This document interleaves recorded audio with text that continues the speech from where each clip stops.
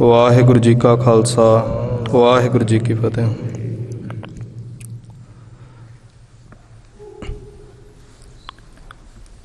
ਅਸੀਂ ਕਈ ਦਫਾ ਦਿਮਾਗੀ ਤਲ ਤੋਂ, ਸਰੀਰ ਦੇ ਬਲ ਤੋਂ ਕਾਫੀ ਯਤਨ ਕਰਦੇ ਹਾਂ ਕਿ ਜਿਹੜੀਆਂ ਚੀਜ਼ਾਂ ਆ ਉਹ ਸਾਡੇ ਹਿਸਾਬ ਨਾਲ ਹੋ ਜਾਣ। ਸਾਨੂੰ, ਕਿਉਂਕਿ ਅਸੀਂ ਆਮ ਮਨੁੱਖ ਹੁੰਦੇ ਹਾਂ, ਸਾਨੂੰ ਲੱਗਦਾ ਹੁੰਦਾ ਕਿ ਸਾਡੇ ਇੰਨੇ ਯਤਨਾਂ ਬਾਅਦ ਵੀ ਚੀਜ਼ਾਂ ਸਾਡੇ ਹਿਸਾਬ ਨਾਲ ਕਿਉਂ ਨਹੀਂ ਹੋ ਰਹੀਆਂ। ਹੁੰਦਾ ਉਹੀ ਹੁੰਦਾ ਜੋ ਮਹਾਰਾਜ ਨੂੰ ਭਾਉਂਦਾ। ਜਿਸ ਤਰ੍ਹਾਂ ਬਿਹਤਰ ਹੋਣਾ ਹੁੰਦਾ ਉੱਦਾਂ ਹੀ ਹੁੰਦਾ। ਆਪਣੇ ਲੱਖ ਯਤਨਾਂ ਦੇ ਬਾਵਜੂਦ ਸਾਰੇ ਕੀਰਤਨ ਦੌਰਾਨ ਇਹ ਮਾਈਕ ਨਹੀਂ ਚੱਲਿਆ ਹੈ, ਕਿਉਂਕਿ ਆਪਾਂ ਜਿਸ ਕਾਰਜ ਲਈ ਇਕੱਤਰ ਹੋਏ ਹਾਂ, ਮੋਟੇ ਰੂਪ 'ਚ ਉਹ ਖਾਲਸਾ ਜੀ ਦੇ ਜਿਹੜੇ ਜੋੜ ਮੇਲੇ ਆ ਉਹ ਹੁਣ ਆਮ ਮੇਲਿਆਂ ਵਰਗੇ ਹੋ ਗਏ। ਉਸ ਮਸਲੇ ਨੂੰ ਲੈ ਕੇ ਆਪਾਂ ਇਕੱਤਰ ਹੋਏ ਹਾਂ, ਪਰ ਉਹਦੇ 'ਚ ਹੀ ਜਿਹੜਾ ਖਾਸ ਤੌਰ 'ਤੇ ਜੋ ਮਸਤੋਆਣਾ ਸਾਹਿਬ ਆਪਣੇ ਨੇੜਲੇ ਸਥਾਨ 'ਤੇ ਹਰ ਸਾਲ ਜੋੜ ਮੇਲਾ ਹੁੰਦਾ, ਉਹਦੇ ਪਰਥਾਏ ਵਿਚਾਰ ਕਰਨ ਦੇ ਲਈ ਇਕੱਤਰ ਹੋਏ।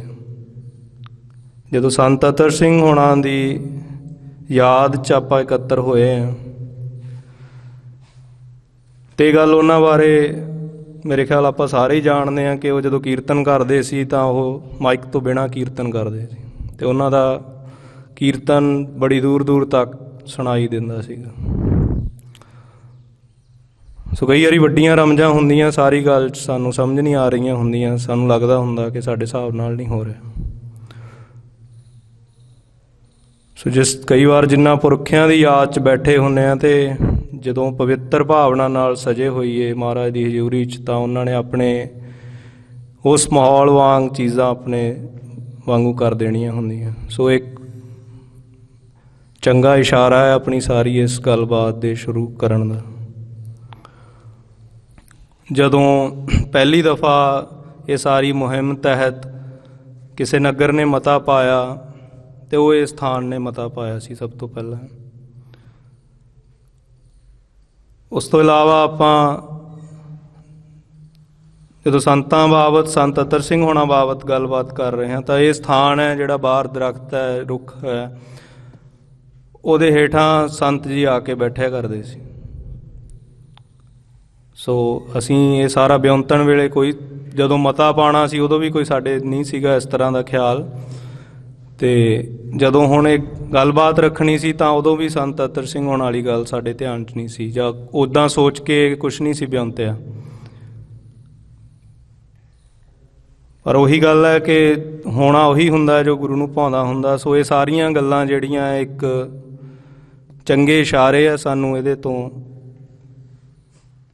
ਹੋਰ ਜ਼ਿਆਦਾ ਆਸਵੰਦ ਹੋਣਾ ਚਾਹੀਦਾ ਕਿ ਗੁਰੂ ਆਪਣੇ ਹਿਸਾਬ ਨਾਲ ਕਰਾ ਰਿਹਾ, ਸੋ ਇਹ ਬਿਹਤਰ ਹੀ ਹੋਣਾ। ਪੁਰਾਤਨ ਵੇਲਿਆਂ 'ਚ ਜਦੋਂ ਕੋਈ ਧਰਮ ਦਾ ਜਾਂ ਸੰਸਾਰ ਦਾ ਕਾਰਜ ਆਰੰਭਣਾ ਹੁੰਦਾ ਸੀ, ਤਾਂ ਗੁਰੂ ਮਹਾਰਾਜ ਦੀ ਹਜ਼ੂਰੀ ਦੇ ਵਿੱਚ ਸੱਜ ਕੇ, ਦੀਵਾਨ ਰੂਪ ਦੇ ਵਿੱਚ ਸੱਜ ਕੇ, ਜਿਵੇਂ ਆਪਾਂ ਬੈਠੇ ਹਾਂ, ਇੱਦਾਂ ਵਿਚਾਰਾਂ ਕੀਤੀਆਂ ਜਾਂਦੀਆਂ ਸੀ। ਫਿਰ ਉੱਤੇ ਸਲਾਹ ਕਰਕੇ ਸਾਂਝੀ ਰਾਏ ਬਣਾਈ ਜਾਂਦੀ ਸੀ। ਸੰਗਤ ਬਾਬਤ ਭਾਵੇਂ ਆਪਾਂ ਇਹ ਗੱਲ ਆਪਾਂ ਜਾਣਦੇ ਹਾਂ ਕਿ ਕੋਈ ਨਹੀਂ, ਰੱਖ ਲਓ, ਗੁਰੂ ਮਹਾਰਾਜ ਅਤੇ ਸੰਗਤ ਦੇ ਮਿਲਾਪ ਨਾਲ ਜਿਹੜੀ ਸੰਗਤ ਦੀ ਸੰਪੂਰਨਤਾ ਹੀ ਹੁੰਦੀ ਹੈ। ਉਹਦੇ ਬਾਵਜੂਦ ਗੁਰੂ ਸਾਹਿਬ ਨੇ ਸੰਗਤ ਨੂੰ ਵੱਡਾ ਕਿਹਾ, ਸੰਗਤ ਨੂੰ 21 ਵਿਸਵੇ ਕਿਹਾ, ਆਪਣੇ ਆਪ ਨੂੰ 20 ਵਿਸਵੇ ਰੱਖਿਆ। ਸੰਤ ਅਤਰ ਸਿੰਘ ਹੋਣਾ ਨੇ ਸੰਗਤ ਬਾਬਤ ਕਿਹਾ ਕਿ ਸੰਗਤ ਸਮਰੱਥ ਹੈ, ਸੰਗਤ ਚਾਹੇ ਤਾਂ ਉਹ ਸਾਰੇ ਹੀ ਰਿਵਾਜ਼ ਬਦਲ ਸਕਦੀ ਹੈ, ਸੰਗਤ ਵੱਡੀ ਹੈ। ਭਾਈ ਵੀਰ ਸਿੰਘ ਹੋਣਾ ਨੇ ਸੰਗਤ ਬਾਬਤ ਕਿਹਾ ਕਿ ਜੋ ਸੰਗਤ ਹੈ ਉਹ ਵਾਹਿਗੁਰੂ ਦਾ ਸਾਕਸ਼ਾਤ ਰੂਪ ਹੈ, ਸੰਗਤ ਦਾ ਹੁਕਮ ਵਾਹਿਗੁਰੂ ਦਾ ਹੁਕਮ ਹੈ। ਸੋ ਅੱਜ ਆਪਾਂ ਵੀ ਇਹ ਯਤਨ ਕਰ ਰਹੇ ਹਾਂ ਕਿ ਜੋ ਸਾਡੀ ਪਰੰਪਰਾ ਹੈ, ਰਵਾਇਤ ਹੈ, ਗੁਰੂ ਮਹਾਰਾਜ ਦੀ ਹਜ਼ੂਰੀ ਦੇ ਵਿੱਚ ਸੰਗਤੀ ਰੂਪ ਦੇ ਵਿੱਚ ਜੁੜ ਕੇ ਬੈਠ ਕੇ ਵਿਚਾਰ ਕਰਨ ਦੀ, ਰਾਏ ਕਰਨ ਦੀ, ਉਹਨੂੰ ਸੁਰਜੀਤ ਕਰੀਏ। ਜਦੋਂ ਆਪਣਾ ਕੋਈ ਕਾਰਜ ਆਰੰਭਣਾ ਹੈ ਜਾਂ ਚੱਲ ਰਹੇ ਕਾਰਜ ਦੌਰਾਨ ਉਹਦੇ ਅਗਲੇ ਪੜਾਅ ਵਜੋਂ ਕੁਛ ਵਿਚਾਰਨਾ ਹੈ ਤਾਂ ਉਹ ਸੰਗਤੀ ਰੂਪ 'ਚ ਹੋਵੇ। ਜੋੜ ਮੇਲਿਆਂ ਦੇ ਪ੍ਰਥਾਏ ਵੀ ਸਭ ਤੋਂ ਪਹਿਲੀ ਵਾਰ ਜਦੋਂ ਇਹ ਗੱਲ ਚੱਲੀ, ਉਦੋਂ ਵੀ ਕੋਈ ਇਸ ਤਰ੍ਹਾਂ ਦਾ ਵਿਸ਼ਾ ਸੋਚ ਕੇ ਗੱਲਬਾਤ ਨਹੀਂ ਸੀ ਆਰੰਭੀ। ਬਾਣੀ ਪੜ੍ਹਦਿਆਂ ਪਹਿਲੋਂ ਸੀ ਕਿ ਖੁੱਲ੍ਹੀਆਂ ਵਿਚਾਰਾਂ ਕਰਨੀਆਂ। ਇਸ ਤੋਂ ਬਾਅਦ ਪਿਛਲੀ ਬਰਸੀ ਦੌਰਾਨ ਮਸਤੂਆਣਾ ਸਾਹਿਬ ਵਿਖੇ ਬਾਣੀ ਪੜ੍ਹਦਿਆਂ ਇਹ ਫੁਰਨਾ ਆਇਆ ਕਿ ਇਸ ਵਿਸ਼ੇ 'ਤੇ ਗੱਲਬਾਤ ਕਰਨੀ ਚਾਹੀਦੀ। ਵਿਚਾਰ ਹੋਈ, ਉਹ 'ਚੋਂ ਕੁਛ ਨੁਕਤੇ ਆਏ ਕਿ ਸਾਰੇ ਪਿੰਡਾਂ ਦੀਆਂ ਸੰਗਤਾਂ ਨੂੰ ਉੱਦਮ ਕਰਨਾ ਚਾਹੀਦਾ। ਜੋ ਮਸਤੂਆਣਾ ਸਾਹਿਬ ਜੋੜ ਮੇਲੇ ਦੌਰਾਨ ਆਮ ਮੇਲਿਆਂ ਵਰਗਾ ਉੱਥੇ ਸਾਰੀਆਂ ਦੁਕਾਨਾਂ ਜਾਂ ਝੂਲਿਆਂ ਵਾਲਾ ਚੀਕ ਚਿਹਾੜਾ, ਰੌਲਾ ਰੱਪਾ ਹੋ ਗਿਆ, ਉਹ ਜਿੱਦਾਂ ਸੰਤ ਅਤਰ ਸਿੰਘ ਹੋਣਾ ਨੇ ਉਸ ਸਥਾਨ ਪ੍ਰਗਟ ਕੀਤਾ ਸੀਗਾ, ਜਦੋਂ ਉੱਥੇ ਝਿੜੀ ਹੁੰਦੀ ਸੀ, ਉਹ ਇਕਾਂਤ 'ਚ ਬੈਠੇ ਬਾਣੀ ਪੜ੍ਹੀ, ਚੌਂਕੜਾ ਲਾਇਆ, ਉਸ ਤਰ੍ਹਾਂ ਦਾ ਮਾਹੌਲ ਸਾਨੂੰ ਮੁੜ ਬਣਾਉਣਾ ਚਾਹੀਦਾ। ਆਉਂਦੇ ਸਾਲਾਂ ਨੂੰ, ਇਸ ਵਾਰ 97ਵੀਂ ਵਰਸੀ ਸੰਤ ਅਤਰ ਸਿੰਘ ਹੋਣਾ ਦੀ ਆਪਾਂ ਮਨਾਉਣੀ ਆ। ਆਉਂਦੇ ਸਾਲਾਂ ਨੂੰ 100 ਸਾਲਾ ਆਪਾਂ ਮਨਾਉਣਾ। ਤਾਂ ਇਹ ਕਾਹਲ ਤਿਆਗ ਕੇ ਕਿ ਸਾਰਾ ਕੁਛ ਇਸੇ ਸਾਲ ਠੀਕ ਕਰਨਾ ਹੈ, ਤਾਂ ਆਪਾਂ ਨੂੰ ਲਗਾਤਾਰ ਯਤਨਸ਼ੀਲ ਰਹਿਣਾ ਪੈਣਾ ਕਿ ਆਪਾਂ ਘੱਟੋ ਘੱਟ 100ਵੇਂ ਸਾਲ ਤੱਕ ਇਹ ਸਾਰਾ ਮਾਹੌਲ ਉਸ ਤਰ੍ਹਾਂ ਦਾ ਕਰ ਲਈਏ ਕਿ ਕੋਈ ਵੀ ਬਾਹਰੋਂ ਸੜਕ ਤੋਂ ਅੰਦਰ ਪੈਰ ਧਰੇ ਤਾਂ ਉਹਨੂੰ ਲੱਗੇ ਕਿ ਮੈਂ ਕਿਸੇ ਗੁਰਮਤ ਸਮਾਗਮ 'ਚ, ਕੋਈ ਖਾਲਸਿਆਂ ਦੇ, ਸਿੱਖਾਂ ਦੇ ਜੋੜ ਮੇਲੇ 'ਚ ਦਖਲ ਹੋਇਆ। ਸਾਡੀ ਇਹ ਪਰੰਪਰਾ ਰਹੀ ਕਿ ਅਸੀਂ ਇਸ ਤਰ੍ਹਾਂ ਬੈਠ ਕੇ ਆਪਣੇ ਮਸਲੇ ਦੇ ਉੱਤੇ ਕੋਈ ਰਾਏ ਬਣਾਉਂਦੇ। ਸੋ ਅੰਗਰੇਜ਼ ਲੇਖਕ ਸਿੱਖਾਂ ਬਾਰੇ ਲਿਖਦਾ ਹੈ ਕਿ ਜਦੋਂ ਉਹ ਗੁਰਮਤਾ ਕਰਨ ਬੈਠਦੇ ਆ, ਉਦੋਂ ਉਹ ਆਪਣੇ ਸਾਰੇ ਹੀ ਨਿੱਜੀ ਵੈਰ ਵਿਰੋਧ, ਸਾਰੇ ਹੀ ਜੋ ਉਹਨਾਂ ਦੇ ਵਖਰੇਵੇਂ ਹੁੰਦੇ ਆ, ਉਹਨੂੰ ਭੁਲਾ ਕੇ ਬੈਠਦੇ ਆ। ਉਦੋਂ ਉਹਨਾਂ ਦੇ ਮਨ 'ਚ ਸਿਰਫ ਇੱਕੋ ਹੀ ਖਿਆਲ ਹੁੰਦਾ ਕਿ ਧਰਮ ਕਾ ਜੈਕਾਰ ਹੋਵੇ ਅਤੇ ਪੰਥ ਕੀ ਜੀਤ ਹੋਵੇ। ਸੋ ਗੁਰੂ ਮਹਾਰਾਜ ਕਿਰਪਾ ਕਰਨ, ਆਪਾਂ ਸਾਰੇ ਜਿਸ ਗੰਭੀਰ ਮਸਲੇ ਬਾਰੇ ਅੱਜ ਬੈਠ ਕੇ ਵਿਚਾਰ ਕਰ ਰਹੇ ਹਾਂ, ਆਪਾਂ ਆਪਣੇ ਹੀ ਸਾਰੇ ਕੋਈ ਨਿੱਕੇ ਮੋਟੇ ਗਿਲੇ ਸ਼ਿਕਵੇ ਅਗਰ ਕਿਸੇ ਦੇ ਹਨ ਵੀ, ਤਾਂ ਉਹ ਛੱਡ ਕੇ ਉਸ ਪਵਿੱਤਰ ਭਾਵਨਾ 'ਚੋਂ ਜੇ ਵਿਚਾਰਾਂ ਕਰਾਂਗੇ ਅਤੇ ਉਹਨਾਂ ਵਿਚਾਰਾਂ 'ਤੇ ਅਮਲ ਕਰਾਂਗੇ ਤਾਂ ਮਹਾਰਾਜ ਦੀ ਬਰਕਤ ਸਦਾ ਆਪਣੇ ਨਾਲ ਹੋਊਗੀ। ਅੰਗ ਸੰਗ ਸਹਾਈ ਹੋਣਾ ਮਹਾਰਾਜ ਨੇ। ਸੋ ਆਪਾਂ ਜਿੰਨੇ ਵੀ ਬੈਠੇ ਹਾਂ ਸੱਜਣ, ਸਾਰੇ ਹੀ ਕੁਛ ਨਾ ਕੁਛ ਸਾਰੇ ਮਸਲੇ 'ਤੇ ਵਿਚਾਰ ਕਰਾਂਗੇ। ਮੋਟੇ ਰੂਪ 'ਚ ਜਿਨ੍ਹਾਂ ਨੂੰ ਨਹੀਂ ਜਾਣਕਾਰੀ, ਥੋੜ੍ਹਾ ਦੱਸ ਦੇਵਾਂ ਦੁਬਾਰਾ ਕਿ ਹਰ ਸਾਲ 30, 31 ਜਨਵਰੀ ਅਤੇ 1 ਫਰਵਰੀ ਨੂੰ ਮਸਤੂਆਣਾ ਸਾਹਿਬ ਵਿਖੇ ਜੋੜ ਮੇਲਾ ਭਰਦਾ, ਜਿਹਦੇ 'ਚ ਵੱਖ-ਵੱਖ ਪਿੰਡਾਂ 'ਚੋਂ ਵੱਡੀ ਗਿਣਤੀ 'ਚ ਸੰਗਤ ਸ਼ਮੂਲੀਅਤ ਕਰਦੀ। ਆਪਣੇ ਪਿੰਡਾਂ 'ਚੋਂ ਕਰਦੀ, ਆਪਣੇ ਪਿੰਡਾਂ ਦੇ ਲੰਗਰ ਵੀ ਲੱਗਦੇ। ਉਹ ਤੋਂ ਇਲਾਵਾ ਵੀ ਬਹੁਤ ਦੂਰੋਂ ਬੰਬੇ, ਕਲਕੱਤਾ, ਦਿੱਲੀ ਤੋਂ ਸੰਗਤਾਂ ਆਉਂਦੀਆਂ, ਹੋਰ ਵੀ ਕਈ ਥਾਵਾਂ ਤੋਂ ਆਉਂਦੀਆਂ। 3 ਦਿਨ ਭਾਰੀ ਇਕੱਠ ਹੁੰਦਾ। ਸਮੱਸਿਆ ਇਹ ਆਈ ਕਿ ਜਿਹੜੇ ਜੋੜ ਮੇਲੇ ਆ, ਜਿਹੜੇ ਸਿੱਖਾਂ ਦੇ, ਖਾਲਸਿਆਂ ਦੇ ਜੋੜ ਮੇਲੇ ਆ, ਉਹ ਹੁਣ ਸਹਿਜੇ ਸਮਾਂ ਪੈ ਕੇ ਆਮ ਮੇਲਿਆਂ ਵਰਗੇ ਹੋ ਗਏ। ਉੱਥੇ ਸਾਰਾ ਮਾਹੌਲ ਆਮ ਮੇਲਿਆਂ ਵਰਗਾ ਹੋ ਗਿਆ। ਜਿਹੜਾ ਖਾਲਸਿਆਂ ਦਾ ਜੋੜ ਮੇਲਾ ਹੁੰਦਾ, ਉਹਦੇ 'ਚ ਤੁਹਾਡੀ ਜਿਸ ਪਾਸੇ ਨਿਗਾਹ ਜਾਊਗੀ, ਜਿਸ ਪਾਸੇ ਤੁਹਾਡੇ ਕੰਨ 'ਚੋਂ ਕੋਈ ਗੱਲ ਪਊਗੀ, ਉਹ ਤੁਹਾਨੂੰ ਤੁਹਾਡੇ ਗੁਰੂ ਵਾਲੇ ਪਾਸੇ ਲੈ ਕੇ ਜਾਊਗੀ, ਤੁਹਾਡੇ ਮਨ ਦੀ ਮੈਲ ਨੂੰ ਧੋਊਗੀ। ਜਿਹੜੇ ਆਮ ਮੇਲੇ ਹੁੰਦੇ ਆ, ਉਹਨਾਂ 'ਚ ਤੁਹਾਡਾ ਜਿੱਧਰ ਨੂੰ ਧਿਆਨ ਜਾਣਾ, ਉਹਨੇ ਤੁਹਾਡੀ ਇਕਾਗਰਤਾ ਭੰਗ ਕਰਨੀ ਹੈ। ਤੁਹਾਡੇ ਮਨ ਦੀ ਮੈਲ ਖਤਮ ਕਰਨ ਦੀ ਬਜਾਏ ਜੇ ਤੁਹਾਡੀ ਭਜਨ ਬੰਦਗੀ ਓਨੀ ਨਹੀਂ ਹੈ ਤਾਂ ਉਹ ਤੁਹਾਨੂੰ ਆਪਣੇ ਵਾਲੇ ਪਾਸੇ ਖਿੱਚ ਲੈਣਾ, ਉਹਨੇ ਬੁਰੇ ਖਿਆਲਾਂ ਨੇ ਤੁਹਾਨੂੰ ਘੇਰ ਲੈਣਾ। ਸੋ ਜਦੋਂ ਵੀ ਕਦੇ ਇਤਿਹਾਸ 'ਚ ਇਸ ਤਰ੍ਹਾਂ ਦਾ ਸਮਾਂ ਬਣਦਾ ਕਿ ਸਾਡੀਆਂ ਪਵਿੱਤਰ ਚੀਜ਼ਾਂ 'ਚ ਰਲਗੱਡ ਹੋ ਰਹੀ ਹੋਵੇ, ਪਵਿੱਤਰ ਚੀਜ਼ਾਂ ਮੈਲੀਆਂ ਹੋ ਰਹੀਆਂ ਹੋਣ, ਤਾਂ ਜੋ ਮੌਜੂਦਾ ਸਮੇਂ 'ਚ ਵਿਚਰ ਰਹੇ ਜੀਅ ਹੁੰਦੇ ਆ, ਜਿਵੇਂ ਹੁਣ ਦੇ ਸਮੇਂ ਆਪਾਂ ਸਾਰੇ ਹੀ ਵਿਚਰ ਰਹੇ, ਤਾਂ ਇਹ ਜ਼ਿੰਮੇਵਾਰੀ ਉਹਨਾਂ ਦੇ ਮੋਢਿਆਂ 'ਤੇ ਹੁੰਦੀ ਕਿ ਉਹ ਆਪਣੀ ਸਮਰੱਥਾ ਅਨੁਸਾਰ ਉੱਦਮ ਕਰਨ, ਯਤਨ ਕਰਨ ਅਤੇ ਉਹਨੂੰ ਸੋਧਣ ਦੇ ਲਈ, ਉਹਨੂੰ ਠੀਕ ਕਰਨ ਦੇ ਲਈ ਯਤਨਸ਼ੀਲ ਹੋਣ। ਸੰਗਤਾਂ ਨਾਲ ਵਿਚਾਰ ਕਰਨ ਉਪਰੰਤ ਇਹ ਰਾਏ ਆਈ ਸੀ ਪਿਛਲੇ ਸਾਲ, ਜਾਂ ਲੰਘੀ ਜਨਵਰੀ ਕਹਿ ਲਈਏ, ਬਰਸੀ ਦੌਰਾਨ, ਕਿ ਆਪਾਂ ਨੂੰ ਪਿੰਡ ਪਿੰਡ ਜਾ ਕੇ ਜਿੰਨੀਆਂ ਹੀ ਲੰਗਰ ਕਮੇਟੀਆਂ ਹੈ ਜਾਂ ਜਿੰਨੀਆਂ ਹੋਰ ਸੰਗਤਾਂ ਹੈ ਜਿਹੜੀਆਂ ਇੱਥੇ ਕਿਸੇ ਵੀ ਰੂਪ 'ਚ ਸੇਵਾ ਕਰਦੀਆਂ, ਸਾਰਿਆਂ ਨੂੰ ਮਿਲਣਾ ਚਾਹੀਦਾ। ਸੋ ਅਸੀਂ ਪਿਛਲੇ ਮਹੀਨੇ ਮਸਤੋਆਣਾ ਸਾਹਿਬ ਮਹਾਰਾਜ ਨੂੰ ਅਰਦਾਸ ਬੇਨਤੀ ਕਰਕੇ ਤੁਰੇ ਸੀ। ਸੋ ਪਹਿਲਾ ਪਿੰਡ ਇੱਥੇ ਬੇਨੜੇ ਆਏ ਸੀਗੇ। ਸੋ ਇਹ ਵਿਚਾਰਾਂ ਕੀਤੀਆਂ ਕਿ ਆਪਾਂ ਨੂੰ ਇਹ ਜੋ ਕੁਛ ਚੀਜ਼ਾਂ ਦੀ ਰਲਗੱਡ ਹੋ ਗਈ ਹੈ, ਇਹਨੂੰ ਠੀਕ ਕਰਨ ਲਈ ਉੱਦਮ ਕਰਨਾ ਚਾਹੀਦਾ। ਸੋ ਇਹ ਸਾਰਾ ਕੁਛ ਜਵਾਨੀ ਕਲਾਮੀ ਕਰਨ ਦੀ ਬਜਾਏ ਲਿਖਤੀ ਕਰਨਾ ਚਾਹੀਦਾ, ਕਿਉਂਕਿ ਇਹਨੇ ਕੱਲ੍ਹ ਨੂੰ ਇਤਿਹਾਸ ਬਣਨਾ ਹੈ। ਆਉਂਦੀਆਂ ਪੀੜ੍ਹੀਆਂ ਨੇ ਦੇਖਣਾ ਹੈ ਕਿ ਜਦੋਂ ਇਸ ਤਰ੍ਹਾਂ ਦਾ ਸਮਾਂ ਸੀ ਤਾਂ ਸਾਡੇ ਵੱਡਿਆਂ ਨੇ ਕੀ ਯਤਨ ਕੀਤੇ, ਉਹਨਾਂ ਦੀ ਇਸ ਸਾਰੇ ਬਾਰੇ ਕਿਸ ਤਰ੍ਹਾਂ ਦੀ ਸ਼ਮੂਲੀਅਤ ਰਹੀ, ਕਿਸ ਤਰ੍ਹਾਂ ਦੀ ਗਵਾਹੀ ਰਹੀ। ਉਸ ਤੋਂ ਬਾਅਦ ਲਗਾਤਾਰ ਪਿੰਡਾਂ 'ਚ ਗਏ ਤਾਂ ਹੁਣ ਕਰੀਬ 40 ਤੋਂ ਵੱਧ, 45 ਦੇ ਆਸ-ਪਾਸ ਮਤੇ ਪੈ ਗਏ, ਜਿਨ੍ਹਾਂ 'ਚ ਮੋਟੇ ਰੂਪ 'ਚ 4 ਗੱਲਾਂ ਹੈਗੀਆਂ ਕਿ ਜਿਹੜੀਆਂ ਸਾਰੀਆਂ ਦੁਕਾਨਾਂ, ਬਾਜ਼ਾਰ ਹੈ, ਉਹ ਗੁਰਦੁਆਰੇ ਦੀ ਹਦੂਦ 'ਚ ਨਹੀਂ ਹੋਣਾ ਚਾਹੀਦਾ। ਜਦੋਂ ਅਸੀਂ ਮੇਲਾ ਮਨ 'ਚ ਸਾਡੇ ਉੱਥੇ ਮੇਲੇ ਵਾਲਾ ਮਾਹੌਲ ਆਉਂਦਾ, ਸਾਨੂੰ ਉਹ ਗੱਲ ਓਪਰੀ ਨਹੀਂ ਲੱਗਦੀ। ਤੁਸੀਂ ਸੋਚੋ ਵੀ ਤੁਸੀਂ ਇੱਥੋਂ ਬਾਹਰ ਜਾ ਰਹੇ ਹੋਵੋ, ਜਿੱਥੇ ਚਰਨ ਕੁੰਡ ਹੈ, ਪੈਰ ਧੋ ਕੇ ਅੰਦਰ ਆਉਣੇ ਆ, ਉੱਥੇ ਕੋਈ ਚੂੜੀਆਂ ਵਾਲਾ, ਕੋਈ ਹੋਰ ਛਾਂਪਾਂ ਛੱਲਿਆਂ ਵਾਲੇ ਦੀ ਰੇਹੜੀ ਰੋਜ਼ ਲੱਗੀ ਹੋਵੇ, ਅਤੇ ਇੱਥੇ ਗ੍ਰੰਥੀ ਸਿੰਘ ਪਾਠ ਕਰ ਰਿਹਾ ਅਤੇ ਉੱਧਰੋਂ 10 ਰੁਪਏ 20 ਰੁਪਏ ਸੇਲ ਦੀ ਆਵਾਜ਼ ਆਏ, ਤਾਂ ਸਾਨੂੰ ਕਿੱਦਾਂ ਲੱਗਣਾ ਉਹ? ਤਾਂ ਮੇਰੇ ਖਿਆਲ ਜੇ ਕੋਈ ਇੱਕ ਸੱਜਣ ਵੀ ਸਿਆਣਾ ਪਿੰਡ 'ਚ ਹੋਊਗਾ ਤਾਂ ਉਹਨੂੰ ਡਾਂਗ ਨਾਲ ਉਸੇ ਦਿਨ ਉਹਨੇ ਚੁਕਾ ਦੇਣਾ ਕਿ ਭਾਈ ਤੂੰ ਆਪਦਾ ਹੋਰ ਪਾਸੇ ਕਰ ਜਾ ਕੇ। ਸੋ ਉਸੇ ਤਰ੍ਹਾਂ ਉਹ ਥਾਂ, ਉਹਦੀ ਤਾਂ ਬਹੁਤ ਜ਼ਿਆਦਾ ਅਹਿਮੀਅਤ ਹੈ, ਪਵਿੱਤਰਤਾ ਹੈ। ਸਾਧੂਆਂ ਨੇ ਉੱਥੇ ਤਪ ਕੀਤਾ ਹੈ, ਬੰਦਗੀ ਕੀਤੀ ਹੈ, ਤਾਂ ਉੱਥੇ ਜਿਹੜਾ ਇਹ ਸਾਰਾ ਬਾਜ਼ਾਰ ਵਾਲਾ, ਦੁਕਾਨਾਂ ਵਾਲਾ ਮਾਹੌਲ ਹੈ, ਉਹ ਆਪਾਂ ਗੁਰਦੁਆਰਿਆਂ ਦੀ ਹਦੂਦ 'ਚੋਂ ਬਾਹਰ, ਵੈਸੇ ਤਾਂ ਉਹ ਗੁਰਮਤਿ ਅਨੁਸਾਰ ਹੋਣਾ ਨਹੀਂ ਚਾਹੀਦਾ,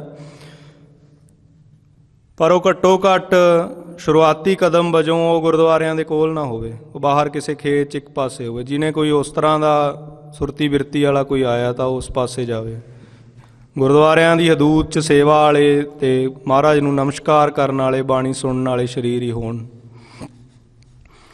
ਦੂਸਰਾ, ਜਿਹੜੇ ਉੱਥੇ ਟਰੈਕਟਰਾਂ 'ਤੇ ਜਾਂ ਹੋਰ ਸਾਧਨਾਂ 'ਤੇ ਡੈਕ ਵਗੈਰਾ ਲੱਗਦੇ, ਉਹ ਸਾਰੇ ਬੰਦ ਹੋਣ, ਬਾਹਰਲੀ ਸੜਕ ਤੋਂ ਅੰਦਰ ਆਉਂਦਿਆਂ ਉਹ ਬੰਦ ਹੋਣ।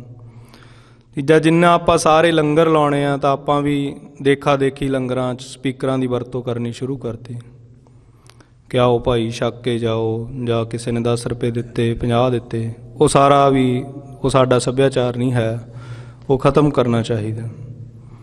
ਅਤੇ ਇਸੇ ਤਰ੍ਹਾਂ ਜਿੰਨੇ ਪੰਡਾਲ ਸਜਦੇ, ਉਹਨਾਂ ਦੀ ਪੰਡਾਲਾਂ ਦੀ ਆਵਾਜ਼ ਵੀ, ਭਾਵੇਂ ਉੱਥੇ ਦੀਵਾਨ ਹੀ ਸਜਦੇ ਆ, ਪਰ ਉਹ ਦੀਵਾਨਾਂ ਦੀ ਆਵਾਜ਼ ਦੇ ਬਾਹਰ ਸਪੀਕਰ, ਹਰੇਕ ਪੰਡਾਲ ਵਾਲੇ ਨੂੰ ਹੁੰਦਾ ਕਿ ਮੇਰੇ ਪੰਡਾਲ ਵਾਲੀ ਆਵਾਜ਼ ਬਾਹਰ ਸੁਣੇ, ਦੂਜੇ ਨੂੰ ਹੁੰਦਾ ਮੇਰੀ ਸੁਣੇ, ਉਹ ਸਾਰੇ ਲਾਏ ਹੁੰਦੇ ਅਤੇ ਸਾਡੇ ਆਮ ਸੰਗਤ ਲਈ ਕਿਸੇ ਇੱਕ ਦੀ ਵੀ ਨਹੀਂ ਸੁਣ ਰਹੀ ਹੁੰਦੀ, ਉਹ ਆਪਸ 'ਚ ਹੀ ਉਲਝ ਰਹੀ ਹੁੰਦੀ। ਸੋ ਸਾਡੀ ਇਕਾਗਰਤਾ ਬਣਾਉਣ ਦੀ ਬਜਾਏ ਉਹ ਇਕਾਗਰਤਾ ਤੋੜ ਰਹੀ ਹੁੰਦੀ।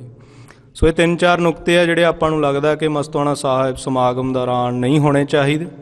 ਇਸ ਸੰਬੰਧ 'ਚ ਮਤੇ ਪੈ ਰਹੇ ਪਿੰਡਾਂ 'ਚੋਂ, ਅਤੇ ਆਪਾਂ ਹੁਣ ਇਹ ਸਾਰੇ ਮਸਲੇ 'ਤੇ ਵਿਚਾਰ ਕਰਨੀ ਕਿ ਸਾਡੇ ਜੋੜ ਮੇਲਿਆਂ ਦਾ ਅਤੇ ਜੋ ਹੁਣ ਮੌਜੂਦਾ ਵਿਗਾੜ ਆ ਗਿਆ ਉਹਦੀ ਬਹਾਲੀ ਦੇ ਲਈ ਮਤਿਆਂ ਤੋਂ ਇਲਾਵਾ ਹੁਣ ਅਗਲੇ ਕਦਮ ਵਜੋਂ ਆਪਾਂ ਕੀ ਕਰ ਸਕਦੇ ਹਾਂ। ਅਤੇ ਮਤਿਆਂ ਤੋਂ ਬਿਨਾਂ ਜਿਹੜੀ ਆਮ ਪਿੰਡਾਂ ਦੀ, ਆਪਾਂ ਸਾਰੇ ਵੱਖ-ਵੱਖ ਥਾਵਾਂ ਤੋਂ ਆਏ, ਆਪਾਂ ਕੀ ਸਹਿਯੋਗ ਕਰ ਸਕਦੇ ਹਾਂ। ਵਾਹਿਗੁਰੂ ਜੀ ਕਾ ਖਾਲਸਾ, ਵਾਹਿਗੁਰੂ ਜੀ ਕੀ ਫਤਿਹ। ਗੁਰੂ ਸਾਹਿਬ ਦੀ ਨਿੱਘੀ ਗੋਦ ਵਿੱਚ ਜੁੜ ਬੈਠੀ ਸੰਗਤ ਜੀ, ਵਾਹਿਗੁਰੂ ਜੀ ਕਾ ਖਾਲਸਾ, ਵਾਹਿਗੁਰੂ ਜੀ ਕੀ ਫਤਿਹ। ਕੁਛ ਮੁੱਢਲੀਆਂ ਗੱਲਾਂ ਭਾਈ ਮਲਕੀਤ ਸਿੰਘ ਹੋਰਾਂ ਨੇ ਤੁਹਾਡੇ ਨਾਲ ਸਾਂਝੀਆਂ ਕੀਤੀਆਂ।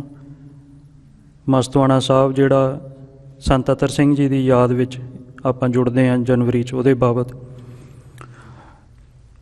ਇਹਦਾ ਜਿਹੜਾ ਮੁੱਢ ਸੀ ਉਹ ਇਸ ਗੱਲੋਂ ਬੱਝਿਆ ਕਿ ਪਿਛਲੇ ਕੁਛ ਸਾਲਾਂ ਤੋਂ ਸਿੱਖ ਜਥਾ ਮਾਲਵਾ ਮਸਤੋਆਣਾ ਸਾਹਿਬ ਦੀ ਪਵਿੱਤਰ ਧਰਤੀ 'ਤੇ ਉਹਨਾਂ ਦਿਨਾਂ 'ਚ ਪੜਾਅ ਕਰਦਾ, ਦਿਨ ਰਾਤ ਦੇ ਪਹਿਰੇ ਹੁੰਦੇ, ਅਤੇ ਪ੍ਰਦਰਸ਼ਨੀਆਂ ਲੱਗਦੀਆਂ। ਉਸ ਤੋਂ ਬਾਅਦ ਰਾਤ ਨੂੰ ਗੁਰੂ ਦਾ ਜਸ ਗਾਇਆ ਜਾਂਦਾ ਅਤੇ ਸੰਗਤਾਂ ਨਾਲ ਵਿਚਾਰ ਕੀਤੀ ਜਾਂਦੀ।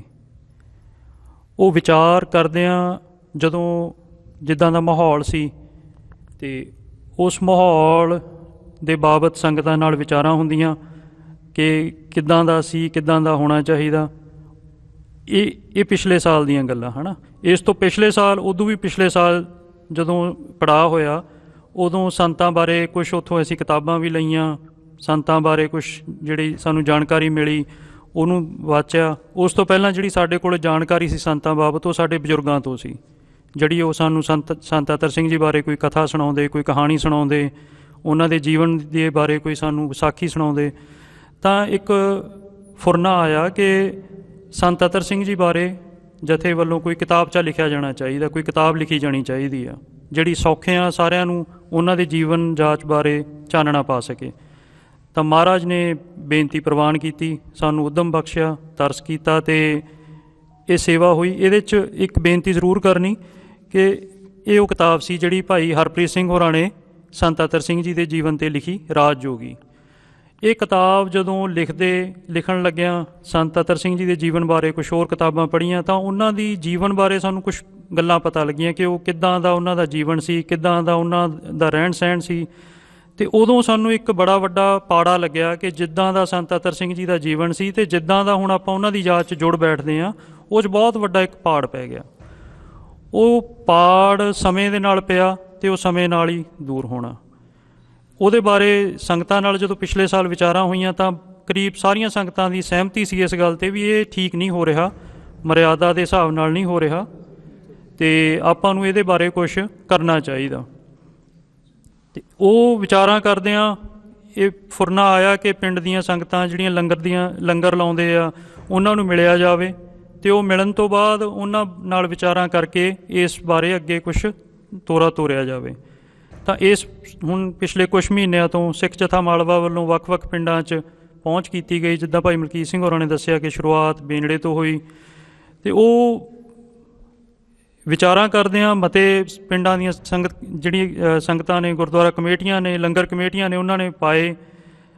ਅਤੇ ਉਸ ਤੋਂ ਬਾਅਦ ਹੁਣ ਅਗਲੇ ਪੜਾਅ ਵਜੋਂ ਅਸੀਂ ਇੱਕ ਗੋਸ਼ਟ ਦਾ ਇਹ ਰੱਖਿਆ ਇੱਥੇ ਕਿ ਚਲੋ ਮਿਲ ਬੈਠ ਕੇ ਸੰਗਤ ਹੁਣ ਅਗਲੇ ਜਿਹੜੇ ਆਪਣੇ ਉਪਰਾਲੇ ਆ, ਅਗਲੇ ਕਦਮ ਕੀ ਹੋਣੇ ਚਾਹੀਦੇ, ਉਹਦੇ ਬਾਰੇ ਸਾਰੇ ਆਪਣੇ ਵਿਚਾਰ ਦੇਣ। ਤਾਂ ਉਹ ਕਿਤਾਬ ਜਿਹੜੀ ਸੀ ਸੰਤ ਅਤਰ ਸਿੰਘ ਜੀ ਬਾਰੇ, ਉਹਦੇ 'ਚ ਪੜ੍ਹਦੇ ਹਾਂ ਬੜਾ ਕੁਛ ਆਉਂਦਾ। ਉਹਦੇ ਵਿੱਚ ਜਿਹੜੀਆਂ ਸਾਖੀਆਂ ਨੇ, ਉਹ ਹਰ ਇੱਕ ਸਾਖੀ ਸਾਨੂੰ ਸਿੱਖਿਆ ਦਿੰਦੀ ਕੁਛ ਨਾ ਕੁਛ। ਅਤੇ ਉਹ ਜਿਹੜੀ ਸਿੱਖਿਆ ਉਹ ਸਾਨੂੰ ਇਸ ਜਿਹੜਾ ਮਾਹੌਲ ਜਿੱਦਾਂ ਦਾ ਹੁਣ ਉੱਥੇ ਬਣ ਗਿਆ, ਉਹਦੇ ਬਾਰੇ ਸਾਨੂੰ ਕੁਛ ਦੱਸਦੀ ਵੀ ਉਹਨਾਂ ਦਾ ਜੀਵਨ ਕਿੱਦਾਂ ਦਾ ਸੀ ਅਤੇ ਹੁਣ ਆਪਾਂ ਕੀ ਕਰ ਰਹੇ। ਸੰਤ ਅਤਰ ਸਿੰਘ ਜੀ ਬਾਰੇ ਇਸ ਕਿਤਾਬ 'ਚ ਜ਼ਿਕਰ ਆਉਂਦਾ ਵੀ ਜਦੋਂ ਗੋਦਾਵਰੀ ਦੇ ਕੰਢੇ ਉਹ ਤਪ ਕਰਦੇ ਸੀ ਤਾਂ ਉਹ ਬੜਾ ਦੂਰ ਤੱਕ ਚਲੇ ਜਾਂਦੇ, ਕਾਫੀ ਦੂਰ ਤੱਕ, ਜਿੱਥੇ ਕੋਈ ਵਸੋਂ ਨਾ ਹੋਵੇ, ਜਿੱਥੇ ਕੋਈ ਆਉਂਦਾ ਜਾਂਦਾ ਨਾ ਹੋਵੇ, ਅਤੇ ਉਹ ਆਪਣਾ ਪ੍ਰਭੂ ਬੰਦਗੀ 'ਚ ਜੁੜ ਸਕਣ। ਅਤੇ ਇਹਦਾ ਕਾਰਨ ਸਾਰਾ ਇਹੀ ਹੁੰਦਾ ਸੀ ਕਿ ਉਹਨਾਂ ਨੂੰ ਇਹ ਚੀਜ਼ਾਂ ਪਸੰਦ ਨਹੀਂ ਸੀ, ਦੁਨਿਆਵੀ ਚੀਜ਼ਾਂ ਜਿਹੜੀਆਂ। ਇਸੇ ਤਰ੍ਹਾਂ ਦੂਜਾ ਇਹਦੇ 'ਚ ਜ਼ਿਕਰ ਜਿਹੜਾ ਆਉਂਦਾ ਉਹ ਜਿਵੇਂ ਐਬਟਾਬਾਦ ਦੀਆਂ ਪਹਾੜੀਆਂ ਦਾ ਆਉਂਦਾ ਕਿ ਉੱਥੇ ਉਹ ਐਬਟਾਬਾਦ ਦੀਆਂ ਪਹਾੜੀਆਂ 'ਚ ਜਾ ਕੇ ਉਹਨਾਂ ਨੇ ਤਪ ਕੀਤਾ। ਕਈ ਵਾਰ ਤਾਂ ਕਈ ਦਿਨ ਉਹਨਾਂ ਦੇ ਬੀਤ ਜਾਂਦੇ, ਕੋਈ ਲੰਗਰ ਪ੍ਰਸ਼ਾਦੇ ਦਾ ਵੀ ਉਹਨਾਂ ਨੂੰ ਕੋਈ ਪਹਿਰਾ ਨਾ ਹੁੰਦਾ, ਬਟ ਉਹ ਆਪਣੇ ਜਪ ਤਪ ਦੇ ਵਿੱਚ ਬੰਦਗੀ 'ਚ ਜੁੜੇ ਰਹਿੰਦੇ। ਤਾਂ ਇਹ ਸਾਰੇ ਕਾਸੇ ਦੇ ਬਾਬਤ ਜਦੋਂ ਅਸੀਂ ਸੋਚਿਆ ਵਿਚਾਰਿਆ, ਇਸੇ ਰਾਹ 'ਤੇ ਫਿਰ ਤੁਰੇ, ਮਤੇ ਪਏ, ਹੁਣ ਆਪਾਂ ਗੋਸ਼ਟ ਕਰ ਰਹੇ। ਤਾਂ ਸਾਰਿਆਂ ਨੂੰ ਇੱਕ ਬੇਨਤੀ ਹੈ ਕਿ ਕੁਛ ਨਾ ਕੁਛ ਜੋ ਆਪਾਂ ਨੂੰ ਲੱਗਦਾ ਕਿ ਅਗਲੇ ਆਪਣੇ ਕਦਮ ਹੋਣੇ ਚਾਹੀਦੇ, ਉਹਦੇ ਬਾਰੇ ਆਪਾਂ ਵਿਚਾਰਾਂ ਕਰੀਏ। ਇੱਥੇ ਤੱਕ ਜਿਹੜੇ ਗੁਰੂ ਦੇ ਅਦਬ ਦੀ ਗੱਲ ਆਉਂਦੀ, ਗੁਰੂ ਦੇ ਅਦਬ ਬਾਰੇ ਇੱਥੇ ਤੱਕ ਵੀ ਆਉਂਦਾ ਵੀ ਇੱਕ ਵਾਰ ਸਵੇਰ ਦੇ ਦੀਵਾਨ ਸਜਣੇ ਸੀ, ਮੀਂਹ ਬਹੁਤ ਜ਼ਿਆਦਾ ਪੈ ਰਿਹਾ ਸੀ। ਸੰਗਤਾਂ ਨੇ ਉਹਨਾਂ ਨੂੰ ਜਦੋਂ ਲੈਣ ਆਏ ਅਤੇ ਬੇਨਤੀ ਕੀਤੀ ਕਿ ਮਹਾਰਾਜ ਮੀਂਹ ਬਹੁਤ ਜ਼ਿਆਦਾ ਪੈ ਰਿਹਾ, ਵੀ ਆਪਾਂ ਦੀਵਾਨ 'ਚ ਨਾ ਜਾਈਏ। ਤਾਂ ਉਹਨਾਂ ਨੇ ਕਿਹਾ ਨਹੀਂ ਕਿ ਜਾਣਾ ਚਾਹੀਦਾ। ਉਸ ਦੀਵਾਨ 'ਚ ਪਹੁੰਚੇ, ਸੰਗਤਾਂ ਉਡੀਕ ਰਹੀਆਂ ਸੀ ਕੁਛ, ਅਤੇ ਉਹਨਾਂ ਨੇ ਇਹੀ ਕਿਹਾ ਵੀ ਸੰਗਤਾਂ ਨੂੰ ਉਡੀਕ ਨਹੀਂ ਕਰਾਉਣੀ ਚਾਹੀਦੀ। ਔਰ ਗੁਰਬਾਣੀ ਦੇ ਬਾਰੇ ਉਹਨਾਂ ਦੇ ਇਹ ਜਿਹੜਾ ਅਦਬ ਦੀਆਂ ਕਹਾਣੀਆਂ ਨੇ, ਸਾਖੀਆਂ ਨੇ, ਉਹ ਇਹਦੇ 'ਚ ਬਹੁਤ ਨੇ, ਆਪਾਂ ਨੂੰ ਪੜ੍ਹਨੀਆਂ ਚਾਹੀਦੀਆਂ। ਮੇਲੇ ਬਾਰੇ ਆਪਣੀ ਫਿਰ ਇੱਕ ਜਿਹੜਾ ਵਿਚਾਰ ਆ ਉਹ ਨਿਖਾਰ ਆਊਗਾ ਉਹਨਾਂ 'ਚ ਵੀ ਆਪਾਂ ਕਿੱਦਾਂ ਆਪਾਂ ਨੂੰ ਇਹ ਗੱਲਾਂ ਸੋਚਣੀਆਂ, ਵਿਚਾਰਨੀਆਂ, ਕਰਨੀਆਂ ਚਾਹੀਦੀਆਂ। ਇੱਕ ਵਾਰ ਗੁਰੂ ਸਾਗਰ ਮਸਤਵਾਣਾ ਸਾਹਿਬ ਉਹ ਦੀਵਾਨ ਦੇ ਵਿੱਚ ਗੁਰੂ ਸਾਹਿਬ ਦੀ ਤਾਬਿਆ ਬੈਠੇ ਸੀ ਭੁਚਾਲ ਦੇ ਝਟਕੇ ਮਹਿਸੂਸ ਹੋਏ ਸੰਗਤਾਂ ਨੂੰ। ਸੰਗਤਾਂ ਜਿੱਦਾਂ ਆਪਾਂ ਕਾਹਲ 'ਚ ਹੁੰਦੇ ਹਾਂ ਹਰ ਵੇਲੇ, ਉਹ ਉੱਠ ਕੇ ਬਾਹਰ ਚਲੀਆਂ ਗਈਆਂ। ਪਰ ਸੰਤ ਅਤਰ ਸਿੰਘ ਜੀ ਉੱਥੇ ਹੀ ਸਜੇ ਰਹੇ। ਸੰਗਤਾਂ ਨੇ ਬੇਨਤੀ ਕੀਤੀ ਕਿ ਮਹਾਰਾਜ ਭੁਚਾਲ ਆ ਰਿਹਾ, ਵੀ ਆਪਾਂ ਬਾਹਰ ਆ ਜਾਈਏ, ਕੁਛ ਨੁਕਸਾਨ ਨਾ ਹੋ ਜੇ। ਉਹ ਕਹਿੰਦੇ ਮੈਂ ਗੁਰੂ ਦੀ ਸ਼ਰਨ 'ਚ ਬੈਠਾ, ਹੁਣ ਇਸ ਤੋਂ ਬਾਹਰ ਮੈਂ ਕਿੱਥੇ ਜਾਵਾਂ। ਇਹ ਉਹਨਾਂ ਦੇ ਵਿਚਾਰ ਹੁੰਦੇ ਸੀ। ਸੰਗਤਾਂ ਕਾਹਲ ਕਰਦੀਆਂ ਸੀ ਪਰ ਉਹ ਠਰੰਮੇ ਨਾਲ ਰਹਿੰਦੇ। ਮਸਤਵਾਣਾ ਸਾਹਿਬ ਦੀ ਵੀ ਪਵਿੱਤਰ ਧਰਤੀ 'ਤੇ ਜਦੋਂ ਉਹ ਜੁੜੇ ਆ ਤਾਂ ਉਹਦਾ ਵੱਡਾ ਕਾਰਨ ਇਹੀ ਸੀ ਕਿ ਸ਼ਹਿਰ ਤੋਂ ਬਾਹਰੋਂ ਬਾਹਰ ਸੀ ਥਾਂ। ਜਿੱਦਾਂ ਭਾਈ ਮਲਕੀਤ ਸਿੰਘ ਹੋਰਾਂ ਨੇ ਦੱਸਿਆ, ਇੱਕ ਝਿੜੀ ਸੀ, ਜੰਗਲ ਸੀ ਛੋਟਾ ਜਿਹਾ, ਤਾਂ ਉਹ ਜੰਗਲ ਦੇ ਵਿੱਚ ਉਹਨਾਂ ਨੇ ਬੈਠ ਕੇ ਆਪਣਾ ਜਪ ਤਪ ਕਰਨਾ, ਜਿੱਥੇ ਕੋਈ ਆਉਂਦਾ ਜਾਂਦਾ ਨਹੀਂ ਸੀ। ਹੁਣ ਆਪਾਂ ਉਹਨੂੰ ਪੂਰਾ ਮੇਲੇ ਦਾ ਮਾਹੌਲ ਦੇਤਾ। ਉੱਥੇ ਆਪਾਂ ਹਰ ਕਿਸਮ ਦਾ ਜੋ ਦੁਨਿਆਵੀ ਮੇਲੇ ਲੱਗਦੇ ਉਹਦੇ 'ਚ, ਅਤੇ ਉੱਥੇ ਜੋ ਸੰਗਤਾਂ ਜੁੜਦੀਆਂ ਉਹਦੇ 'ਚ ਕੋਈ ਬਾਹਲਾ ਫਰਕ ਨਹੀਂ ਰਹਿ ਗਿਆ। ਤਾਂ ਹੁਣ ਆਪਾਂ ਨੂੰ ਇਹਦੇ ਬਾਰੇ ਇਹੀ ਕਰਨਾ ਚਾਹੀਦਾ ਕਿ ਜਿਹੜੀ ਆਪਣੀ ਰਵਾਇਤ ਸੀ, ਜਿੱਦਾਂ ਦਾ ਮਾਹੌਲ ਸੰਤ ਜੀ ਵੇਲੇ ਹੁੰਦਾ ਸੀ, ਉਹਨਾਂ ਬਾਰੇ ਕਿਹਾ ਜਾਂਦਾ ਵੀ ਜਦੋਂ ਉਹ ਕੀਰਤਨ ਕਰਦੇ ਸੀ ਤਾਂ ਕਈ ਮੀਲ ਤੱਕ ਕੀਰਤਨ ਸੁਣਦਾ ਸੀ, ਕਈ ਮੀਲ ਤੱਕ ਉਹ ਉਹਨਾਂ ਦੀ ਆਵਾਜ਼ ਕੀਰਤਨ ਦੀ ਪਹੁੰਚਦੀ ਸੀ। ਅਤੇ ਜਿਹੜੀ ਵੱਡੀ ਗੱਲ ਸੀ ਉਹ ਇਹ ਸੀ ਕਿ ਜਿੱਦਾਂ ਭਾਈ ਮਲਕੀਤ ਸਿੰਘ ਹੋਰਾਂ ਨੇ ਦੱਸਿਆ ਵੀ ਉਦੋਂ ਕੋਈ ਇਹ ਮਾਈਕ ਸਪੀਕਰ ਇੱਦਾਂ ਦੀਆਂ ਚੀਜ਼ਾਂ ਨਹੀਂ ਸੀ ਹੁੰਦੀਆਂ, ਉਹਦੇ ਬਾਵਜੂਦ ਵੀ ਇਹ ਉਹਨਾਂ ਦੀ ਆਵਾਜ਼ ਜਿਹੜੀ ਹੈ ਦੂਰ ਤੱਕ ਪਹੁੰਚਦੀ। ਪਹਿਰੇਦਾਰਾਂ ਬਾਰੇ ਇਹ ਕਿਹਾ ਜਾਂਦਾ ਕਿ ਕਦੇ ਵੀ ਪਹਿਰੇਦਾਰਾਂ ਨੂੰ ਇਸ ਗੱਲ 'ਤੇ ਪਹੁੰਚਣਾ ਨਹੀਂ ਪਿਆ ਕਿ ਉਹਨਾਂ ਨੂੰ ਕਹਿ ਕੇ ਸੰਗਤ ਨੂੰ ਉਚੇਚਾ ਤੌਰ 'ਤੇ ਚੁੱਪ ਕਰਾਉਣਾ ਪਿਆ ਹੋਵੇ ਵੀ ਭਾਈ ਰੌਲਾ ਨਾ ਪਾਓ। ਸੰਗਤ ਵੀ ਉੱਦਾਂ ਦੀ ਸੀ ਜਿੱਦਾਂ ਦਾ ਮਾਹੌਲ ਉੱਥੇ ਹੁੰਦਾ ਸੀ। ਹੁਣ ਹੌਲੀ ਹੌਲੀ ਜਿਹੜੇ ਵਿਗਾੜ ਪਏ ਆ, ਉਹ ਸੰਗਤਾਂ ਵੀ ਆਪਾਂ ਉੱਦਾਂ ਹੀ ਮੇਲੇ ਦਾ ਮਾਹੌਲ 'ਚ ਜਾਂਦੇ ਹਾਂ, ਉੱਦਾਂ ਹੀ ਦਰਸ਼ਨ ਮੇਲੇ ਕਰਦੇ ਹਾਂ ਅਤੇ ਮੁੜੇ ਆਉਂਦੇ ਹਾਂ। ਹੁਣ ਜਿਹੜੇ ਮੁੱਢਲੇ ਨੁਕਤੇ ਸੀ ਉਹ ਦੋ ਹੀ ਆਪਣੇ ਬਣਦੇ। ਇੱਕ ਤਾਂ ਇਹੀ ਕਿ ਆਪਾਂ ਜਿਹੜਾ ਉੱਥੇ ਇਹ ਮੇਲੇ ਵਾਲਾ ਮਾਹੌਲ ਹੈ, ਦੁਕਾਨਾਂ ਲੱਗਦੀਆਂ, ਝੂਲੇ ਲੱਗਦੇ, ਇਹ ਘੱਟੋ ਘੱਟ ਗੁਰਦੁਆਰਾ ਸਾਹਿਬ ਦੀ ਹਦੂਦ ਤੋਂ ਬਾਹਰ ਹੋਣ। ਜਿਹੜੇ ਲੰਗਰਾਂ ਬਾਬਤ ਆਪਣੀ ਬੇਨਤੀ ਸੀ ਉਹਦੇ 'ਚ ਇੱਕ ਜ਼ਿਕਰ ਆਉਂਦਾ, ਇਹਦੇ 'ਚ ਸਾਖੀ ਆਉਂਦੀ ਕਿ ਉਹ ਸੰਤ ਅਤਰ ਸਿੰਘ ਜੀ ਕਿਸੇ ਮਜ਼ਦੂਰ ਦੇ ਘਰ ਪ੍ਰਸ਼ਾਦਾ ਛਕਦੇ, ਉਹਨਾਂ ਨੂੰ ਬਹੁਤ ਆਨੰਦ ਆਉਂਦਾ ਅਤੇ ਉਹ ਜ਼ਿਕਰ ਉਹਨਾਂ ਨੂੰ ਪਤਾ ਲੱਗਦਾ ਕਿ ਜਿਹੜਾ ਸਿੰਘ ਹੈ ਮਜ਼ਦੂਰੀ ਕਰਕੇ ਆਪਣਾ 10 ਨੋਹਾਂ ਦੀ ਕਿਰਤ ਕਮਾਈ ਕਰਦਾ ਅਤੇ ਉਹਦੇ 'ਚੋਂ ਪ੍ਰਸ਼ਾਦਾ ਛਕਾਇਆ। ਉਹ ਇਹ ਗੱਲ ਕਹਿੰਦੇ ਵੀ ਜੇ ਮਜ਼ਦੂਰੀ ਕਰਕੇ ਜਿਹੜਾ ਆਪਾਂ ਪ੍ਰਸ਼ਾਦਾ ਛਕਦੇ ਉਹਦੇ 'ਚ ਇੰਨਾ ਆਨੰਦ ਹੈ ਤਾਂ ਮੈਂ ਵੀ ਮਜ਼ਦੂਰੀ ਕਰੂੰਗਾ। ਔਰ ਸੰਤ ਜੀ ਨੇ ਇਹ ਕੀਤਾ। ਉਹ ਇੱਕ ਸੇਠ ਦੇ ਘਰ ਵੀ ਮਜ਼ਦੂਰੀ ਕਰਨ ਗਏ ਅਤੇ ਜਦੋਂ ਸੇਠ ਨੂੰ ਪਤਾ ਲੱਗਿਆ ਕਿ ਇਹ ਬਹੁਤ ਪਹੁੰਚੇ ਹੋਏ ਮਹਾਂਪੁਰਖ ਨੇ ਤਾਂ ਉਹਨੇ ਬੇਨਤੀ ਕੀਤੀ ਕਿ ਮਹਾਰਾਜ ਪ੍ਰਸ਼ਾਦੇ ਦੀ ਸੇਵਾ ਮੈਂ ਕਰੂੰਗਾ ਅਤੇ ਤੁਸੀਂ ਇੱਦਾਂ ਮੇਰੇ ਸਿਰ ਭਾਰ ਨਾ ਪਾਓ। ਤਾਂ ਇਹ ਸਾਰੀਆਂ ਸਾਖੀਆਂ ਇਹਦੇ 'ਚ ਕਿਤਾਬ 'ਚ ਹੈ ਜਿੱਥੋਂ ਆਪਾਂ ਨੂੰ ਪੜ੍ਹ ਕੇ ਇਹਨਾਂ ਗੱਲਾਂ ਦਾ ਇਲਮ ਹੁੰਦਾ ਵੀ ਆਪਾਂ ਹੌਲੀ ਹੌਲੀ ਵਿਗਾੜ ਪੈਂਦਾ ਕਿੱਥੇ ਪਹੁੰਚ ਗਏ, ਹੈ ਨਾ। ਇੱਕ ਹਰਿੰਦਰ ਸਿੰਘ ਮਹਿਬੂਬ ਹੋਰਾਂ ਦੀ ਕਿਤਾਬ 'ਚ ਜ਼ਿਕਰ ਆਉਂਦਾ, ਇੱਕ ਉਹ ਕੰਸੈਪਟ ਦਿੰਦੇ ਪਹਿਲ ਤਾਜ਼ਗੀ ਦਾ, ਜਿਹਦੇ 'ਚੋਂ ਜ਼ਿਕਰ ਕਰਦੇ ਵੀ ਜਦੋਂ ਗੁਰੂ ਸਾਹਿਬ ਦਾ ਵੇਲਾ ਸੀ ਉਦੋਂ ਜਿਹੜੀਆਂ ਸਿੱਖ ਸੰਗਤਾਂ ਸੀ ਉਹ ਬਿਲਕੁਲ ਜਿੱਦਾਂ ਗੁਰੂ ਦੀ ਕਹਿਣੀ ਕਰਨੀ ਹੁੰਦੀ ਸੀ ਉਹਦੇ ਹਿਸਾਬ ਨਾਲ ਉਹ ਚੱਲਦੀਆਂ ਸੀ। ਪਰ ਉਹ ਜਿਹੜੀ ਪਹਿਲ ਤਾਜ਼ਗੀ ਹੈ ਹੌਲੀ ਹੌਲੀ ਗੁਰੂ ਸਾਹਿਬ ਦੇ ਵੇਲੇ ਤੋਂ ਬਾਅਦ ਫਿਰ ਮਿਸਲਾਂ ਤੱਕ, ਫਿਰ ਅੱਗੇ ਹੌਲੀ ਹੌਲੀ ਉਹ ਖੁੱਸਦੀ ਗਈ ਅਤੇ ਆਪਾਂ ਹੁਣ ਆਮ ਦੁਨੀਆਦਾਰਾਂ ਵਰਗੇ ਬਣਦੇ ਜਾ ਰਹੇ। ਪਰ ਗੁਰੂ ਸਾਹਿਬ ਦਾ ਇੱਕ ਬਚਨ ਹੈ ਕਿ ਜਦੋਂ ਤੱਕ ਆਪਾਂ ਨਿਆਰੇ ਰਹਾਂਗੇ ਉਦੋਂ ਤੱਕ ਹੀ ਆਪਣੀ ਪੁੱਛ ਪ੍ਰਤੀਤ ਹੋਣੀ, ਨਹੀਂ ਆਪਾਂ ਆਮ ਦੁਨੀਆਦਾਰਾਂ ਵਰਗੇ ਹੀ ਬਣ ਕੇ ਰਹਿ ਜਾਣਾ। ਸਿੱਖ ਦੇ ਸਿਰ 'ਤੇ ਬਹੁਤ ਵੱਡੇ ਜ਼ਿੰਮੇਦਾਰੀ ਹੈ, ਬਹੁਤ ਵੱਡੇ ਫਰਜ਼ ਨੇ। ਉਹ ਆਪਣੇ ਨਿਆਰੇਪਣ 'ਚ ਉਹ ਸਾਰੀ ਤਾਕਤ ਪਈ ਹੈ ਜਿਹਦੇ ਆਸਰੇ ਆਪਾਂ ਇਹ ਕਾਰਜ ਪੂਰੇ ਕਰਨੇ। ਤਾਂ ਉਹ ਨਿਆਰੇਪਣ ਦੇ ਹੀ ਆਪਾਂ ਪ੍ਰਥਾਏ ਇੱਥੇ ਜੁੜ ਬੈਠੇ ਹਾਂ ਕਿ ਆਪਾਂ ਆਪਣੀਆਂ ਰਵਾਇਤਾਂ ਵੱਲ ਮੁੜੀਏ। ਜਿੱਦਾਂ ਦੇ ਖਾਲਸਿਆਂ ਦੇ ਜੋੜ ਮੇਲੇ ਹੁੰਦੇ, ਸਿੱਖਾਂ ਦੇ ਜੋੜ ਮੇਲੇ ਹੁੰਦੇ, ਆਪਾਂ ਉੱਦਾਂ ਦੇ ਹੀ ਜੋੜ ਮੇਲੇ ਮੁੜ ਸੁਰਜੀਤ ਕਰੀਏ, ਉੱਦਾਂ ਦੇ ਆਪਾਂ ਵਿਚਾਰ ਕਰੀਏ। ਇਹ ਜਿਹੜਾ ਗੋਸ਼ਟ ਦਾ ਹੈ ਉਹਦਾ ਵੀ ਇਹੀ ਹੈ ਜਿੱਦਾਂ ਇਹਨਾਂ ਨੇ ਦੱਸਿਆ ਕਿ ਇੱਕ ਸਿਰਫ ਬਹਿ ਕੇ ਤੁਹਾਨੂੰ ਦੱਸ ਕੇ ਅਤੇ ਵਾਪਸ ਚਲੇ ਜਾਣਾ, ਉਹ ਕੋਈ ਤੁਕ ਨਹੀਂ ਬਣਦੀ। ਪੁਰਾਣੀ ਆਪਣੀ ਜਿਹੜੀ ਰਵਾਇਤ ਆ ਉਹ ਇੱਦਾਂ ਹੀ ਬੈਠ ਕੇ ਵਿਚਾਰਾਂ ਕਰਨ ਦੀ, ਗੁਰੂ ਘਰ 'ਚ ਗੁਰੂ ਦੀ ਸ਼ਰਨ 'ਚ ਅਤੇ ਗੋਸ਼ਟ ਕਰਨ ਦੀ ਸੀ। ਤਾਂ ਹੁਣ ਆਪਾਂ ਇਹਨਾਂ ਗੱਲਾਂ ਨੂੰ ਅੱਗੇ ਤੋਰਦੇ ਹੋਏ ਬਾਕੀ ਸਾਰਿਆਂ ਨੂੰ ਬੇਨਤੀ ਹੈ ਕਿ ਕੁਛ ਨਾ ਕੁਛ ਇਸ ਗੱਲ 'ਤੇ ਆਪਾਂ ਆਈਏ। ਇਹ ਜਿਹੜੀ ਮੁਹਿੰਮ ਹੈ ਇਹਦੇ ਦੋ ਪੜਾਅ ਅਸੀਂ ਮੋਟੇ ਤੌਰ 'ਤੇ ਮੰਨੇ ਸੀ। ਪਹਿਲੇ ਪੜਾਅ ਦੇ ਵਿੱਚ ਇਹ ਨਹੀਂ ਸੀ ਕਿ ਇੱਕ ਜਥੇ ਦੀ ਜਾਂ ਕਿਸੇ ਇੱਕ ਬੰਦੇ ਦੀ ਇਹ ਫੁਰਨਾ ਸੀ ਵੀ ਆਪਾਂ ਇੱਦਾਂ ਕਰਨਾ। ਜਦੋਂ ਉੱਥੇ ਪੜਾਅ 'ਤੇ ਸੰਗਤਾਂ ਜੁੜਦੀਆਂ ਸੀ ਮਸਤਵਾਣਾ ਸਾਹਿਬ, ਉਹਨਾਂ ਦੇ ਨਾਲ ਵਿਚਾਰਾਂ 'ਚੋਂ ਹੀ ਇਹ ਗੱਲ ਫੁਰਨਾ ਆਇਆ ਕਿ ਇੱਦਾਂ ਹੋਣਾ ਚਾਹੀਦਾ। ਅਤੇ ਸਿੱਖ ਜਥਾ ਮਾਲਵਾ ਨੇ ਤਾਂ ਬਸ ਉਸ ਫੁਰਨੇ 'ਤੇ ਹੁਣ ਫੁੱਲ ਚੜ੍ਹਾਉਣ ਲਈ ਆਪਣਾ ਉੱਦਮ ਕੀਤਾ। ਗੁਰੂ ਸਾਹਿਬ ਅੰਗ ਸੰਗ ਸਹਾਈ ਹੋ ਰਹੇ ਅਤੇ ਜਿੱਥੇ ਕਿਤੇ ਵੀ ਮਤੇ ਪਾਉਣ ਦੀ ਗੱਲ ਹੋਈ ਤਾਂ ਕਿਤੋਂ ਨਾ ਨਹੀਂ ਹੋਈ, ਮਤੇ ਪਾਏ ਗਏ। 40 ਦੇ ਕਰੀਬ ਮਤੇ ਪਹੁੰਚ ਗਏ ਅਤੇ ਹਲੇ ਵੀ ਮਤੇ ਹੋਰ ਪੈ ਰਹੇ। ਇੱਦਾਂ ਹੀ ਹੁਣ ਜਿਹੜਾ ਗੋਸ਼ਟ ਦਾ ਆਪਾਂ ਕਰ ਰਹੇ, ਇਹ ਗੋਸ਼ਟ ਦੇ ਵਿੱਚ ਆਪਾਂ ਵਿਚਾਰਾਂ ਕਰਨੀਆਂ। ਇਹਦੇ ਵਿੱਚ ਆਪਾਂ ਮੁੱਢਲੇ ਤੌਰ 'ਤੇ ਵਿਚਾਰ ਇਹ ਕਰਨੀ ਕਿ ਹੁਣ ਅੱਗੇ ਦਾ ਆਪਣਾ ਜਿਹੜਾ ਆਪਾਂ ਕੋਈ ਮੁਹਿੰਮ ਹੈਗੀ ਆ ਉਹਨੂੰ ਕਿਸ ਪੜਾਅ 'ਤੇ ਲੈ ਕੇ ਜਾਣਾ, ਕਿੱਦਾਂ ਆਪਾਂ ਅੱਗੇ ਇਹਨੂੰ ਗੱਲਬਾਤ ਨੂੰ ਤੋਰਨਾ। ਮਤਿਆਂ ਦਾ ਕੰਮ ਵੀ ਨਾਲ ਨਾਲ ਚੱਲੂਗਾ। ਜਿਹੜੀ ਵਿਜਲ ਸੱਥ ਹੈ, ਇੰਟਰਨੈਟ ਹੈ, ਉਹ 'ਤੇ ਵੀ ਆਪਾਂ ਨਾਲ ਨਾਲ ਇਹ ਜਾਣਕਾਰੀ ਪਾਉਂਦੇ ਰਹਾਂਗੇ। ਸਾਂਝੀ ਕਰਦੇ ਰਵਾਂਗੇ ਸੰਗਤਾਂ ਨਾਲ, ਅਤੇ ਮਿਲਣ ਦਾ ਵੀ ਕਾਰਜ ਨਾਲ ਨਾਲ ਚੱਲਦਾ ਰਹੇਗਾ। ਉਸ ਤੋਂ ਬਾਅਦ ਜਿਹੜਾ ਹੁਣ ਮਸਤੂਆਣਾ ਸਾਹਿਬ ਦੇ ਜਿਹੜੇ ਪ੍ਰਬੰਧਕ ਨੇ, ਜਿਹੜੇ ਸੇਵਾਦਾਰ ਨੇ, ਉਹਨਾਂ ਤੱਕ ਆਪਾਂ ਕਿੱਦਾਂ ਪਹੁੰਚਣਾ, ਕਿੱਦਾਂ ਗੱਲ ਕਰਨੀ, ਇਹ ਸਾਰੀ ਜਿਹੜੀ ਵਿਚਾਰ ਹੈ ਅੱਜ ਦਾ ਆਪਣਾ ਮਕਸਦ ਸੀ ਵੀ ਆਪਾਂ ਇਹਦੇ ਬਾਰੇ ਆਪਾਂ ਨੂੰ ਆਪੋ ਆਪਣੇ ਵਿਚਾਰ ਦਈਏ। ਇੰਨੀਆਂ ਬੇਨਤੀਆਂ ਨੇ ਜੀ। ਵਾਹਿਗੁਰੂ ਜੀ ਕਾ ਖਾਲਸਾ, ਵਾਹਿਗੁਰੂ ਜੀ ਕੀ ਫਤਿਹ। ਗੁਰੂ ਗ੍ਰੰਥ ਸਾਹਿਬ ਜੀ ਮਹਾਰਾਜ ਜੀ ਦੇ ਪਾਵਨ ਪਵਿੱਤਰ ਦਰਬਾਰ ਅੰਦਰ ਸੁਭਾਏਮਾਨ ਗੁਰੂ ਰੂਪ ਸਾਧ ਸੰਗਤ ਜੀਓ, ਵਾਹਿਗੁਰੂ ਜੀ ਕਾ ਖਾਲਸਾ, ਵਾਹਿਗੁਰੂ ਜੀ ਕੀ ਫਤਿਹ। ਅੱਜ ਆਪਾਂ ਸਾਰੇ ਇੱਕ ਬਹੁਤ ਵਧੀਆ ਜਿਹੜਾ ਸਾਡੇ ਵਿੱਚੋਂ ਇੱਕ ਜਿਹੜੀ ਚੇਤਨਾ ਹੈ ਜਿਹੜੀ ਅਲੋਪ ਹੁੰਦੀ ਜਾ ਰਹੀ ਹੈ, ਅਸੀਂ ਉਸ ਨੂੰ ਮੁੜ ਉਜਾਗਰ ਕਰਨ ਦੇ ਲਈ ਸੁਚੇਤ ਹੋਣ ਜਾ ਰਹੇ ਹਾਂ। ਬਹੁਤ ਵੱਡਾ ਯਤਨ ਇਹਨਾਂ ਗੁਰਮੁਖ ਪਿਆਰਿਆਂ ਦਾ, ਵੀਰਾਂ ਦਾ, ਸਾਰਿਆਂ ਦਾ, ਜਿਹੜੇ ਕਾਫੀ ਲੰਮੇ ਸਮੇਂ ਤੋਂ ਆਪਣੇ ਨਿੱਜੀ ਕਾਰੋਬਾਰਾਂ ਦੇ ਵਿੱਚੋਂ ਸਮਾਂ ਕੱਢ ਕੇ, ਬਹੁਤ ਸਾਰੇ ਵੀਰ ਸਰਕਾਰੀ ਮੁਲਾਜ਼ਮ ਵੀ ਹਨ, ਘਰਾਂ ਵਿੱਚ ਕਾਰੋਬਾਰ ਵੀ ਕਰਦੇ ਹਨ, ਫਿਰ ਵੀ ਸਮਾਂ ਕੱਢ ਰਹੇ ਨੇ ਆਪਣੇ ਬੱਚਿਆਂ ਦੀ ਸੰਭਾਲ ਕਰਦੇ ਹੋਏ, ਆਪਣੀ ਜ਼ਿੰਮੇਵਾਰੀਆਂ ਨਿਭਾਉਂਦੇ ਹੋਏ, ਫਿਰ ਵੀ ਇੰਨਾ ਸਮਾਂ ਜਿੰਨਾ ਵੀ ਸਮਾਂ ਮਿਲਦਾ ਇਹਨਾਂ ਨੂੰ, ਇਹ ਉਹ ਸਮੇਂ ਨੂੰ ਅਜਾਈ ਨਹੀਂ ਗਵਾ ਰਹੇ। ਤਕਰੀਬਨ ਜਿਵੇਂ ਆਪਾਂ ਨੂੰ ਹੁਣੀ ਪਹਿਲਾਂ ਵੀਰ ਮਲਕੀਤ ਸਿੰਘ ਨੇ ਦੱਸਿਆ ਵੀ 40 ਦੇ ਕਰੀਬ ਮਤੇ ਨੇ ਉਹ ਸੰਸਥਾਵਾਂ ਵੱਲੋਂ ਪੈ ਚੁੱਕੇ ਨੇ। ਬਿਲਕੁਲ ਇਹ ਜਿਹੜਾ ਅਵੇਸਲਾਪਨ ਸਾਡੇ ਕੋਲ ਆ ਗਿਆ, ਸਾਡੇ ਇਲਾਕੇ ਵਿੱਚ ਆ ਗਿਆ, ਇਹਨੂੰ ਆਪਾਂ ਦੂਰ ਕਰਨਾ ਹੈਗਾ।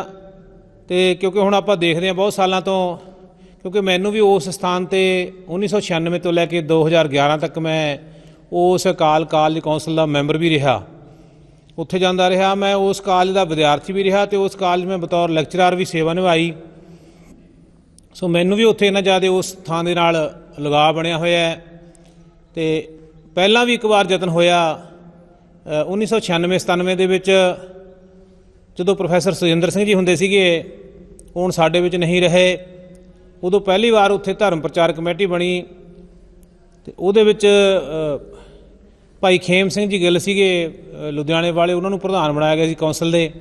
ਉਦੋਂ ਇਹ ਯਤਨ ਕੀਤਾ ਗਿਆ ਵੀ ਜਿਹੜੇ ਸਪੀਕਰ ਨੇ ਉੱਚੀ ਉੱਚੀ ਬੋਲੇ ਜਾ ਰਹੇ ਨੇ, ਇਹ ਬੰਦ ਕੀਤਾ ਜਾਵੇ। ਔਰ ਹੋਇਆ, ਥੋੜ੍ਹੇ ਸਮੇਂ ਲਈ ਹੋਇਆ ਉਹ ਪਾਰਟ ਟਾਈਮ। ਉਦੋਂ ਬਾਅਦ ਕੋਈ ਪਹਿਰਾ ਨਾ ਦੇ ਸਕਿਆ, ਪ੍ਰੋਫੈਸਰ ਸਾਹਿਬ ਦੀ ਡੈਥ ਹੋ ਗਈ। ਉਦੋਂ ਬਾਅਦ ਥੋੜ੍ਹੇ ਸਮੇਂ ਬਾਅਦ ਉਹ ਦੁਬਾਰੇ ਫਿਰ ਉਸੇ ਤਰ੍ਹਾਂ ਫਿਰ ਹਰ ਇੱਕ ਲੰਗਰ ਦੇ ਵਿੱਚ ਅਨਾਊਂਸਮੈਂਟ ਹੋ ਰਹੀ ਹੈ ਵੀ ਸਾਡੇ ਕੋਲ ਇੱਥੇ ਪਕੌੜਿਆਂ ਦਾ ਲੰਗਰ ਹੈ, ਜਾਂ ਸਾਡੇ ਸਾਗ ਦਾ ਲੰਗਰ ਹੈ, ਜਾਂ ਮੱਕੀ ਦਾ, ਇਸ ਤਰ੍ਹਾਂ ਦਾ।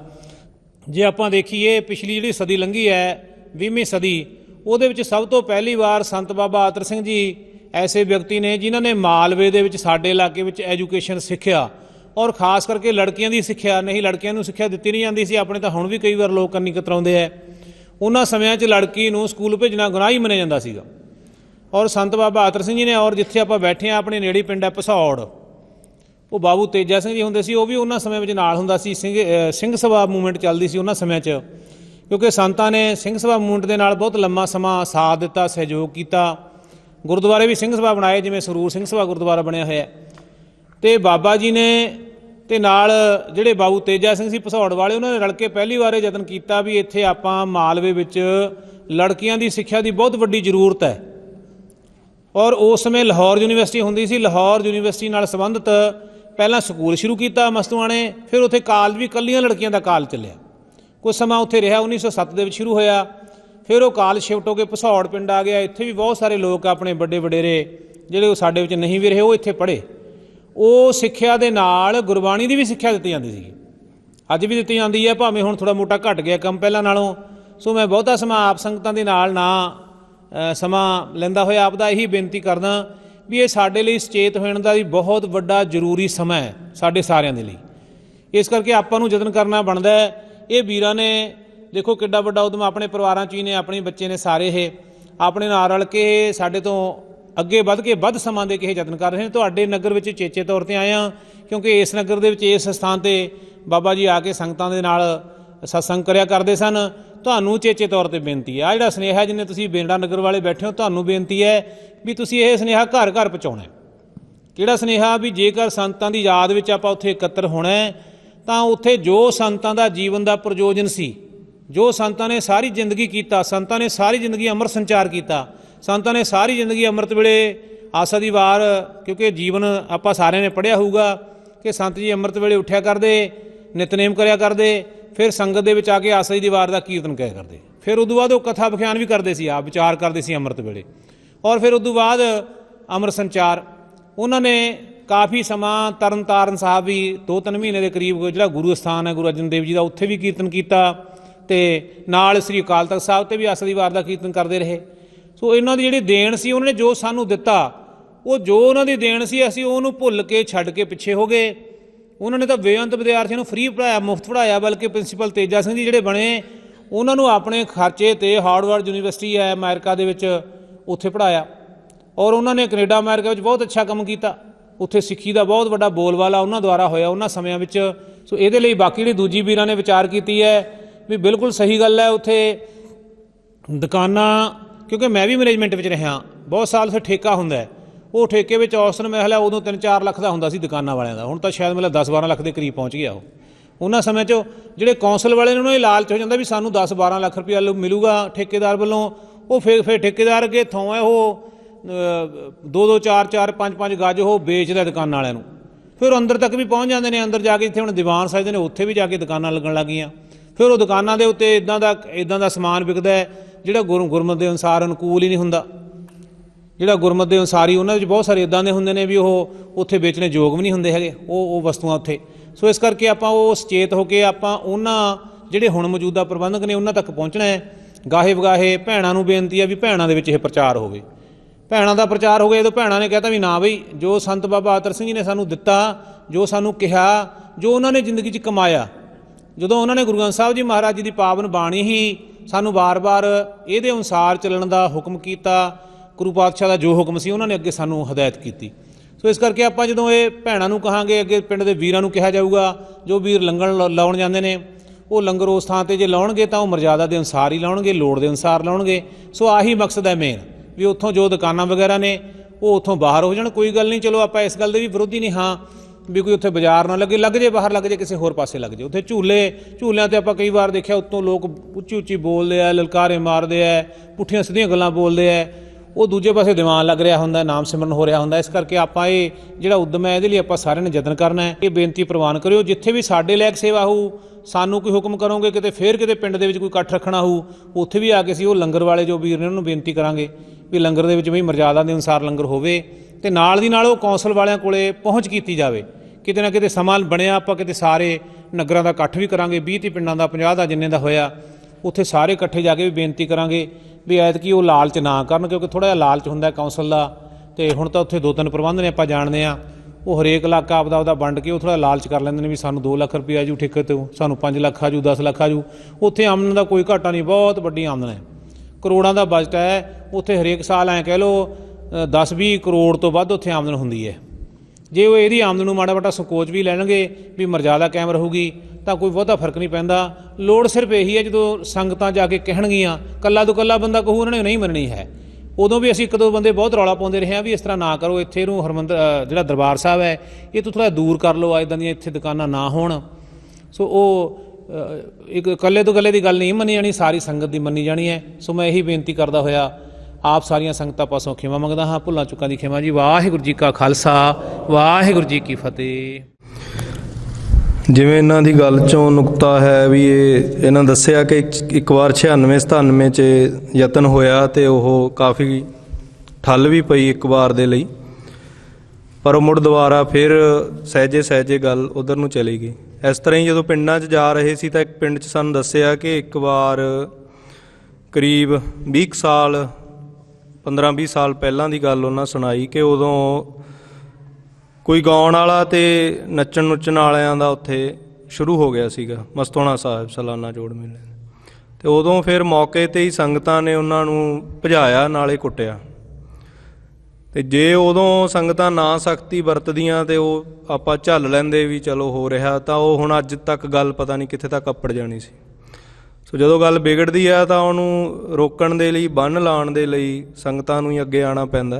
ਅਤੇ ਇਕੱਲਾ ਇੱਕ ਵਾਰ ਦੇ ਲਈ ਵੀ ਬੰਨ੍ਹ ਲਾਇਆ ਨਹੀਂ ਸਰਦਾ, ਤੁਸੀਂ ਉਹਦੀ ਨਾ ਪਹਿਰੇਦਾਰੀ ਕਰੋ, ਨਾ ਕੁੰਡਾ ਰੱਖੋ ਤਾਂ ਗੱਲ ਫਿਰ ਸਹਿਜੇ ਵਿਗੜ ਜਾਂਦੀ। ਜਦੋਂ ਗੁਰੂ ਅਮਰਦਾਸ ਪਾਤਸ਼ਾਹ ਜੀ ਨੇ ਧੰਨ ਗੁਰੂ ਰਾਮਦਾਸ ਪਾਤਸ਼ਾਹ ਜੀ ਨੂੰ ਗੁਰਗੱਦੀ 'ਤੇ ਸੁਭਾਏਵਾਨ ਗੁਰਗੱਦੀ ਸੌਂਪਣੀ ਸੀ ਨਾ, ਉਹਨਾਂ ਦਾ ਬੇਟਾ ਧੰਨ ਗੁਰੂ ਅਮਰਦਾਸ ਪਾਤਸ਼ਾਹ ਜੀ ਦਾ ਬੇਟਾ ਭਾਈ ਅਮਰੂ ਆਪ ਸਭ ਜਾਣਦੇ ਹੋ।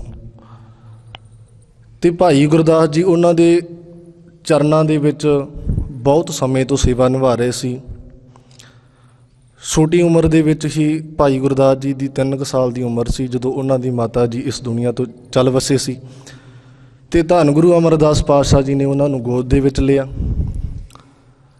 ਸਮਾਂ ਲੰਘਦਾ ਗਿਆ। ਧੰਨ ਗੁਰੂ ਅਮਰਦਾਸ ਪਾਤਸ਼ਾਹ ਜੀ ਦੇ ਦੌਰਾਨ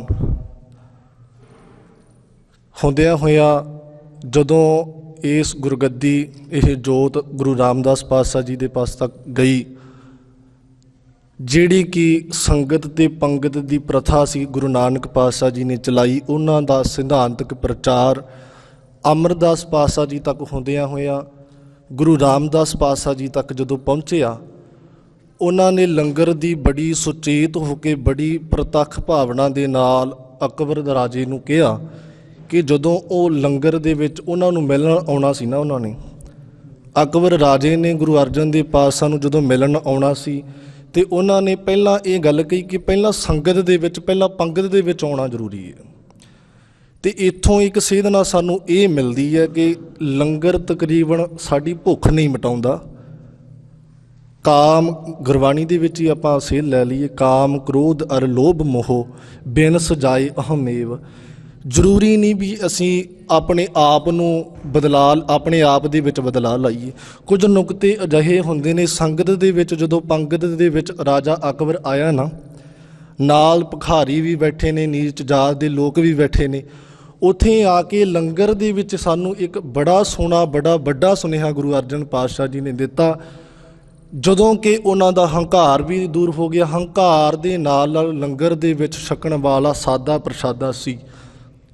ਕਈ ਇਤਿਹਾਸਕਾਰ ਕਹਿ ਰਹੇ ਨੇ ਕਿ ਉਸ ਸਮੇਂ ਗੁਰੂ ਅਰਜਨ ਦੇਵ ਪਾਤਸ਼ਾਹ ਜੀ ਵੇਲੇ ਲੰਗਰ ਦੇ ਵਿੱਚ ਮਿੱਠੀ ਖੀਰ ਵੀ ਤਿਆਰ ਕੀਤੀ ਜਾਂਦੀ ਸੀ, ਅਤੇ ਉਹ ਮਿੱਠੀ ਖੀਰ ਦੇ ਨਾਲ ਗੁਰੂ ਅਰਜਨ ਪਾਤਸ਼ਾਹ ਜੀ ਇਤਿਹਾਸ ਦੇ ਵਿੱਚ ਜਿੱਦਾਂ ਲਿਖਿਆ, ਉਹਨਾਂ ਲਿਖਿਆ ਕਿ ਮਿੱਠੀ ਖੀਰ ਸਾਨੂੰ ਇੱਕ ਸੋਹਣਾ ਸੁਨੇਹਾ ਇਹ ਦਿੱਤਾ ਕਿ ਜਿਹੜੇ ਗੁਰਸਿੱਖਾਂ ਦੀ ਭਾਵਨਾ ਹੈ, ਗੁਰਸਿੱਖਾਂ ਦਾ ਪਿਆਰ ਹੈ ਨਾ, ਉਹ ਇੱਕ ਖੀਰ ਦੀ ਰਸ ਦੇ ਨਾਲ, ਖੀਰ ਦੀ ਮਿਠਾਸ ਵਰਗਾ ਹੋਣਾ ਚਾਹੀਦਾ। ਜਦੋਂ ਵੀ ਗੁਰਸਿੱਖ ਨੂੰ ਮਿਲਦਾ ਨਾ, ਇੱਕ ਮਿਠਾਸ ਦੇ ਨਾਲ, ਭਾਵਨਾ ਦੇ ਨਾਲ ਹੋਵੇ। ਗੁਰੂ ਗ੍ਰੰਥ ਸਾਹਿਬ ਜੀ ਦੀ ਹਜ਼ੂਰੀ ਵਿੱਚ ਮਿਲ ਜੁਲ ਕੇ ਬੈਠੀ ਗੁਰੂ ਰੂਪ ਸਾਧ ਸੰਗਤ ਜੀਓ, ਦਸਮ ਪਾਤਸ਼ਾਹ ਗੁਰੂ ਗੋਬਿੰਦ ਪਾਤਸ਼ਾਹ ਦੀ ਬਖਸ਼ੀ ਹੋਈ ਫਤਿਹ ਪ੍ਰਵਾਨ ਕਰੋ ਜੀ। ਵਾਹਿਗੁਰੂ ਜੀ ਕਾ ਖਾਲਸਾ, ਵਾਹਿਗੁਰੂ ਜੀ ਕੀ ਫਤਿਹ। ਸਾਡੇ ਬਹੁਤ ਹੀ ਪਿਆਰੇ ਵੀਰਾਂ ਨੇ, ਭਰਾਵਾਂ ਨੇ ਇਸ ਖਾਲਸੇ ਦੇ ਜੋੜ ਮੇਲਿਆਂ ਦੇ ਸੰਬੰਧ ਦੇ ਵਿੱਚ ਆਪਣੀਆਂ ਵਿਚਾਰਾਂ ਰੱਖੀਆਂ ਹਨ ਕਿ ਸਾਡੇ ਖਾਲਸੇ ਦੇ ਜੋੜ ਮੇਲੇ ਕਿਹੋ ਜਿਹੇ ਹੋਣੇ ਚਾਹੀਦੇ ਹਨ, ਅਤੇ ਸਾਨੂੰ ਜੋ ਸਾਡੇ ਜੋੜ ਮੇਲਿਆਂ ਦਾ ਰੂਪ ਧਾਰਨ ਕਰ ਗਏ ਹਨ, ਸਾਨੂੰ ਉਹਨਾਂ ਦੇ ਬਾਬਤ ਉਸ ਨੂੰ ਜੋੜ ਮੇਲਿਆਂ ਨੂੰ ਦੁਬਾਰਾ ਪੁਰਾਤਨ ਰਵਾਇਤ ਦੇ ਵਿੱਚ ਲੈ ਕੇ ਆਉਣ ਦੇ ਲਈ ਸਾਨੂੰ ਕੀ ਉਦਮ ਕਰਨੇ ਚਾਹੀਦੇ ਹਨ। ਸਭ ਤੋਂ ਪਹਿਲੀ ਗੱਲ ਤਾਂ ਇਹ ਹੈ ਕਿ ਸਾਨੂੰ ਇਹ ਸਮਝਣ ਦੀ ਲੋੜ ਹੈ ਕਿ ਸਾਡੇ ਖਾਲਸੇ ਦੇ ਜੋੜ ਮੇਲੇ ਕਿਹੋ ਜਿਹੇ ਹੁੰਦੇ ਹਨ। ਤਾਂ ਗੁਰੂ ਸਾਹਿਬ ਦਾ ਫਰਮਾਨ ਹੈ ਕਿ ਖਾਲਸਾ ਮੇਰੋ ਰੂਪ ਹੈ ਖਾਸ, ਖਾਲਸੇ ਮੈਂ ਹੂੰ ਕਰੂੰ ਨਿਵਾਸ। ਦੂਸਰਾ ਗੁਰੂ ਸਾਹਿਬ ਕਹਿੰਦੇ ਹਨ, ਜਬ ਇਹ ਗਹਿ ਵਿਪਰਨ ਕੀ ਰੀਤ, ਮੈਂ ਨਾ ਕਰੂੰ ਇਨਕੀ ਪ੍ਰਤੀਤ। ਅਸੀਂ ਇਸ ਦੁਨੀਆ ਦੇ ਵਿੱਚ ਜਾਂ ਇਸ ਸ੍ਰਿਸ਼ਟੀ ਦੇ ਵਿੱਚ ਅਸੀਂ ਆਪਣੇ ਸਰੂਪ ਕਰਕੇ ਜਾਣੇ ਜਾਂਦੇ ਹਾਂ ਕਿ ਸਾਨੂੰ ਗੁਰੂ ਸਾਹਿਬ ਨੇ ਇੱਕ ਨਿਆਰਾ ਸਰੂਪ ਬਖਸ਼ਿਸ਼ ਕੀਤਾ ਹੈ ਕਿ ਅਸੀਂ ਲੱਖਾਂ ਦੀ ਦੁਨੀਆ ਦੇ ਵਿੱਚ ਖੜ੍ਹੇ ਹੋਏ ਵੀ ਹੋਈਏ ਤਾਂ ਅਸੀਂ ਆਪਣੇ ਸਰੂਪ ਦੇ ਕਰਕੇ ਇਸ ਦੁਨੀਆ ਦੇ ਵਿੱਚ ਪਛਾਣੇ ਜਾਂਦੇ ਹਾਂ ਕਿ ਸਾਡੇ ਸਰੂਪ ਦੇ ਵਿੱਚ ਸਾਡੇ ਮੂੰਹ ਦੇ ਉੱਤੇ ਦਾੜਾ ਪ੍ਰਕਾਸ਼ ਹੁੰਦਾ ਹੈ, ਸਿਰ 'ਤੇ ਦਸਤਾਰ ਹੁੰਦੀ ਹੈ, ਤਾਂ ਅਸੀਂ ਦੂਰੋਂ ਹੀ ਨਵੇਕਲੇ ਪਛਾਣੇ ਜਾਂਦੇ ਹਾਂ। ਤਾਂ ਇਕੱਲੇ ਇਹ ਸਾਡੀ ਪਛਾਣ ਤਾਂ ਦੁਨੀਆ ਦੇ ਵਿੱਚ ਹੈ, ਪਰ ਉਸ ਦੇ ਪੱਖੋਂ ਸਾਡਾ ਨਿਆਰਾਪਣ ਇੱਕ ਹੋਰ ਵੀ ਹੈ ਕਿ ਜਿਸ ਕਰਕੇ ਸਾਨੂੰ ਇਸ ਦੁਨੀਆ ਦੇ ਵਿੱਚ ਜਾਣਿਆ ਜਾਣਾ ਚਾਹੀਦਾ ਸੀ। ਸਾਡੇ ਪੁਰਖਿਆਂ ਨੇ ਬਹੁਤ ਘਾਲਨਾਮਾ ਘਾਲ ਕੇ, ਬਹੁਤ ਤਸ਼ੱਦਦ ਸਹਿ ਕੇ ਆਪਣੇ ਸਾਰੇ ਹੀ ਨਿਆਰੇਪਣ ਨੂੰ, ਚਾਹੇ ਉਹ ਸਮਾਜ ਦੇ ਵਿੱਚ ਰਹਿੰਦੇ ਹੋਏ, ਚਾਹੇ ਉਹ ਧਾਰਮਿਕ ਰਹਿੰਦੇ ਹੋਏ, ਚਾਹੇ ਆਪਾਂ ਇਹ ਕਹਿ ਲਈਏ ਦੁਨੀਆਦਾਰੀ ਦੇ ਵਿੱਚ ਜਾਂ ਅਧਿਆਤਮਿਕ ਪੱਖ ਦੇ ਉੱਤੇ ਆਪਣਾ ਨਿਆਰੇਪਣ ਨੂੰ ਕਾਇਮ ਰੱਖਿਆ ਹੈ। ਜੇ ਅਸੀਂ ਆਪਣੇ ਪਿਛੋਕੜ ਦੇ ਵਿੱਚ ਝਾਤ ਮਾਰਦੇ ਹਾਂ ਕਿ ਸਾਡੇ ਖਾਲਸਿਆਂ ਦੇ ਜੋੜ ਮੇਲੇ ਕਿਹੋ ਜਿਹੇ ਹੁੰਦੇ ਸੀ, ਤਾਂ ਖਾਲਸਿਆਂ ਦੇ ਜੋੜ ਮੇਲਿਆਂ ਦੇ ਵਿੱਚ ਸੰਗਤਾਂ ਇਕੱਤਰ ਹੁੰਦੀਆਂ, ਕਿਉਂਕਿ ਇੱਕ ਜੋੜ ਮੇਲੇ ਹੀ ਸਾਡਾ ਇੱਕ ਗੁਰਸਿੱਖਾਂ ਦੇ ਮਿਲਣ ਦਾ ਸਬੱਬ ਹੁੰਦਾ ਸੀ ਕਿ ਉਹ ਉਦੋਂ ਅੱਜ ਦੀ ਤਰ੍ਹਾਂ ਕੋਈ ਸਾਧਨ ਵੀ ਨਹੀਂ ਸੀ ਕਿ ਆਪਾਂ ਮੋਟਰ ਗੱਡੀਆਂ ਦੇ ਨਾਲ 1 ਘੰਟੇ ਜਾਂ 2 ਘੰਟੇ ਦੇ ਵਿੱਚ ਆਪਾਂ ਸਫ਼ਰ ਕਰਕੇ ਕਿਲੋਮੀਟਰਾਂ ਦਾ ਇੱਕ ਉਸ ਜਗ੍ਹਾ ਦੇ ਉੱਤੇ ਪਹੁੰਚ ਕੇ ਆਪਾਂ ਮਿਲ ਬੈਠ ਕੇ ਵਿਚਾਰਾਂ ਕਰ ਸਕੀਏ। ਤਾਂ ਇਹ ਜੋੜ ਮੇਲੇ ਹੀ ਸੀ ਕਿ ਜਿੱਥੇ ਸੰਗਤੀ ਰੂਪ ਦੇ ਵਿੱਚ ਬੈਠ ਕੇ ਗੁਰਸਿੱਖ ਭਰਾ ਗੁਰਬਾਣੀ ਦੇ ਨਾਲ ਜੁੜਦੇ, ਗੁਰਬਾਣੀ ਦੀਆਂ ਵਿਚਾਰਾਂ ਕਰਦੇ, ਨਾਮ ਸਿਮਰਨ ਦਾ ਅਭਿਆਸ ਕਰਦੇ ਅਤੇ ਆਉਣ ਵਾਲੇ ਭਵਿੱਖ ਦੀਆਂ ਔਕੜਾਂ ਜਾਂ ਅੱਗੇ ਇਸ ਪ੍ਰਚਾਰ ਪ੍ਰਸਾਰ ਦੇ ਲਈ, ਸਿੱਖੀ ਦੇ ਲਈ ਅੱਗੇ ਸਾਨੂੰ ਕੀ ਕਰਨਾ ਚਾਹੀਦਾ ਹੈ, ਉਸ ਦੇ ਬਾਬਤ ਵਿਚਾਰਾਂ ਹੁੰਦੀਆਂ। ਪਰ ਜੇ ਅਸੀਂ ਅੱਜ ਦੇ ਸਮੇਂ ਦੇ ਵਿੱਚ ਦੇਖਦੇ ਹਾਂ ਤਾਂ ਉਹ ਬਿਲਕੁਲ ਉਲਟ ਹੈ। ਸਾਡੇ ਕੋਲ ਇੰਨੇ ਸਾਧਨ ਹੋਣ ਦੇ ਬਾਅਦ ਵੀ ਅਸੀਂ ਜੋ ਸਾਡੇ ਪੁਰਖਿਆਂ ਨੇ ਸਾਨੂੰ ਦਿੱਤਾ, ਅਸੀਂ ਉਸ ਚੀਜ਼ ਨੂੰ ਵਿਸਾਰ ਕੇ ਆਪਣੇ ਮਨ ਦੀ ਚੇਤਨਤਾ ਵਿੱਚੋਂ ਕੱਢ ਕੇ ਅਸੀਂ ਦੁਨਿਆਵੀ ਪੱਖ ਸਾਡੇ 'ਤੇ ਭਾਰੂ ਹੋ ਰਿਹਾ ਅਤੇ ਹੁੰਦਾ ਜਾ ਰਿਹਾ ਕਿ ਸਾਡੇ ਉੱਪਰ ਇੰਨੇ ਸਾਧਨ ਹੋਣ ਤੋਂ ਬਾਅਦ ਵੀ ਸਾਡਾ ਜਿਹੜਾ ਸਿੱਖੀ ਦਾ ਪ੍ਰਚਾਰ ਅਤੇ ਪ੍ਰਸਾਰ ਹੋਣਾ ਸੀ ਉਹ ਉਸ ਸਮੇਂ ਦੇ ਨਾਲੋਂ ਕਿਤੇ ਜ਼ਿਆਦਾ ਵੱਧ ਹੋਣਾ ਸੀ। ਉਹ ਤਾਂ ਹੁੰਦਾ ਜੇ ਸਾਡੇ ਵਿੱਚ ਨਿਆਰਾਪਣ ਰਹਿੰਦਾ। ਤਾਂ ਉਸ ਨਿਆਰੇਪਣ ਨੂੰ ਬਰਕਰਾਰ ਰੱਖਣ ਵਾਸਤੇ ਇੱਕ ਇਹ ਉਦਮ ਉਪਰਾਲਾ ਸਾਰੀ ਸੰਗਤ ਵੱਲੋਂ ਕੀਤਾ ਗਿਆ ਹੈ। ਤਾਂ ਸਾਨੂੰ ਆਪਣੇ ਨਿਆਰੇਪਣ ਨੂੰ ਬਰਕਰਾਰ ਰੱਖਣ ਵਾਸਤੇ ਉਸ ਮਸਤੂਆਣਾ ਸਾਹਿਬ ਸਾਡੇ ਕਿਉਂਕਿ ਨੇੜੇ ਹੈ, ਸਾਡੀ ਭਾਵਨਾ ਬਹੁਤ ਜ਼ਿਆਦਾ ਉਸ ਜਗ੍ਹਾ ਦੇ ਉੱਪਰ ਜੁੜੀ ਹੋਈ ਹੈ, ਕਿਉਂਕਿ ਸੰਤਾਂ ਨੇ ਸਿੱਖੀ ਦਾ ਪ੍ਰਚਾਰ ਅਤੇ ਪ੍ਰਸਾਰ ਉਸ ਜਗ੍ਹਾ ਦੇ ਉੱਤੇ ਬੈਠ ਕੇ ਬਹੁਤ ਜ਼ਿਆਦਾ ਕੀਤਾ। ਲਗਭਗ 25 ਸਾਲ ਤੋਂ ਵੱਧ ਸਮਾਂ ਉਹਨਾਂ ਨੇ ਇਸ ਜਗ੍ਹਾ ਦੇ ਉੱਪਰ ਬਤੀਤ ਕੀਤਾ, ਸੰਤ ਆਤਰ ਸਿੰਘ ਜੀ ਮਹਾਰਾਜ ਨੇ। ਤਾਂ ਸਾਡਾ ਉਦਮ ਹੋਣਾ ਚਾਹੀਦਾ ਕਿ ਜਿਸ ਜਗ੍ਹਾ ਦੇ ਉੱਤੇ ਬਾਜ਼ਾਰ ਲੱਗਦਾ, ਉਸ ਜਗ੍ਹਾ ਦੇ ਉੱਤੇ ਸਾਡੇ ਪੜਾਅ ਲੱਗੇ ਹੋਣ, ਜਿਸ ਦੇ ਵਿੱਚ ਵਿਚਾਰਾਂ ਸੰਗਤੀ ਰੂਪ ਦੇ ਵਿੱਚ ਹੋਣ। ਕੋਈ ਪੜਾਅ ਇਸ ਤਰ੍ਹਾਂ ਦਾ ਹੋਵੇ ਜਿੱਥੇ ਗੁਰਮਤਿ ਸੰਗੀਤ ਦੀ ਵਿੱਦਿਆ ਦਿੱਤੀ ਜਾਂਦੀ ਹੋਵੇ, ਕੋਈ ਪੜਾਅ ਇਸ ਤਰ੍ਹਾਂ ਦਾ ਹੋਵੇ ਜਿਸ ਜਗ੍ਹਾ ਦੇ ਉੱਪਰ ਸਾਂਥਿਆ ਦਿੱਤੀ ਜਾਂਦੀ ਹੋਵੇ, ਜਾਂ ਉਸ ਜਗ੍ਹਾ ਦੇ ਉੱਤੇ ਸ਼ਸਤਰ ਵਿੱਦਿਆ ਸਿਖਾਈ ਜਾਂਦੀ ਹੋਵੇ, ਦਸਤਾਰ ਸਿਖਲਾਈ ਦੇ ਕੈਂਪ ਲੱਗਣੇ ਚਾਹੀਦੇ ਨੇ। ਤਾਂ ਉਸ ਤਰ੍ਹਾਂ ਦਾ ਮਾਹੌਲ ਜਦੋਂ ਕੋਈ ਬਾਹਰੋਂ ਉਸ ਗੁਰਦੁਆਰਾ ਸਾਹਿਬ ਦੀ ਹਦੂਦ ਅੰਦਰ ਆਵੇਗਾ ਤਾਂ ਉਸ ਦਾ ਮਨ ਆਪਣੇ ਆਪ ਹੀ ਬਦਲਣਾ ਸ਼ੁਰੂ ਹੋ ਜਾਵੇਗਾ। ਉਹ ਇਸ ਚੀਜ਼ ਨੂੰ ਦੇਖ ਕੇ ਹੀ ਉਸ ਦੇ ਮਨ ਦੇ ਉੱਤੇ ਪ੍ਰਭਾਵ ਪੈਣਾ ਕਿ ਸਾਨੂੰ ਗੁਰੂ ਸਾਹਿਬ ਨੇ ਕੀ ਸਾਨੂੰ ਮਤਲਬ ਕਿ ਦਾਤ ਜਿਹੜੀ ਦਿੱਤੀ ਆ ਕਿ ਸਾਨੂੰ ਜੀਵਨ ਦੇ ਵਿੱਚ ਕੀ ਕਰਨਾ ਚਾਹੀਦਾ ਅਤੇ ਸਾਡਾ ਜੀਵਨ ਕਿਹੋ ਜਿਹਾ ਹੋਣਾ ਚਾਹੀਦਾ।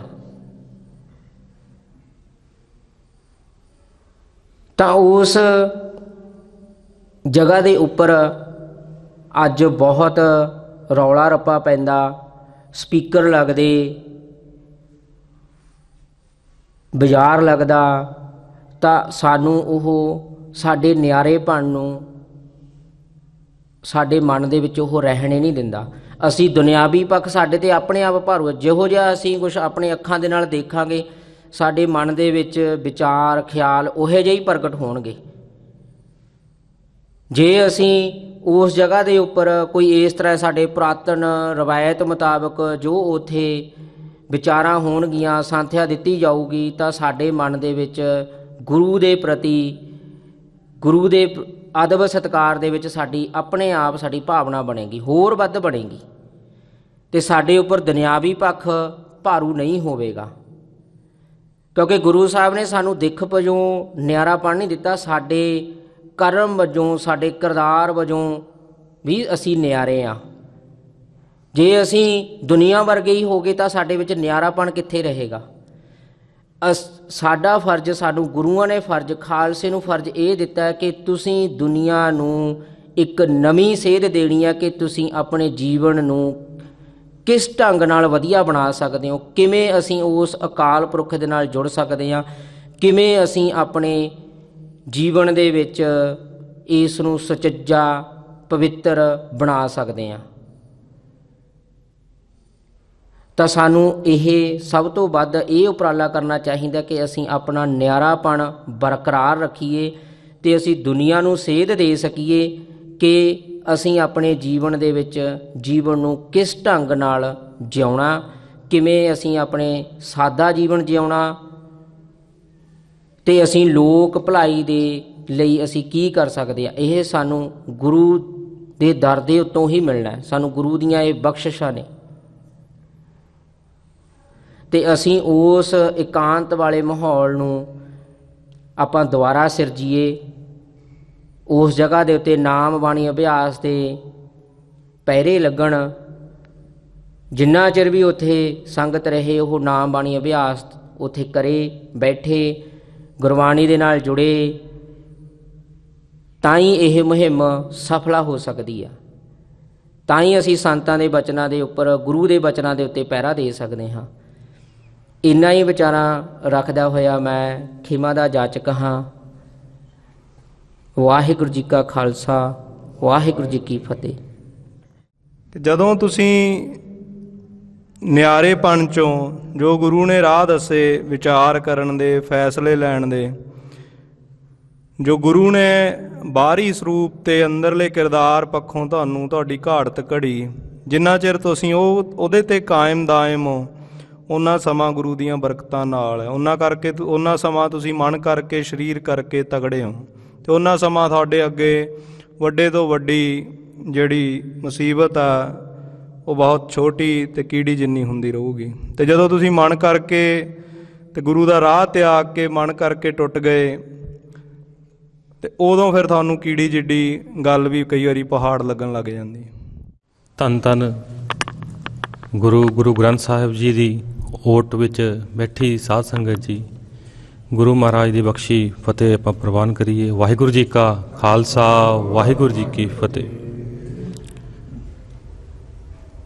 ਜਿੱਦਾਂ ਇਸ ਆਪਾਂ ਵਿਚਾਰ ਵਿੱਚ ਇਕੱਤਰ ਹੋਏ ਹਾਂ ਕਿ ਖਾਲਸਾ ਰਵਾਇਤ ਅਨੁਸਾਰ ਸਾਡੇ ਜੋੜ ਮੇਲੇ ਕਿਸ ਤਰ੍ਹਾਂ ਨਾਲ ਮਨਾਏ ਜਾਂਦੇ ਸੀ ਅਤੇ ਅੱਜ ਉਹਨਾਂ 'ਚ ਨਿਘਾਰ ਆ ਗਿਆ ਅਤੇ ਕਿਸ ਤਰ੍ਹਾਂ ਮਨਾਏ ਜਾ ਰਹੇ ਨੇ। ਮੇਰੀ ਜੋ ਜਾਣਕਾਰੀ ਹੈ ਉਹ ਸਮੁੰਦਰ ਦੇ ਵਿੱਚ ਇੱਕ ਚਮਚ ਮਿੱਠੇ ਬਰਾਬਰ ਦੀ ਹੈ, ਅਤੇ ਉਸੇ ਮਿੱਠੇ ਨੂੰ ਮੈਂ ਵੰਡਣਾ ਚਾਹੁੰਦਾ। ਅਤੇ ਉਸ ਦੇ ਬਾਬਤ ਮੈਂ ਇਹੀ ਗੱਲ ਕਹੂੰਗਾ ਕਿ ਆਪਾਂ ਸਭ ਤੋਂ ਪਹਿਲਾਂ ਗੁਰੂ ਸ਼ਬਦ ਨਾਲ ਟੁੱਟੇ ਹਾਂ। ਗੁਰੂ ਸ਼ਬਦ ਨਾਲ ਟੁੱਟਣ ਕਰਕੇ ਅਸੀਂ ਜੋ ਸਾਡੀਆਂ ਰਵਾਇਤਾਂ ਸੀ ਉਹਨਾਂ ਤੋਂ ਵੀ ਹੌਲੀ ਹੌਲੀ ਮੁਨਕਰ ਹੁੰਦੇ ਗਏ, ਜਿਸ ਨਾਲ ਜੋ ਗੁਰੂ ਨੇ ਸਾਨੂੰ ਰਾਸਤਾ ਦਿੱਤਾ ਸੀਗਾ ਅਸੀਂ ਉਸ ਤੋਂ ਪਛਾਹ ਹਟਦੇ ਗਏ। ਸਾਨੂੰ ਹੁਣ ਜ਼ਰੂਰਤ ਹੈ ਇਸ ਸਮੇਂ ਦੇ ਵਿੱਚ ਕਿ ਅਸੀਂ ਦੁਬਾਰਾ ਗੁਰੂ ਸ਼ਬਦ ਨਾਲ ਜੁੜੀਏ। ਜਿੱਦਾਂ ਪਿੱਛੇ ਭਾਈ ਸਾਹਿਬ ਨੇ ਗੱਲ ਕੀਤੀ ਸੀ ਕਿ ਕਮੇਟੀ ਨੂੰ, ਗੁਰੂ ਸਾਗਰ ਮਸਤੂਆਣਾ ਸਾਹਿਬ ਦੀ ਕਮੇਟੀ ਨੂੰ ਜਿਹੜਾ ਉੱਥੇ ਦੁਕਾਨਾਂ ਲੱਗਦੀਆਂ ਨੇ ਉਹਨਾਂ ਦਾ ਇੱਕ ਪੈਸਾ ਮਿਲਦਾ ਠੇਕਾਕਰੇ ਦਾ, ਅਤੇ ਸਾਨੂੰ ਉਹ ਕਮੇਟੀ ਨਾਲ ਉਸ ਬਾਰੇ ਵੀ ਗੱਲ ਕਰਨੀ ਚਾਹੀਦੀ ਹੈ। ਜਦੋਂ ਸਾਨੂੰ ਸਰਦਾਰ ਕਪੂਰ ਸਿੰਘ ਜੀ ਨੂੰ ਨਵਾਬੀ ਦਿੱਤੀ ਜਾਣੀ ਸੀ, ਉਸ ਟਾਈਮ ਵੀ ਸਾਡੇ ਕੋਲ ਨਵਾਬੀ ਆਈ ਅਤੇ ਸਿੰਘਾਂ ਨੇ ਨਵਾਬੀ ਨੂੰ ਇੱਕ ਫੁੱਟਬਾਲ ਦੀ ਤਰ੍ਹਾਂ ਕਦੇ ਕਿਸ ਪਾਸੇ ਕਦੇ ਕਿਸ ਪਾਸੇ ਸਿੱਟਿਆ। ਅੰਤ ਵਿੱਚ ਇਹ ਫੈਸਲਾ ਲਿਆ ਗਿਆ ਕਿ ਨਵਾਬੀ ਜੋ ਲਈ ਜਾਊਗੀ ਉਹ ਗੁਰਮਤਿ ਅਨੁਸਾਰ ਲਈ ਜਾਊਗੀ, ਅਤੇ ਉਹਦੇ ਵਿੱਚ ਉਹ ਨਵਾਬੀ ਸਰਦਾਰ ਕਪੂਰ ਸਿੰਘ ਜੀ ਨੂੰ ਦਿੱਤੀ ਗਈ। ਸਾਨੂੰ ਇਹ ਵੀ ਪਤਾ ਹੈ ਕਿ ਉਹਨਾਂ ਕੋਲ ਉਸ ਸਮੇਂ ਕੀ ਸੇਵਾ ਚੱਲਦੀ ਸੀਗੀ, ਅਤੇ ਉਹਨਾਂ ਦੇ ਸੇਵਾ ਜਦੋਂ ਉਹਨਾਂ ਨੇ ਨਵਾਬੀ ਲਈ ਤਾਂ ਉਹਨਾਂ ਨੇ ਆਪਦੇ ਵਿਚਾਰ ਵੀ ਰੱਖੇ ਕਿ ਮੈਂ ਜੋ ਘੋੜਿਆਂ ਦੀ ਸੇਵਾ ਕਰ ਰਿਹਾ ਹਾਂ ਉਹ ਮੈਂ ਬਰਾਬਰ ਕਰਦਾ ਰਹੂੰਗਾ। ਇਸ ਤਰ੍ਹਾਂ ਦੇ ਕੁਝ ਹੋਰ ਵਿਚਾਰ ਸੀ।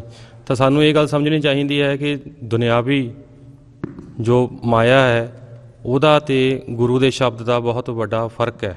ਸਾਨੂੰ ਗੁਰੂ ਦੇ ਸ਼ਬਦ ਨਾਲ ਹੀ ਜੁੜ ਕੇ ਚੱਲਣਾ ਚਾਹੀਦਾ ਹੈ। ਇਹਨਾਂ ਵਿਚਾਰਾਂ ਨੂੰ ਆਪਦੇ ਤੱਕ ਇਕੱਠੇ ਕਰਦਾ ਜੀ। ਜੇ ਕੋਈ ਭੁੱਲ ਚੁੱਕ ਹੋਈ ਹੋਵੇ ਤਾਂ ਮਾਫ਼ ਕਰਨਾ। ਚੰਗਾ ਕਿਹਾ ਨਾਲ ਲੈ ਜਾਣਾ, ਮਾੜਾ ਕਿਹਾ ਮੇਰੀ ਘੋੜੀ ਪਾ ਜਾਣਾ ਜੀ। ਵਾਹਿਗੁਰੂ ਜੀ ਕਾ ਖਾਲਸਾ, ਵਾਹਿਗੁਰੂ ਜੀ ਕੀ ਫਤਿਹ। ਵਾਹਿਗੁਰੂ ਜੀ ਕਾ ਖਾਲਸਾ, ਵਾਹਿਗੁਰੂ ਜੀ ਕੀ ਫਤਿਹ। ਗੁਰੂ ਪਿਆਰੀ ਸੰਗਤ ਜੀਓ, ਜੋੜ ਮੇਲੇ ਦਾ ਜਦੋਂ ਆਪਾਂ ਮਨਾਉਂਦੇ ਹਾਂ ਤਾਂ ਆਪਾਂ ਨੂੰ ਸਮਝ ਆ ਵੀ ਕਿਉਂ ਮਨਾਉਣੇ ਚਾਹੀਦੇ ਨੇ। ਉਹਦੇ ਵਿੱਚ ਵੱਡੀ ਗੱਲ ਤਾਂ ਇਹੀ ਹੁੰਦੀ ਹੈ ਕਿ ਆਪਾਂ ਖੁਦ ਆਪ ਗੁਰੂ ਸਾਹਿਬ ਨਾਲ, ਇਤਿਹਾਸ ਨਾਲ ਜੁੜੀਏ, ਨਾ ਬਾਣੀ ਨਾਲ ਜੁੜੀਏ ਜਾਂ ਫਿਰ ਹੋਰਾਂ ਨੂੰ ਜੋੜੀਏ। ਸੋ ਜਿਵੇਂ ਤੁਹਾਡਾ ਸ਼ਾਇਦ ਪਿੱਛੇ ਖਿਆਲ ਗਿਆ ਹੋਵੇ, ਲੰਗਰ ਦੇ ਵਿੱਚ ਮਾਈਆਂ ਪ੍ਰਸ਼ਾਦਾ ਤਿਆਰ ਕਰ ਰਹੀਆਂ ਨੇ ਅਤੇ ਨਾਲ ਹੀ ਮਤਲਬ ਸਿਮਰਨ ਕਰ ਰਹੀਆਂ ਨੇ, ਹੈ ਨਾ। ਸੋ ਜਿਹੜਾ ਧਰਮ ਹੈ ਜਾਂ ਧਰਮ ਪ੍ਰਤੀ ਜਿਹੜਾ ਪਿਆਰ ਹੈ ਉਹ ਇਸ ਤਰ੍ਹਾਂ ਪੈਦਾ ਹੋਣਾ ਹੁੰਦਾ ਹੈ।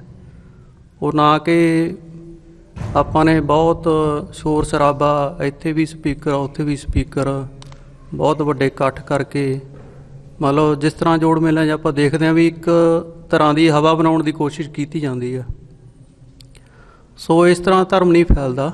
ਧਰਮ ਜਿੰਨਾ ਕੁ ਮੈਨੂੰ ਅੰਦਾਜ਼ਾ ਵੀ ਉਹ ਜੇ ਆਪਾਂ ਵੀ ਗੁਰੂ ਨਾਲ ਜੁੜੇ ਹਾਂ ਤਾਂ ਆਪਾਂ ਆਪਣੇ ਮਾਂ ਪਿਓ ਤੋਂ ਸਿੱਖਿਆ ਕੁਛ, ਉਹਨਾਂ ਨਾਲ ਮਤਲਬ ਬਿਲਕੁਲ ਸਹਿਜ ਦੇ ਵਿੱਚ, ਪਿਆਰ ਦੇ ਵਿੱਚ ਬੈਠ ਕੇ ਆਪਾਂ ਨੇ ਗੱਲਬਾਤ ਕੀਤੀ ਹੈ। ਸੋ ਤਾਂ ਆਪਾਂ ਗੁਰੂ ਨਾਲ ਜੁੜੇ ਹੋਏ ਹਾਂ।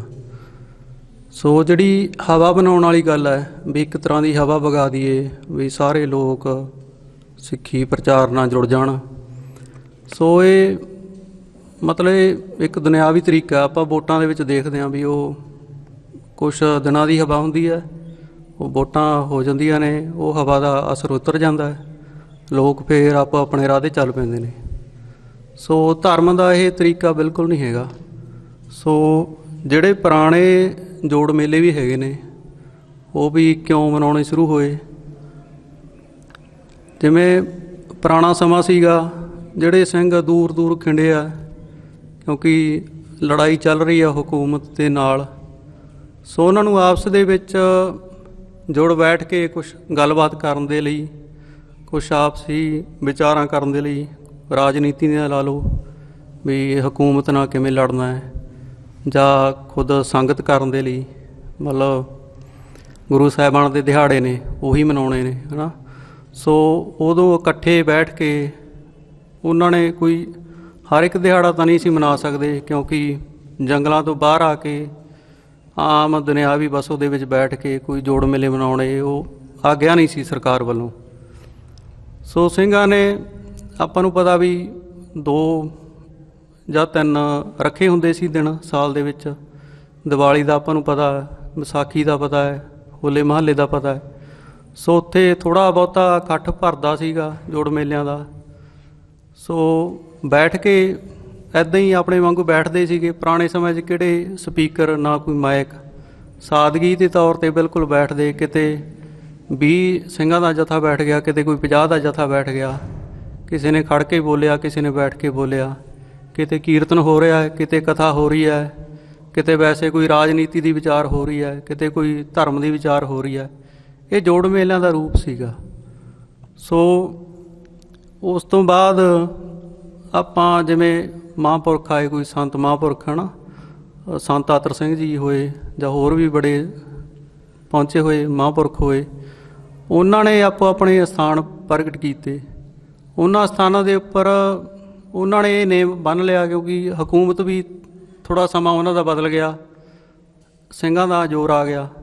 ਸੋ ਉਹਨਾਂ ਨੇ ਇਹ ਦਿਨ ਰੱਖ ਲਏ ਵੀ ਮਹੀਨੇ ਦੇ ਵਿੱਚ ਵੀ ਜਾਂ ਤਾਂ ਸੰਗਰਾਂਦ ਨੂੰ ਇਕੱਠੇ ਹੋ ਜਾਓ ਕਿਸੇ ਸਥਾਨ ਦੇ ਉੱਪਰ, ਉਹ ਕਰ ਲੈਂਦੇ ਸੀਗੇ ਕਿ ਆਪਾਂ ਮੱਸੇ ਵਾਲੇ ਦਿਨ ਇਕੱਠੇ ਹੋ ਜਾਈਏ, ਸਾਰੀ ਸੰਗਤ ਉਸ ਵੇਲੇ ਇਕੱਠੀ ਹੋ ਜਾਏ। ਸੋ ਮਸਤਵਾਣਾ ਸਾਹਿਬ ਦਾ ਜਿਹੜਾ ਜ਼ਿਕਰ ਮਿਲਦਾ ਉਹ ਇਹ ਮੱਸੇ ਵਾਲੇ ਦਿਨ ਦਾ ਜ਼ਿਕਰ ਮਿਲਦਾ ਵੀ ਇੱਥੇ ਸੰਤਾਂ ਦੇ ਵੇਲੇ ਤੋਂ ਹੀ ਮੱਸਿਆ ਦੇ ਵੇਲੇ ਜਿਹੜਾ ਉਹ ਜੋੜ ਮੇਲਾ ਭਰਦਾ ਸੀਗਾ।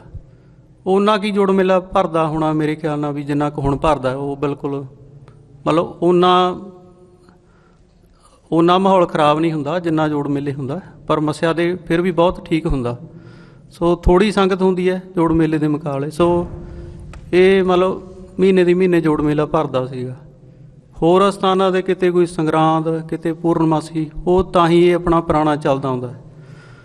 ਸੋ ਜਿਹੜਾ ਪਿੰਡਾਂ ਦੇ ਵਿੱਚ ਵੀ ਆਮ ਆਪਣੇ ਗੁਰੂ ਘਰ ਨਹੀਂ ਸੀ ਹੁੰਦੇ, ਜਿਵੇਂ ਆਪਣੇ ਸੰਤਾਂ ਦੀ ਜੇ ਜੀਵਨੀ ਪੜ੍ਹਦੇ ਹਾਂ ਆਪਾਂ, ਉਹਦੇ ਵਿੱਚ ਵੀ ਜ਼ਿਕਰ ਆਉਂਦਾ ਵੀ ਸੰਤ ਆਤਰ ਸਿੰਘ ਜੀ ਨੇ ਬਹੁਤ ਸ਼ਹਿਰਾਂ ਦੇ ਵਿੱਚ, ਬਹੁਤ ਪਿੰਡਾਂ ਕਸਬਿਆਂ ਦੇ ਵਿੱਚ ਆਪ ਤੁਰ ਫਿਰ ਕੇ ਉੱਥੇ ਸੰਗਤਾਂ ਨੂੰ ਜ਼ਿੰਮੇਵਾਰੀ ਦੇ ਕੇ ਕਿ ਇੱਥੇ ਤੁਸੀਂ ਗੁਰੂ ਘਰ ਬਣਾਓ ਅਤੇ ਨਿੱਤ ਜੁੜੋ।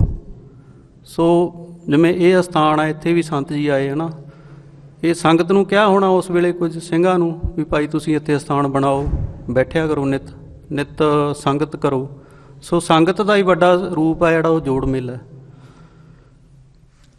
ਸੋ ਜੋੜ ਮੇਲੇ ਦਾ ਅਸਲ ਅਰਥ ਤਾਂ ਇਹੀ ਹੈ ਕਿ ਜੁੜ ਬੈਠ ਕੇ ਨਾਮ ਬਾਣੀ ਪੜ੍ਹਨੀ ਪੜ੍ਹਾਉਣੀ, ਆਪਣੇ ਬੱਚਿਆਂ ਨੂੰ ਗੁਰਮਤਿ ਦੀ ਸਿੱਖਿਆ ਦੇਣੀ, ਗੁਰਮਤਿ ਦੇ ਨਾਲ ਜੋੜਨਾ। ਸੋ ਇਹਦੇ ਤੋਂ ਜੇ ਆਪਾਂ ਪਾਸੇ ਜਾ ਕੇ ਇਹਨੂੰ ਇੱਕ ਸੈਲੀਬ੍ਰੇਟ ਕਰਨ ਦੀ ਜੇਕਰ ਉਹ ਬਣਾ ਲਵਾਂਗੇ ਤਾਂ ਬਿਲਕੁਲ ਜੋੜ ਮੇਲੇ ਵਾਲੇ ਮਾਹੌਲ ਤੋਂ, ਉਹਦੀ ਰਵਾਇਤ ਤੋਂ ਬਿਲਕੁਲ ਹੀ ਦੂਜੇ ਪਾਸੇ ਚੱਲ ਜੂਗਾ।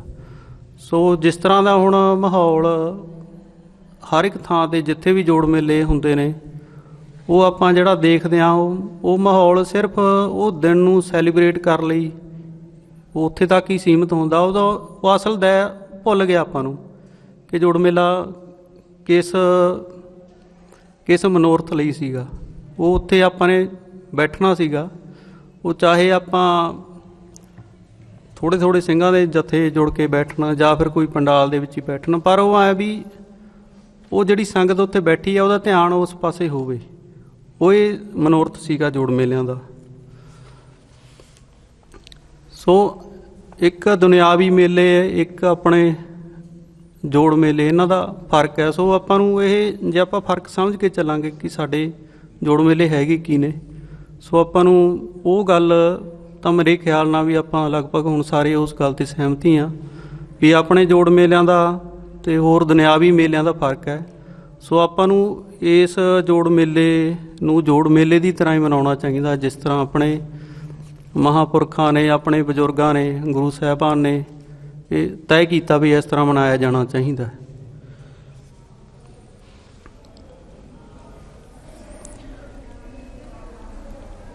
ਹੁਣ ਤਕਰੀਬਨ ਬਹੁਤ ਪਿੰਡਾਂ ਦੀਆਂ ਸੰਗਤਾਂ ਨੇ, ਜਾਂ ਤੁਸੀਂ ਵੀ ਇੱਥੇ ਆਏ ਹੋ, ਮਤੇ ਪਾਏ ਨੇ, ਬਹੁਤ ਸਹਿਮਤ ਨੇ ਇਸ ਗੱਲ ਨਾਲ ਸਾਰੇ ਪਿੰਡਾਂ ਦੀ ਸੰਗਤ ਕਿ ਜੋੜ ਮੇਲੇ ਦਾ ਜਿਹੜਾ ਰੂਪ ਹੈ ਉਹ ਠੀਕ ਹੋਣਾ ਚਾਹੀਦਾ। ਸੋ ਇਹ ਚੰਗੀ ਗੱਲ ਹੈ ਵੀ ਉਸ ਪਾਸੇ ਗੱਲ ਤੁਰੀ ਹੈ। ਸੋ ਆਪਾਂ ਨੇ ਕੁਛ ਆਪਣੇ ਵਿੱਚ ਸੱਜਣਾਂ ਨੇ ਉੱਦਮ ਕਰਕੇ ਮਤੇ ਪਾਏ ਨੇ, ਸੋ ਮਤਲਬ ਲਿਖਤੀ ਲਿਆਂਦਾ ਕਿ ਹਾਂ ਇਸ ਗੱਲ ਨਾਲ ਅਸੀਂ ਸਹਿਮਤ ਹਾਂ। ਸੋ ਅੱਗੇ ਅਗਲਾ ਜਿਹੜਾ ਪੜਾਅ ਇਹਦਾ ਉਹ ਇਹ ਬਣਨਾ ਚਾਹੀਦਾ ਵੀ ਆਪਾਂ ਸਿਰਫ ਇਸ ਗੱਲ ਦੇ ਉੱਪਰ ਨਾ ਖੜੀਏ ਕਿ ਹਾਂ ਅਸੀਂ ਇਸ ਗੱਲ ਨਾਲ ਸਹਿਮਤ ਹਾਂ, ਕਿਉਂਕਿ ਵਾਰ-ਵਾਰ ਜਿਹੜੀ ਗੱਲ ਆਪਾਂ ਸੁਣਦੇ ਹਾਂ, ਹੁਣ ਇੱਥੇ ਵੀ ਵਿਚਾਰ ਹੋ ਰਹੀ ਹੈ ਕਿ ਸੰਗਤ ਵੱਡੀ ਹੈ, ਉਸ ਦਾ ਮਤਲਬ ਇਹੀ ਹੈ ਕਿ ਉਹ ਕੋਈ 5-4 ਸਿੰਘ ਕੋਈ ਅੱਗੇ ਹੋ ਜਾਣ ਕਿ ਆਪਾਂ ਉਹਨਾਂ ਨੂੰ ਮਤੇ ਦੇ ਦਈਏ ਕਿ ਹੁਣ ਭਾਈ ਤੁਹਾਡਾ ਹੀ ਕਰਨ ਦਾ।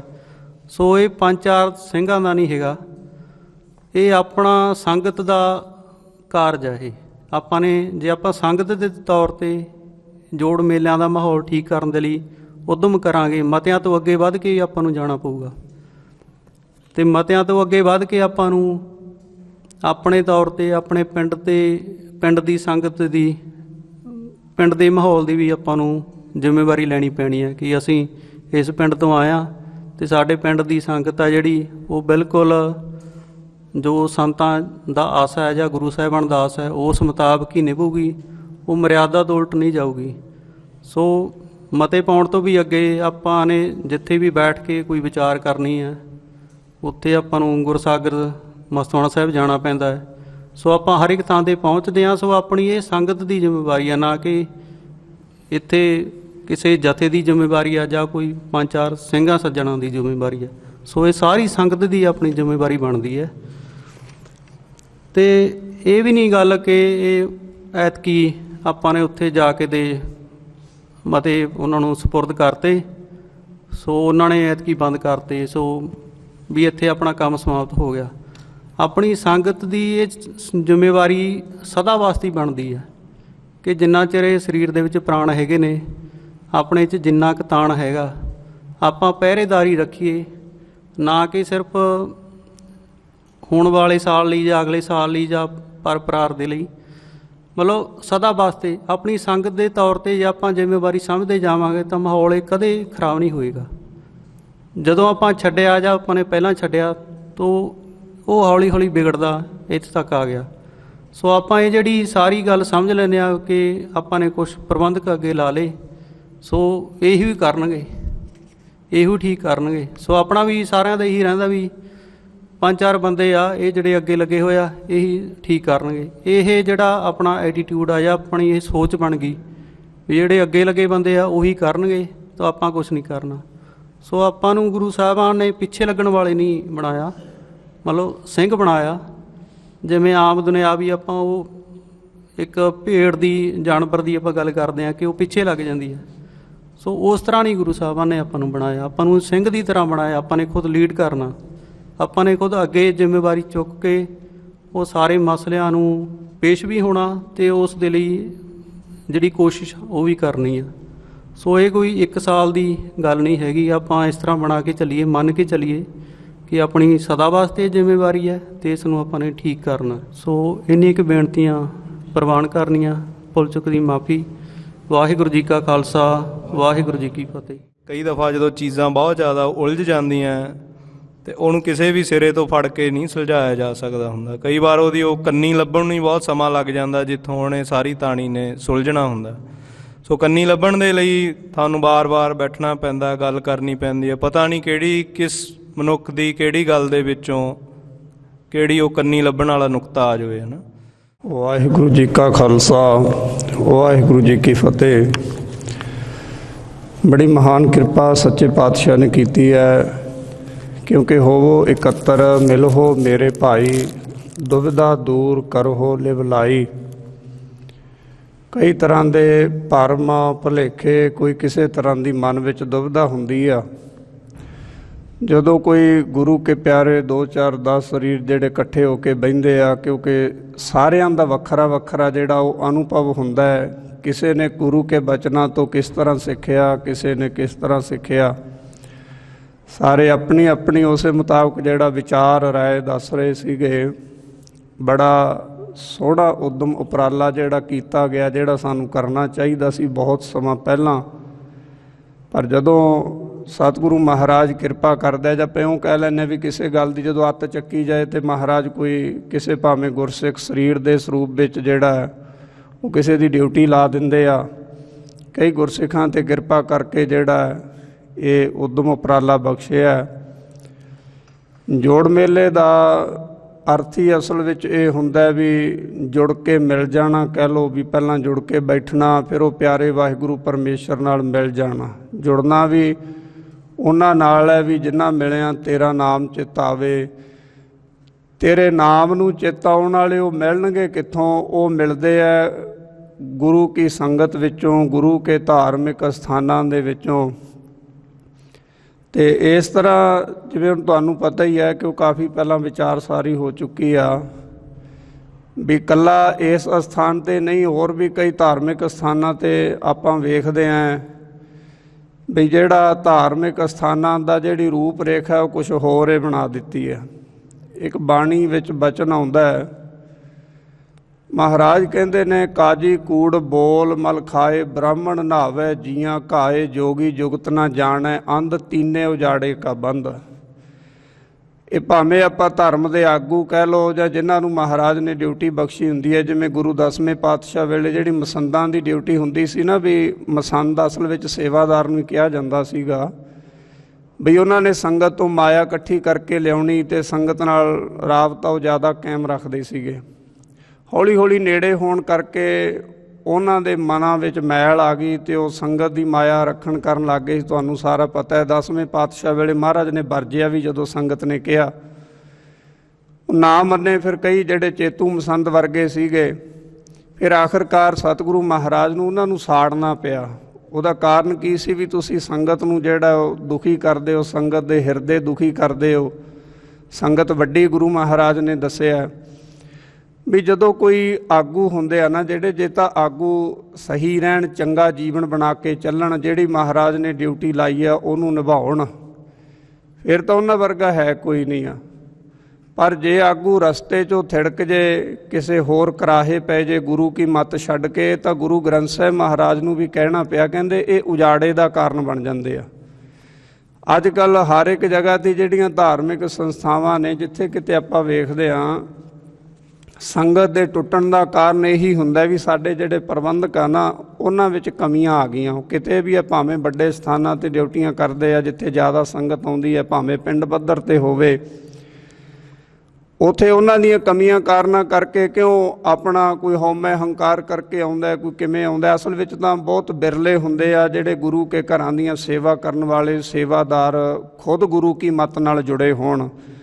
ਨਹੀਂ ਆਪਾਂ ਵੇਖਦੇ ਹਾਂ ਵੀ ਕੋਈ ਕਮੇਟੀ ਵਿੱਚ ਕਿਸ ਤਰ੍ਹਾਂ ਦੇ ਹੁੰਦੇ ਆ, ਨਸ਼ੇੜੀ, ਨਸ਼ੇ ਵਿਸ਼ਿਆਂ ਵਾਲੇ, ਬੜੇ ਤਰ੍ਹਾਂ ਦੀ ਜਿਹੜੀ ਸੰਗਤ ਉਹਦੇ ਵਿੱਚ। ਅਸਲ ਵਿੱਚ ਜਿਹੜੇ ਗੁਰੂ ਕੇ ਘਰ ਦੀ ਦੇਖਭਾਲ, ਸਾਂਭ ਸੰਭਾਲ ਕਰਨ ਵਾਲੇ ਨਹੀਂ ਚੰਗੇ ਜੀਵਨ ਵਾਲੇ ਹੈਗੇ, ਫਿਰ ਉਹ ਦੂਜਿਆਂ 'ਤੇ ਕੀ ਅਸਰ ਪਊ ਉਹਨਾਂ ਦਾ। ਇਸ ਕਰਕੇ ਸਾਰਿਆਂ ਤੋਂ ਪਹਿਲਾਂ ਤਾਂ ਜ਼ਰੂਰੀ ਹੁੰਦਾ ਵੀ ਆਪਣਾ ਆਪ ਸਵਾਰਨਾ, ਜਿਹੜੇ ਉਹ ਸੇਵਾ ਕਰ ਰਹੇ, ਨਿਭਾ ਰਹੇ ਹੁੰਦੇ ਆ। ਇਹ ਵੀ ਜਿਹੜੀ ਆ ਉਸ ਸਥਾਨ 'ਤੇ ਵੱਡੀ ਕਮੀ ਹੈਗੀ ਹੈ। ਭਾਵੇਂ ਬਾਹਰੋਂ ਵੇਖਣ ਨੂੰ ਅਸੀਂ ਸਿੱਖੀ ਸਰੂਪ 'ਚ ਹੈਗੇ ਹਾਂ, ਪਰ ਅੰਦਰੋਂ ਅਸੀਂ ਜੁੜੇ ਨਹੀਂ ਹੈਗੇ। ਕਿਉਂਕਿ ਅੰਦਰੋਂ ਜਿਹੜਾ ਜੁੜਿਆ ਹੋਊਗਾ ਉਹਦੀ ਭਾਵਨਾ ਹਮੇਸ਼ਾ ਇਹੋ ਹੁੰਦੀ ਹੈ ਵੀ ਮੈਂ ਹੋਰ ਨੂੰ ਵੀ ਜੋੜਾਂ, ਮੈਂ ਕਿੱਦਾਂ ਦਾ ਉਪਰਾਲਾ ਕਰਾਂ ਵੀ ਜਿਹੜਾ ਸੰਗਤ ਗੁਰੂ ਕੇ ਘਰ ਨਾਲ ਜੁੜ ਜੇ। ਮੈਂ ਕਿਹੋ ਜਿਹਾ ਉਪਰਾਲਾ ਕਰਾਂ ਵੀ ਸੰਗਤ ਦੇ ਮਨਾਂ ਵਿੱਚ ਗੁਰਬਾਣੀ ਪ੍ਰਤੀ ਪਿਆਰ ਪੈਦਾ ਹੋ ਜੇ, ਕੋਈ ਸੰਤਾਂ ਮਹਾਂਪੁਰਖਾਂ ਦੇ ਜੀਵਨ ਪ੍ਰਤੀ ਉਹਨਾਂ ਤੋਂ ਸੁਣ ਕੇ ਸਿੱਖੀ। ਉੱਥੇ ਰਹਿਣ ਵਾਲੇ ਨਹੀਂ ਸਿੱਖ ਸਕੇ ਤੇ ਹੋਰ ਤਾਂ ਫਿਰ ਸਿੱਖਣਾ ਹੀ ਕਿਸੇ ਨੇ ਕੀ ਹੈਗਾ। ਤੋ ਇਸ ਵਾਸਤੇ ਬਾਕੀ ਵੱਡਾ ਕਾਰਨ ਜਿਹੜਾ ਅੱਜ ਕੱਲ੍ਹ ਥੋੜ੍ਹਾ ਇਹ ਹੋ ਗਿਆ ਵੀ ਲੋਭ ਹਾਵੀ ਹੋ ਗਿਆ ਸਾਡੇ 'ਤੇ। ਅਸੀਂ ਜਿਹੜਾ ਖੁਦ ਜਿਹੜੇ ਮਾਇਆ ਦੇ ਪਿੱਛੇ ਕਹਿ ਲਓ ਭੱਜ ਗਏ ਆਂਗੇ, ਕਿਉਂ ਗੁਰੂ ਕੇ ਬਚਨਾਂ ਨੂੰ ਕਮਾਇਆ ਨਹੀਂ ਹੈਗਾ। ਸੋ ਸਿੱਖ ਸਖਾ ਬੰਧਪ ਹੈ ਭਾਈ, ਜੋ ਗੁਰ ਕੇ ਭਾਣੇ ਵਿੱਚ ਆਵੈ, ਆਪਣੇ ਭਾਣੇ ਜੋ ਚੱਲੈ ਭਾਈ, ਵਿਛੜ ਚੋਟਾਂ ਖਾਵੈ। ਅਸੀਂ ਆਪਣੇ ਭਾਣੇ ਹੁਕਮ 'ਚ ਚੱਲਣ ਲੱਗ ਗਏ, ਅਸੀਂ ਆਪਦੀਆਂ ਮਰਜ਼ੀਆਂ ਕਰਨ ਲੱਗ ਗਏ। ਗੁਰੂ ਕੇ ਸਥਾਨਾਂ 'ਤੇ ਚੱਲਣਾ ਸੀ ਗੁਰੂ ਕੀ ਮੱਤ ਦੇ ਮੁਤਾਬਕ, ਪਰ ਅਸੀਂ ਗੁਰੂ ਕੀ ਮੱਤ ਛੱਡ ਕੇ ਆਪਣੀ ਮੱਤ ਵੇਖ ਲਈ। ਅਸੀਂ ਵੇਖਿਆ ਵੀ ਲੋਕਾਂ ਨੂੰ ਚੰਗਾ ਕੀ ਲੱਗਦਾ, ਦੁਨੀਆ ਚਾਹੁੰਦੀ ਕਿ ਅਸੀਂ ਉਵੇਂ ਚੱਲ ਪਏ। ਅੱਜ ਕੱਲ੍ਹ ਕਈ ਵਾਰੀ ਕੋਈ ਸਾਡੇ ਪ੍ਰਚਾਰਕਾਂ 'ਚ ਵੀ ਇਹ ਗੱਲ ਹੋ ਗਈ ਆ ਵੀ ਅਸੀਂ ਜਿਵੇਂ ਦਾ ਲੋਕ ਚਾਹੁੰਦੇ ਅਸੀਂ ਉਸੇ ਤਰ੍ਹਾਂ ਦਾ ਹੋਣ ਲੱਗ ਪਏ ਹਾਂ। ਹਾਲਾਂਕਿ ਚਾਹੀਦਾ ਵੀ ਜਿਹੜਾ ਗੁਰਸਿੱਖ ਦਾ ਰਸਤਾ ਜਿਹੜਾ ਹੈ ਵੱਖਰਾ ਹੋਵੇ, ਦੁਨੀਆ ਦੇ ਰਾਹ 'ਤੇ ਨਾ ਚੱਲੇ, ਦੁਨੀਆ ਉਹ ਸਿੱਖ ਦੇ ਰਸਤੇ 'ਤੇ ਚੱਲ ਪਏ। ਉਹ ਸਿੱਖ ਦਾ ਜੀਵਨ ਇਹੋ ਜਿਹਾ ਹੋਣਾ ਚਾਹੀਦਾ ਹੈਗਾ। ਜਦੋਂ ਇਹੋ ਜਿਹਾ ਜੀਵਨ ਵਾਲੇ ਜਿਹੜੇ ਆ ਕੋਈ ਧਾਰਮਿਕ ਸਥਾਨਾਂ 'ਤੇ ਸੇਵਾ ਵਿੱਚ ਆਉਣ ਲੱਗ ਪਏ, ਉਹਨਾਂ ਨੂੰ ਵੇਖ ਕੇ, ਰਹਿਣ ਸਹਿਣ, ਉਹਨਾਂ ਦਾ ਜੀਵਨ ਵੇਖ ਕੇ ਅੱਧੀ ਤੋਂ ਜ਼ਿਆਦਾ ਸੰਗਤ ਨੇ ਤਾਂ ਇਸੇ ਤਰ੍ਹਾਂ ਹੀ ਜੁੜ ਜਾਣਾ ਹੁੰਦਾ। ਅਤੇ ਦੂਸਰੀ ਗੱਲ ਹੈ ਵੀ ਜਿਹੜਾ ਜੋੜ ਮੇਲੇ ਦਾ ਮਾਹੌਲ ਕਿਉਂਕਿ ਇਹੋ ਜਿਹਾ ਬਣਾਤਾ ਵੀ ਉਹ ਸਮਾਨ ਦੀ ਉੱਥੇ ਵਿਕਰੀ ਹੋਣ ਲੱਗ ਪਈ ਹੈ ਵੀ ਜਿਹੜੀ ਨਹੀਂ ਹੋਣੀ ਚਾਹੀਦੀ ਹੈਗੀ। ਹਾਲਾਂਕਿ ਸਾਡਾ ਫਰਜ਼ ਬਣਦਾ ਸੀ, ਕਈ ਵਾਰੀ ਮਨ 'ਚ ਵਿਚਾਰ ਆਉਂਦੀ ਹੈ ਵੀ ਕਿਸ ਤਰ੍ਹਾਂ, ਕਿਸ ਢੰਗ ਨਾਲ ਪ੍ਰਚਾਰ ਕੀਤਾ ਜਾਵੇ ਵੀ ਸੰਗਤ 'ਤੇ ਅਸਰ ਹੋਵੇ, ਜਾਂ ਫਿਰ ਵੱਡੇ ਵੱਡੇ ਚਾਰਟ ਬਣਾ ਕੇ। ਮੈਂ ਕਹਿੰਦਾ ਵੀ ਜ਼ਿਆਦਾ ਸੰਗਤ ਆਊ ਉੱਥੇ, ਇਹ ਨਹੀਂ ਪਤਾ ਵੀ ਅਸੀਂ ਬਰਸੀ 'ਤੇ ਆਏ ਹਾਂ ਮਹਾਂਪੁਰਖਾਂ ਦੀ ਜਾਂ ਜਨਮ ਦਿਨ 'ਤੇ ਆਏ, ਇਹ ਨਹੀਂ ਪਤਾ ਬਹੁਤਿਆਂ ਨੂੰ ਵੀ ਅਸੀਂ ਕਰਨ ਕੀ ਹੈ, ਬਸ ਜੀ ਮੇਲੇ 'ਤੇ ਆਏ ਹਾਂ, ਜੋੜ ਮੇਲਾ ਹੁੰਦਾ। ਇਸ ਵਾਸਤੇ ਵੀ ਸਾਡਾ ਵੀ ਫਰਜ਼ ਬਣਦਾ ਹੈ ਅਸੀਂ ਉੱਦਾਂ ਦੇ ਜਿਹੜੇ ਕੋਈ ਚਾਰਟ ਵਗੈਰਾ ਉੱਥੇ ਲਾ ਕੇ ਆਉਂਦੀਆਂ ਸੰਗਤਾਂ ਨੂੰ, ਬੱਚਿਆਂ ਤੋਂ ਵੱਡਿਆਂ ਤੱਕ ਨਾ, ਥੋੜ੍ਹਾ ਜਿਹਾ ਉਹਨਾਂ ਦੇ ਧਿਆਨ 'ਚ ਲਿਆਈਏ ਵੀ ਇੱਥੇ ਤੁਸੀਂ ਆਏ ਹੋ, ਇੱਥੇ ਮਹਾਂਪੁਰਖਾਂ ਦੀ ਵਰਸੀ ਹੈ, ਇੰਨੇ ਤੋਂ ਇੰਨੇ 'ਚ ਉਹਨਾਂ ਨੇ ਸਰੀਰ ਛੱਡਿਆ ਸੀ, ਇੰਨੇ ਕੁ ਸਾਲ ਦੀ ਜ਼ਿੰਦਗੀ 'ਚੋਂ ਏਡੇ ਵੱਡੇ ਜਿਹੜੀਆਂ ਕਮਾਈਆਂ ਕਰਕੇ ਗਏ ਆ ਵੀ ਉਹਨਾਂ ਨੂੰ ਭਾਵੇਂ ਇੱਕ ਸਦੀ ਦੇ ਲਵੇ ਸਮਾਂ ਹੋ ਗਿਆ ਸਰੀਰ ਕਰਕੇ ਗਿਆ ਨੂੰ, ਪਰ ਅੱਜ ਵੀ ਉਹਨਾਂ ਦੇ ਅਸਥਾਨਾਂ 'ਤੇ ਇਕੱਠ ਜਿਹੜਾ ਦਿਨੋਂ ਦਿਨ ਵੱਧਦਾ ਜਾਂਦਾ। ਕਾਰਨ ਕੀ ਹੈ? ਜੋ ਹਰ ਕਾ ਪਿਆਰਾ ਸੋ ਸਭਨਾ ਕਾ ਪਿਆਰਾ। ਉਹ ਸਤਿਗੁਰਾਂ ਦੇ ਬਹੁਤ ਪਿਆਰੇ ਸਿੱਖ ਸੀਗੇ, ਇਉਂ ਕਹਿ ਲਓ। ਇੰਨੇ ਪਿਆਰ ਵਾਲੇ ਸਿੱਖ ਸੀਗੇ ਵੀ ਦਿਨੋਂ ਦਿਨ ਕਰਕੇ ਜਿਹੜਾ ਉਹਨਾਂ ਦਾ ਨਾਮ ਚਮਕਦਾ ਜਾ ਰਿਹਾ, ਅਤੇ ਉਹਨਾਂ ਦੀਆਂ ਬਹੁਤ ਵੱਡੀਆਂ ਪ੍ਰਾਪਤੀਆਂ ਜਿਵੇਂ ਵਿੱਦਿਆ ਦੇ ਖੇਤਰ ਵਿੱਚ ਸੀ, ਧਾਰਮਿਕ ਤੌਰ 'ਤੇ ਤਾਂ ਸੀਗਾ ਹੀ, ਪਰ ਦੁਨਿਆਵੀ ਤੌਰ 'ਤੇ ਵੀ ਜਿਹੜੇ ਆ ਗੁਰਸਿੱਖ ਉਚੇਰੀ ਵਿੱਦਿਆ ਲੈਣ ਜਿਹੜਾ ਬੱਚੇ ਹੈਗੇ ਆ, ਉਹ ਸਾਰਾ ਕੁਝ ਵੇਖ ਕੇ ਮਹਾਂਪੁਰਖਾਂ ਨੇ ਕੀਤਾ ਸੀਗਾ। ਅਸੀਂ ਪਿੱਛੇ ਜੇ ਇੱਕ ਮੀਟਿੰਗ ਸੀ ਉੱਥੇ ਵੀ ਬੋਲੇ ਸੀਗੇ ਵੀ ਜਿਹੜਾ ਜੋ ਮਹਾਂਪੁਰਖ ਕਰਕੇ ਗਏ ਆ ਅਸੀਂ ਉਹਨਾਂ ਸਥਾਨਾਂ 'ਤੇ ਰਹਿਣ ਵਾਲੇ ਉਹ ਕਰ ਨਹੀਂ ਸਕੇ। ਮੈਂ ਇੱਦਾਂ ਵੀ ਕਹਿ ਦੇਵਾਂ ਵੀ ਅਸੀਂ ਕੁਪੁੱਤ ਹਾਂ, ਕਿਉਂਕਿ ਇੱਕ ਹੁੰਦਾ ਪੁੱਤ, ਇੱਕ ਸਪੁੱਤ ਤੇ ਇੱਕ ਕਪੁੱਤ। ਪੁੱਤ ਤਾਂ ਹੁੰਦਾ ਜਿਹੜਾ ਪਿਓ ਦਾਦੇ ਦੀ ਜਾਇਦਾਦ ਨੂੰ ਓਨੀ ਕੇ ਬਣਾ ਕੇ ਰੱਖੇ ਜਿੰਨੀ ਉਹ ਦੇ ਕੇ ਗਏ ਸੀ। ਸਪੁੱਤ ਹੁੰਦਾ ਜਿਹੜਾ ਜਾਇਦਾਦ ਨੂੰ ਵਧਾ ਲੈਂਦਾ, ਤੇ ਕਪੁੱਤ ਹੁੰਦਾ ਜਿਹੜਾ ਉਹ ਬਣੀ ਬਣਾਈ ਵੀ ਗਵਾ ਦਿੰਦਾ। ਵੀ ਅਸੀਂ ਜਿਹੜਾ ਜੇ ਤਾਂ ਗੁਰਸਿੱਖੀ ਵਿੱਚ ਵਾਧਾ ਕੀਤਾ ਉੱਥੇ ਰਹਿ ਕੇ ਵੀ ਸਾਨੂੰ ਪਤਾ ਰਿਜ਼ਲਟ ਚੰਗਾ ਆਉਂਦਾ ਹੈ, ਫਿਰ ਤਾਂ ਅਸੀਂ ਸਪੁੱਤ ਹੈ, ਵਾਧਾ ਕਰ ਰਹੇ ਹਾਂ, ਹਰ ਸਾਲ ਪ੍ਰੇਮੀ ਜੁੜ ਰਹੇ ਆ। ਜੇ ਅਸੀਂ ਉੱਥੇ ਤੱਕ ਹੈ ਵੀ ਆਪ ਵੇਖ ਲਈ ਵੀ ਅਸੀਂ ਤਾਂ ਆਪ ਨਹੀਂ ਜੁੜੇ, ਅਸੀਂ ਹੋਰਨਾਂ ਨੂੰ ਕੀ ਜੋੜਾਂਗੇ, ਹੈ ਨਾ, ਫਿਰ ਸਪੁੱਤ। ਜਾਂ ਫਿਰ ਆਪ ਵੀ ਅਸੀਂ ਗਏ ਗੁਜ਼ਰੇ, ਫਿਰ ਕੁਪੁੱਤ ਹੈ। ਇਸ ਵਾਸਤੇ ਵੀ ਜ਼ਿਆਦਾਤਰ ਕਮੀਆਂ ਤਾਂ ਮੈਂ ਕਹਾਂ ਵੀ ਸਾਡੇ ਉੱਥੇ ਰਹਿਣ ਕਰਨ ਵਾਲਿਆਂ ਦੇ ਵਿੱਚ ਹੈਗੀਆਂ, ਕਿਉਂ ਜਿੰਨਾ ਚਿਰ ਅਸੀਂ ਆਪ ਨਹੀਂ ਚਾਹੁੰਦੇ ਵੀ ਸਾਡਾ ਜੀਵਨ ਬਣੇ, ਅਸੀਂ ਖੁਦ ਨਹੀਂ ਚਾਹੁੰਦੇ ਹੈਗੇ ਵੀ ਮੈਂ ਇਸ ਰਸਤੇ 'ਤੇ ਚੱਲਾਂ। ਬਸ ਬਾਹਰੋਂ ਇੱਕ ਲੋਕਾਂ ਕਰਕੇ ਨਾ ਭੇਖ ਦਿਖਾਇਓ ਜਗਤ ਕੋ ਲੋਗਣ ਕੋ ਬਸ ਕੀਨ। ਜ਼ਿਆਦਾਤਰ ਜਿਹੜਾ ਅਸੀਂ ਸਿੱਖਾਂ ਨੇ ਬਾਣਾ ਪਹਿਰਾਵਾ ਸਿਰਫ ਇਹ ਭੇਖ ਦਿਖਾਉਣ ਖਾਤਰ ਪਾਇਆ ਹੋਇਆ, ਕੋਈ ਪ੍ਰੇਮ ਨਾਲ ਨਹੀਂ। ਜਿਨ੍ਹਾਂ ਨੇ ਪ੍ਰੇਮ ਨਾਲ ਇਹ ਬਾਣੇ ਨੂੰ ਪਾਇਆ ਉਹਨਾਂ ਨੇ ਬਾਣੀ ਨੂੰ ਵੀ ਧਾਰਨ ਕੀਤਾ ਅਤੇ ਬਾਣਾ ਵੀ ਧਾਰਨ ਕੀਤਾ। ਉਹ ਆਪਣੇ ਆਪ, ਕਈ ਲੋਕ ਕਿਸੇ ਮਜਬੂਰੀ ਦੇ ਮਾਰੇ ਵੀ ਮੈਂ ਸੰਸਥਾ 'ਚ ਜੁੜਿਆ ਹੋਇਆ, ਮੈਨੂੰ ਕਹਿਣਗੇ ਅੰਮ੍ਰਿਤਧਾਰੀ ਨਹੀਂ ਛਕ ਲਿਆ ਪਰ ਅੰਦਰ ਖਾਤੇ ਬਹੁਤ ਕੁਛ ਕਰਦਾ ਹੈ ਨਾ। ਇਸ ਵਾਸਤੇ ਵੀ ਜੀਵਨ ਉਹਨਾਂ ਦਾ ਉੱਚਾ ਸੁੱਚਾ ਹੋਣਾ ਚਾਹੀਦਾ ਹੈਗਾ। ਪਹਿਲੀ ਗੱਲ ਕਿਤੇ ਵੀ ਹੈ ਕਿਉਂ ਹੁਣ ਤਾਂ ਆਪਾਂ ਇਸ ਸਮਾਗਮ 'ਤੇ ਕਰਨਾ ਹੈਗਾ, ਥੋੜ੍ਹਾ ਥੋੜ੍ਹਾ ਕਰਕੇ ਮਹਾਰਾਜ ਕਿਰਪਾ ਕਰਨਗੇ ਜਦੋਂ ਚੰਗੇ ਪਾਸੇ ਚੱਲਾਂਗੇ।